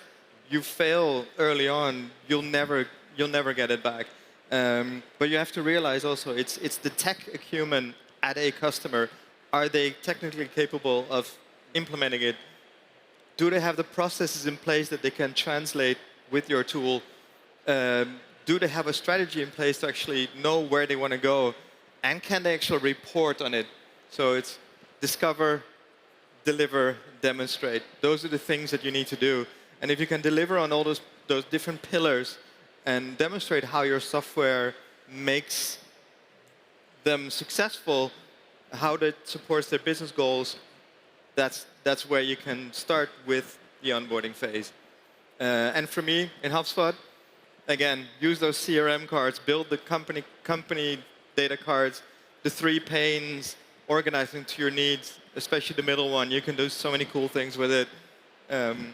So where do you start with? In HubSpot there, and in general with onboarding. Yeah, and I'd say to that point, if you treat HubSpot and Service Hub as like the surface area for your visibility into the customer and their relationship, and that's where building custom cards, where you're pulling data from your own product or your own databases, it starts to be pretty powerful. And treating that as an extension of the sales and marketing funnel is pretty awesome. Yeah, and now you can also pull the different data points to different places, so the cross-object cards, which I think is also super useful. Yeah. Daphne? Yeah, no, I love the onboarding case because I think everybody knows the saying, you only get one chance at first impressions, and that's literally what happens with your customers. Yep. They just signed a contract. They are kind of at the highest high when they sign the contract, and then they get to the lowest low, a little bit of the buyer's remorse, and you have to mitigate for that. I suppose if I was to build upon that and add another case to work on, I'd probably say that I would repeat what I said before about the value piece, right? It's like really figuring out what is value for your customer, how you measure it, how do you work with product to make sure that you can demonstrate that in a very clear way for your customer, and then build the signals inside your system so that if your customer is not going in the right direction, that you're not waiting until 3 months down the line when you have that next conversation, or worse yet, you're waiting until that renewal conversation to then say, hey, there's something going wrong here. You wanna learn about those things really early, and you wanna design interventions that are gonna help move the customer in the right direction. So I think understanding value, understanding the signals of health for your customer and being able to act on it would be, for me, the next use case where you really truly become proactive. Yeah. Yeah, and I guess I just have to jump in and say that if you have not visited the demo station yet today for Service Hub, go check out the customer health score. It's new, it's amazing, and it is an absolute game changer for doing exactly what Daphne said, of identifying these customers at risk before renewal, before they really become like red and at risk, maybe a little bit yellow and a little uncertain. Go in there and figure out what they need and actually give them value, and then in turn retain them as a customer. Yeah, and if people don't know, the health scores are part of Service Hub Pro and up, but you can we sync product data into HubSpot. I imagine you all do. You can do it as properties, custom events, and you can use most of that stuff, including customer touchpoints, as a real-time score on every company object inside HubSpot, and it updates in real time. It's pretty awesome. I'm going to throw you a curveball, Daphne. I told you I would. Do you have any advice for people if they're setting up health scores, maybe how they might think about it or where they might start? Yeah, health score, it's like one of my hot takes is health scores. I think the problem historically with health scores is that people have gone into dark meeting rooms and they made decisions about what customers care about, right? And they said, well, here's the top 3 things that our customers should be doing, and this is what's going to tell us that a customer is healthy or unhealthy. And then they set it up, and then they never look at it again. And like years go by, and you're looking at health at exactly the same way, which isn't data-driven. It's not anchored in reality, and it's not evolving with your product and your customers. And then what you end up with is what I call watermelon customers. So they look green, so you have a health score and it's green, but when you dive into it, it's red. They're going to cancel. And I've seen so many organizations that design health scores like that. And then what happens is, when they look at their churn reports and they want to see, like, what are the customers that are leaving and why are they leaving us? It turns out that all those customers have green health scores. So obviously, if your health score is giving you green when a customer isn't healthy, it's not good. So I think for me, if you want a really good health score, you want a health score that's anchored on data, right? And that is being continuously updated, that is learning with your business. And you want to experiment with it, right? You want to see, like, okay, if I do an intervention here in this health score, can I move it forward? And once you get it right, I think it could be extremely valuable to guide people to spend time with the right customers. Because this is also about prioritization, right? It's about figuring out where you need to put resources versus where you can afford to take the foot off the gas a little bit. Because let's face it, we don't have unlimited numbers of CSMs. Yeah. I think we're going to get to the world of agents in customer success, and we're going to be able to pay attention much more closely to all customers. Yeah. But right now, it's hard. So I think a good health score that's designed well and it's anchored in data and it's learning, that's the key. But I'd say don't make it too complicated, though, I would say, at the same time, because you're just going to shoot yourself in the foot, and then the score won't make sense. You get the watermelon customers, and it won't have any impact on retention, just like NPS has 0 impact on retention. You need the context. Like, if you don't know the context within which that business is trying to run their business, you won't be able to support them, help them in the best possible way. Absolutely. All right, so last topic, we have to do it. How do you all think post-sales processes and post-sales experience is going to be affected by AI? How might it affect your thinking about... Me? Yeah. Back to Daphne, I guess. I just talked about agents. Well, I think everything is going to start with co-pilots. We saw this morning at the main stage, Yamini, and we saw Angie, we saw Dharmesh. They talked about co-pilots and agents, and I think that is really the first kind of evolution. So we're going to have tools that are going to help us do that prep and that follow-up much more easily in customer success as well as in sales. And then I think once we build that confidence and that trust that AI can recommend the right things, I think we're going to start using agents in the space where, like I said, you need to scale your business. How do you help customers of every size, no matter how much they pay you? I think it will be through agents. Absolutely. I'm definitely going to build some agents when I come home. I was inspired by the customer briefing one, just to get some research together on where they are and all that. I think there are some real possibilities there, and maybe not so much if you're a CSM with 5,000 customers or something like that. Let's say the long tail, then it's not maybe that relevant. But especially if you sit with a bit smaller portfolio, larger customers, I think it's going to make total sense. And I think already it's changing. I mean, we see people using call summaries a lot, generating action points. We have our internal set up with an LLM, so they can help focus on the right things in the conversation. I'm looking forward to things happening in the customer success workspace, but just in general in HubSpot with, guidance, helping, AI supporting and making the right decisions. But we also use it already for a lot of small data management tasks. I'm currently cleaning up addresses thanks to some research with ChatGPT. I mean, there are lots of these small things that support everything else. But I think in general also we work across a lot of countries. That means lots of languages, which means our localization team loves AI because it helps translate a lot of content really fast. And yeah, we need to make sure that that is in place. And it's also not just for the content, but it's also for the product. Like the product itself needs to support all these languages as well. So there are a lot of these different things that can be made easier and simpler thanks to AI. It's our product team's watching, I think, and we used AI to help us localize arrows. So it's a good use case. Caitlin? Yeah, no, I was just going to say that I think when you think about AI in the post-sales process, we have just anything in the post-sales process, I guess, really, is we have how can we at HubSpot help our customers, and then how can we help their customers. So I think what you saw today is we're really going to make you so much more efficient. We're going to save you time. But I think the next step is how are we really going to benefit your end customers?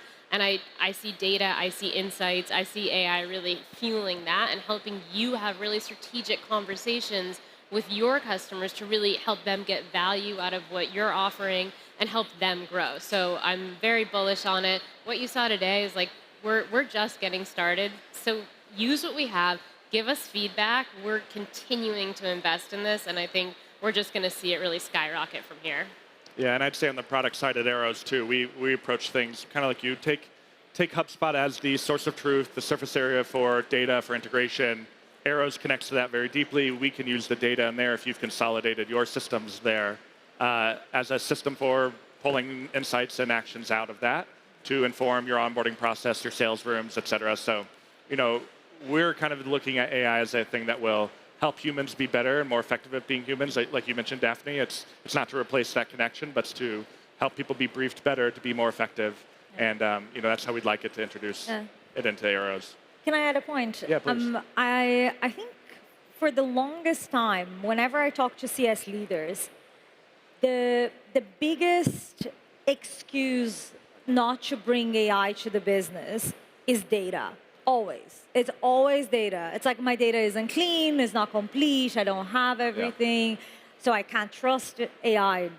And I think on top of having now some really cool data enrichment possibilities with AI, you also have a wealth of unstructured data that you've never been able to use before. So conversations that your CSMs have every single day with your customers, that before it took a lot of energy and time to package this all up, bring to product, have those conversations, and now you're able to deploy AI even when you don't have the perfect, most squeaky CRM in the world. You can still leverage AI and you can still get value out of it.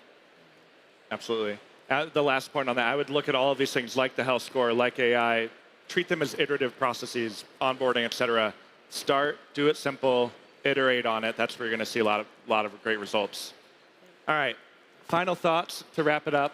So these are kind of the summation of our tips here, I think. If you want to take a photo, this might be the good slide to do that. So unify the customer journey in your CRM. Service Hub is now, don't think of it as a support tool. It is now where you make your customer successful. It's really getting very strong there. So think of it as, I close my deal in Sales Hub. How do I service my customer and make them successful in Service Hub?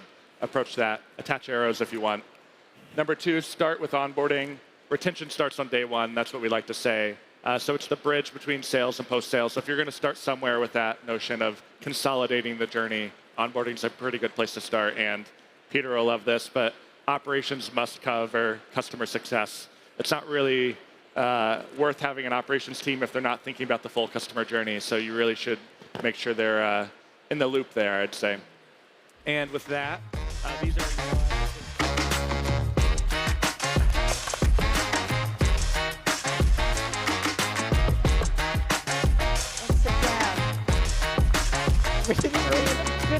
everyone. It's just a pleasure to be here. I'm Youngmi Moon. I'm here with my two friends, Joel Cutler, co-founder of General Catalyst, and can I call you one of the preeminent investors of your generation? Used to be. Yeah, yes. But an Depends investor on which generation. in Airbnb, Warby Parker, Lemonade, Oscar Health, I mean, the list goes on.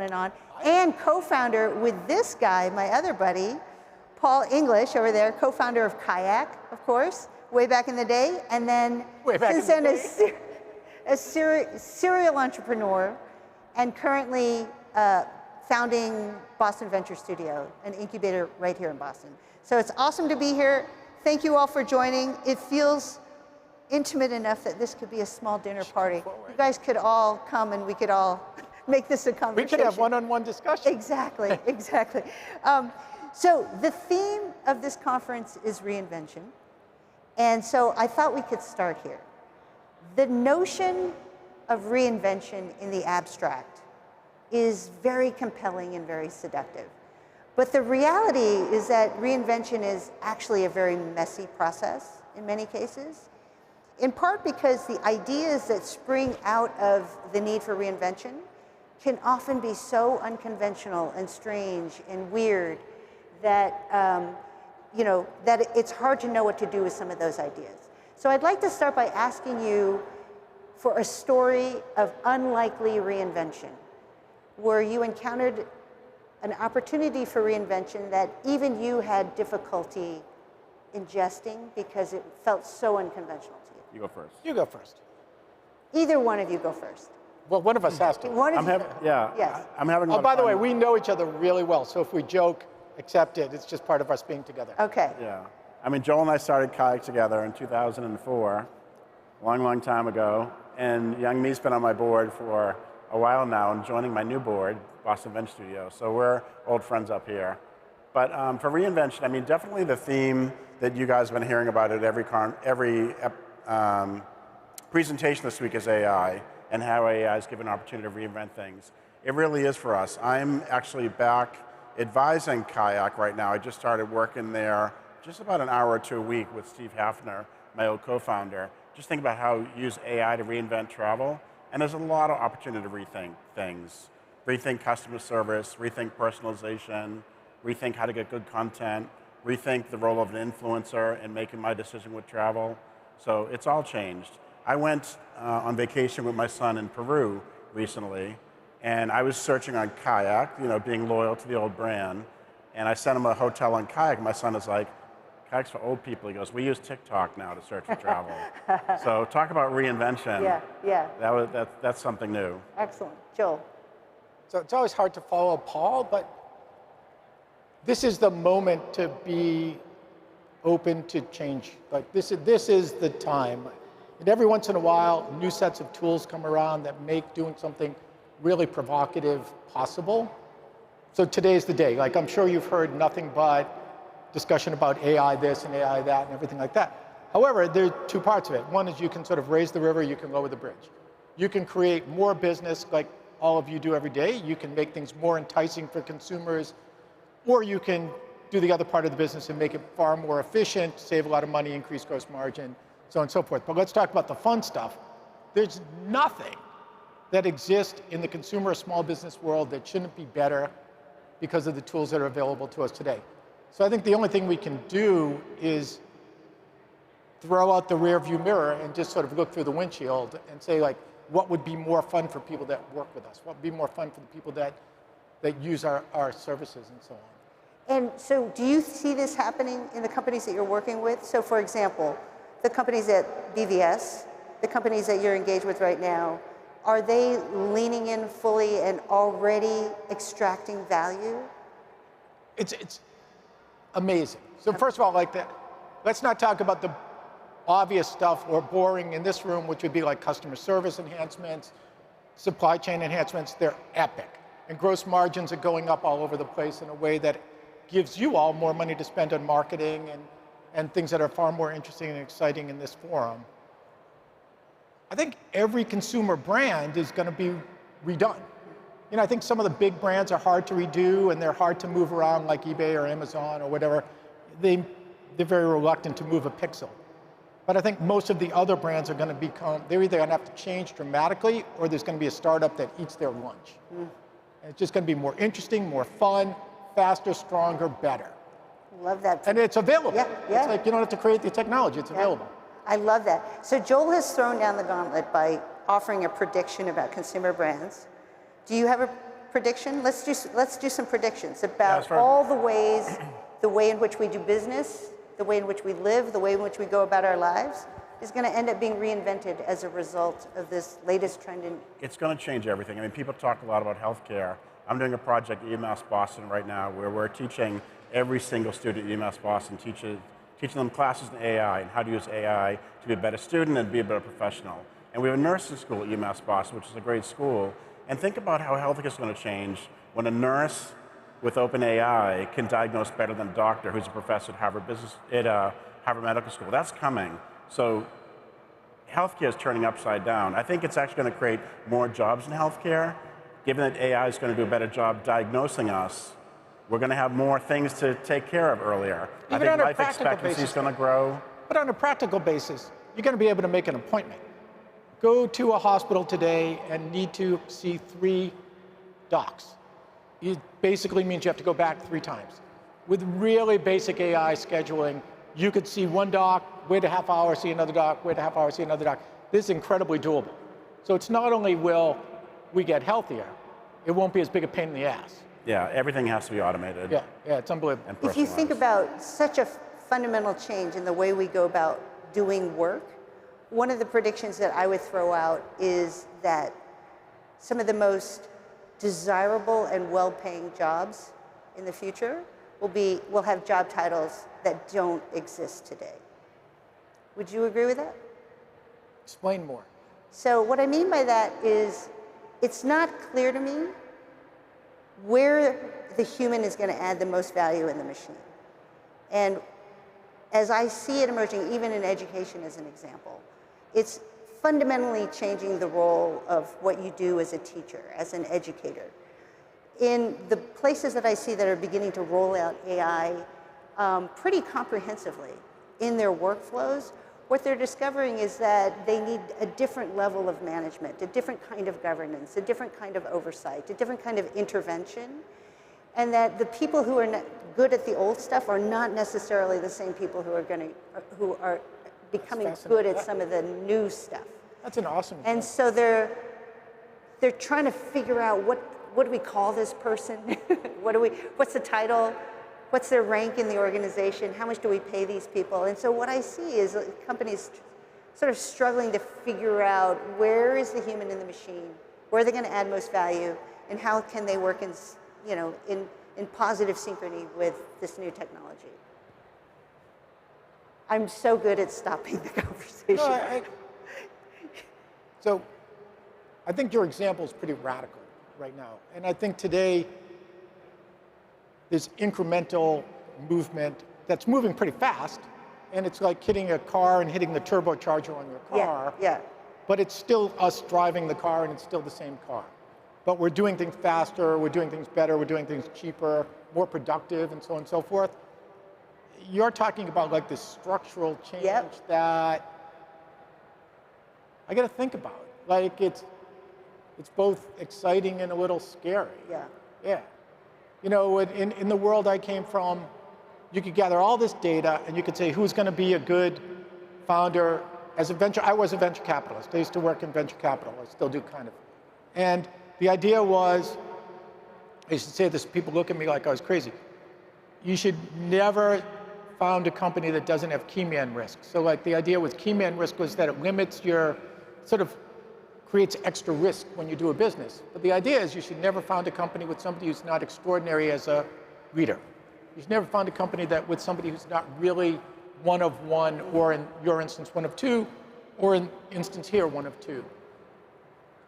So it's not like these people, you still need these people who see the future, who bend the future, who use the tools available to them, who gather the tools available to them, the software tools available to them today, and they make something that didn't exist in the past. But I don't see that yet as somebody looking for talent. I still think you need an interpreter like that and a manager like that. Paul. As far as like, I called you exceptional, so be nice I to mean, me. you're someone who uses the role, like the role of AI in everything you do on a daily basis. And maybe as you answer, you should give the audience some insight. So I'm running a small company right now called Boston Venture Studio, and our job is to create companies. We're working on all our own ideas. All of our companies are created by AI. We have a new product, Spam Strike, that came out last week to get rid of your text messages about funding this political campaign or that campaign. That's an AI filter. We have a party invitation system, partyclick.com. All the invitations are generated by AI. We have a calendaring application that can use AI to decide when's the most convenient time for the three of us to meet. So it does group calendaring. Everything's being done with AI.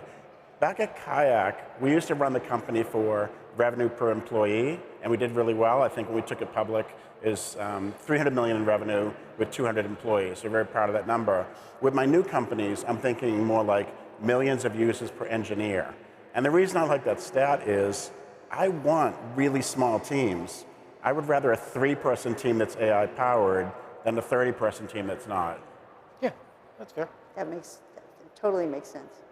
How would you, for people out there who want to get really smart about AI very quickly, what would you suggest they do? How do you go about it? I mean, as an investor, you're constantly having to educate yourself about what new thing you're being presented with. Like, what's the best way to get really smart about something? So the way I got really smart about things was I drafted behind really, really smart people.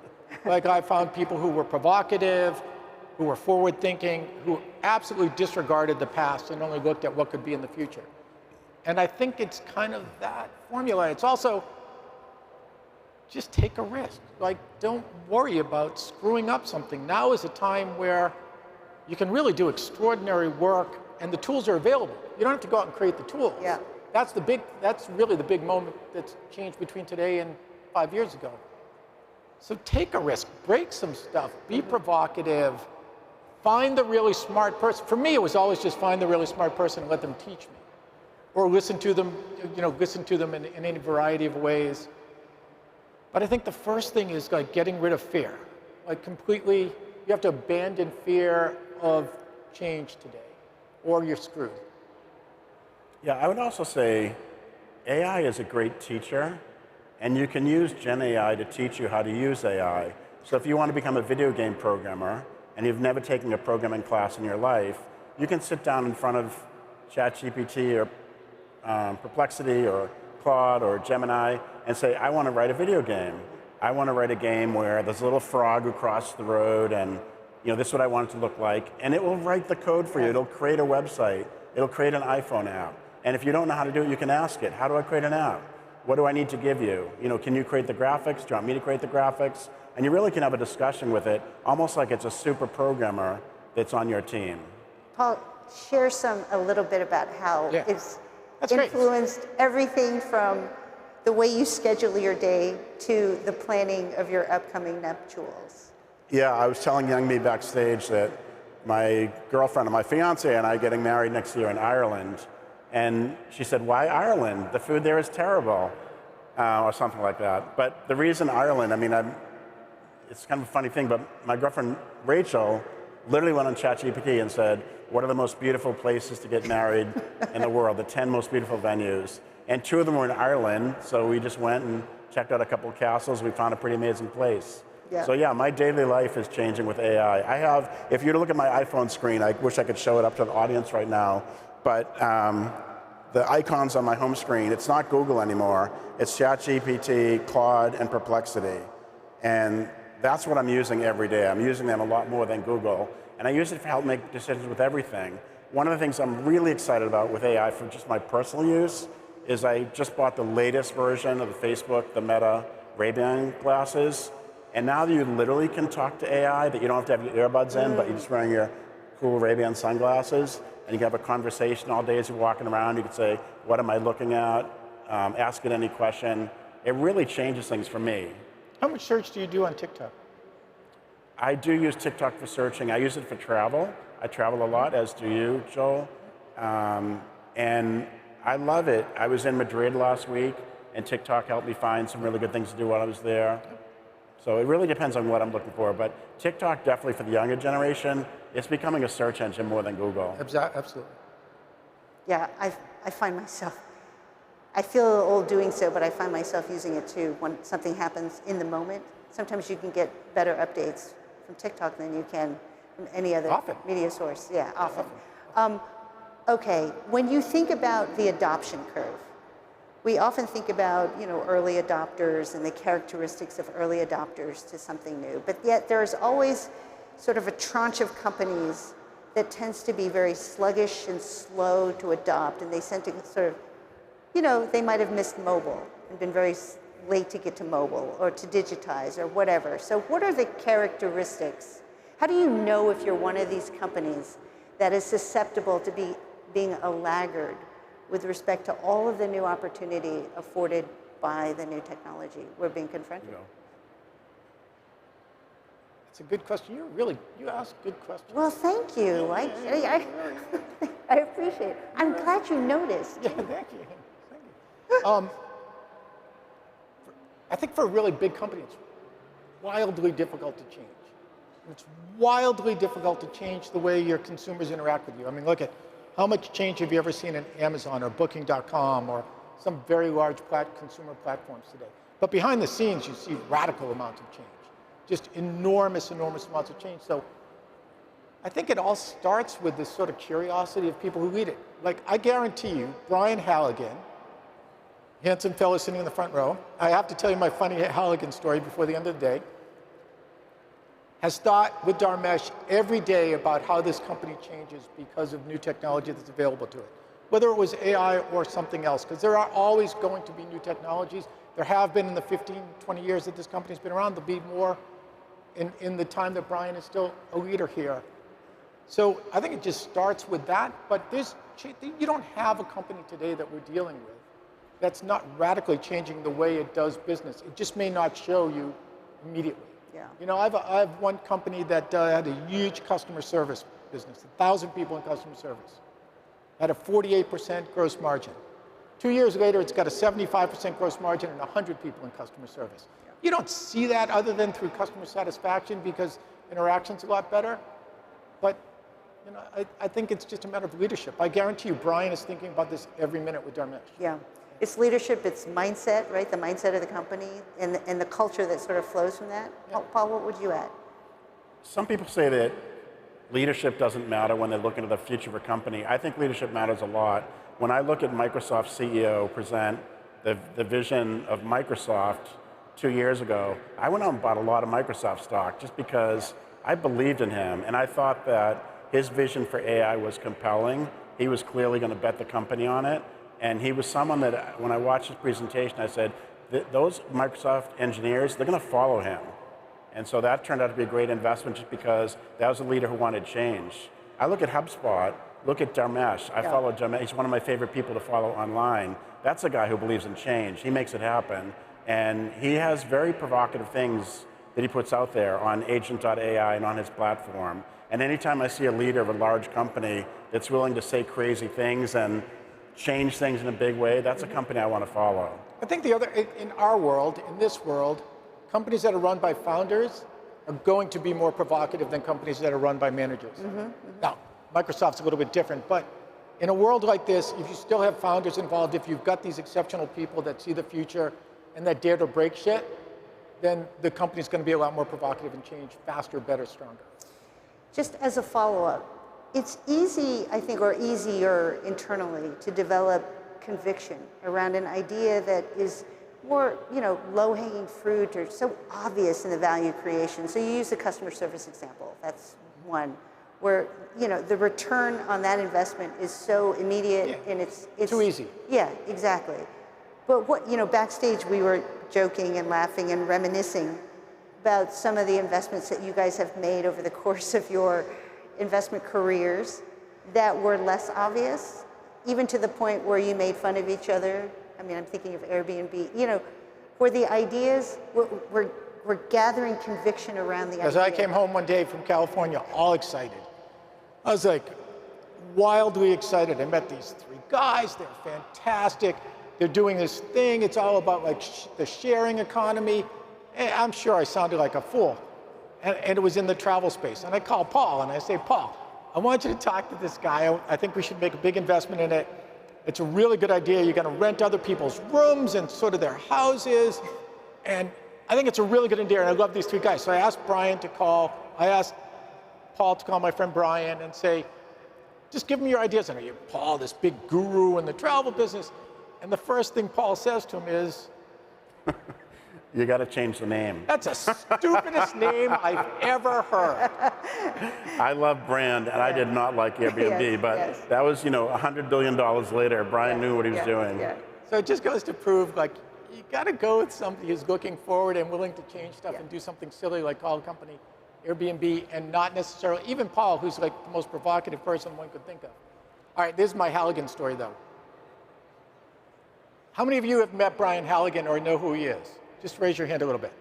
Handsome fellow sitting in the frontier, provocative, super smart enough to get a technical co-founder who was really extraordinary.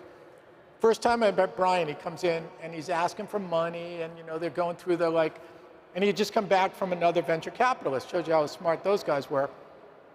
This venture capitalist says to him, Brian, I think you've got a really good company here, but we need a much bigger option pool, which is a way to incent new executives. And he looks at him and he goes, if you know Halligan, you know this is true. He goes, what are you talking about? And they go, well, we need an option pool for a CEO. And Halligan looks at him like, what am I? And so he tells us that story, and all we could say was, Brian, how much money can we give you? Because you're the perfect guy to be the CEO of this business. This is about finding people who will call a company Airbnb. Yeah. It's about finding Brian Halligan and Dharmesh, who have found each other and know each other, or Steve and you, who are completely separate, 2 sides of a dime almost, and who believe in themselves enough that they're going to do something completely new, make something new out of nothing, create this whole brand about inbound marketing that nobody even knew what it was at the time. But the idea that somebody was going to make somebody other than Brian, the CEO. First of all, it was incredulous to Brian, he was completely incredulous. But second of all, to us, it was just so stupid, so we gave him as much money as he wanted. Okay, but if I could just double click on this a little bit, okay. In addition, in order to bend the future in the direction of the vision that you have in your head, it takes more than just a vision, right? What are some of the other characteristics? Arrogance, smarts, energy, integrity. These sound kind of basic, and incredible curiosity.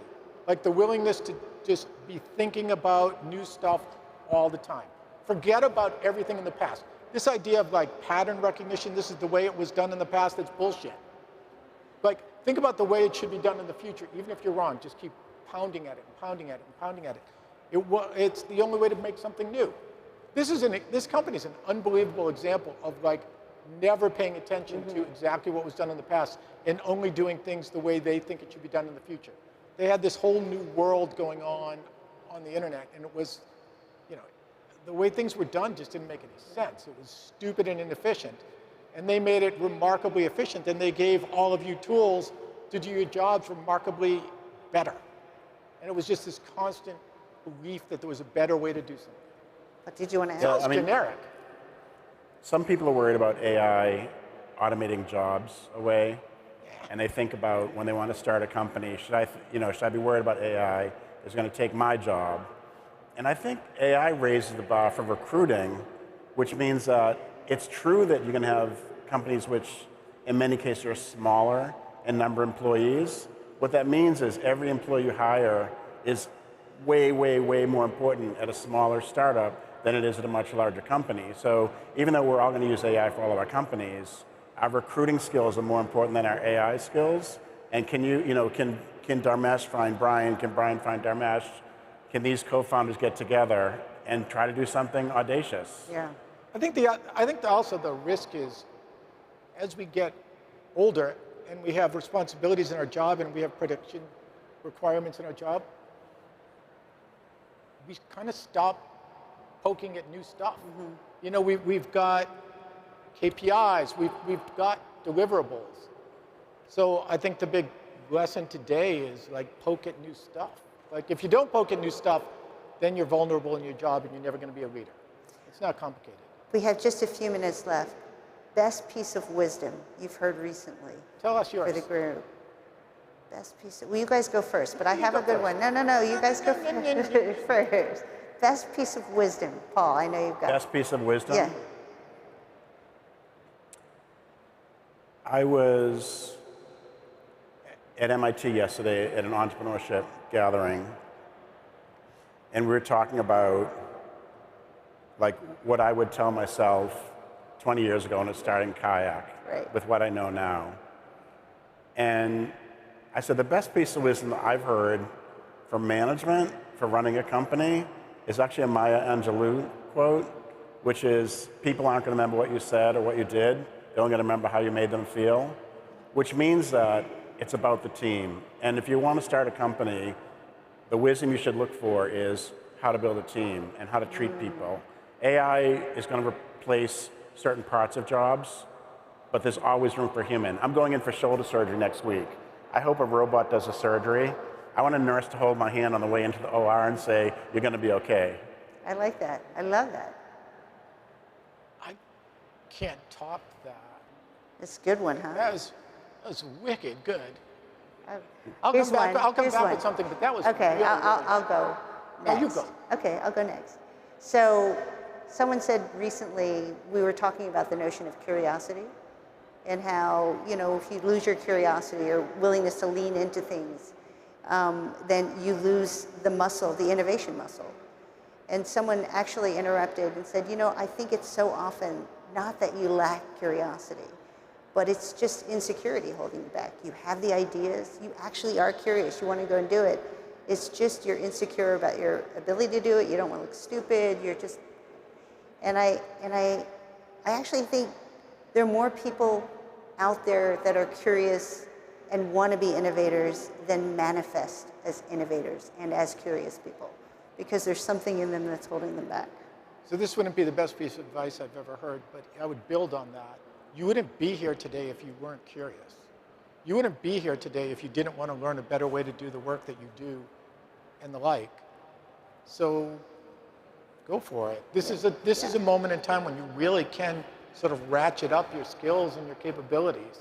It's easier today than it was a few years ago. That you don't have to make. Oh yeah, easier for sure. It's way easier. So I'll build on what you said. And yours was very good. Yeah, the other thing I would say is that was very good. Strategy is open source now. Like there are great podcasts. There's My First Million. There's How I Built This. Yeah. There's Masters of Scale. I love How I Built This. Yeah, there's a lot of great podcasts where people are sharing their wisdom. And I do think it's an incredible time to start new companies.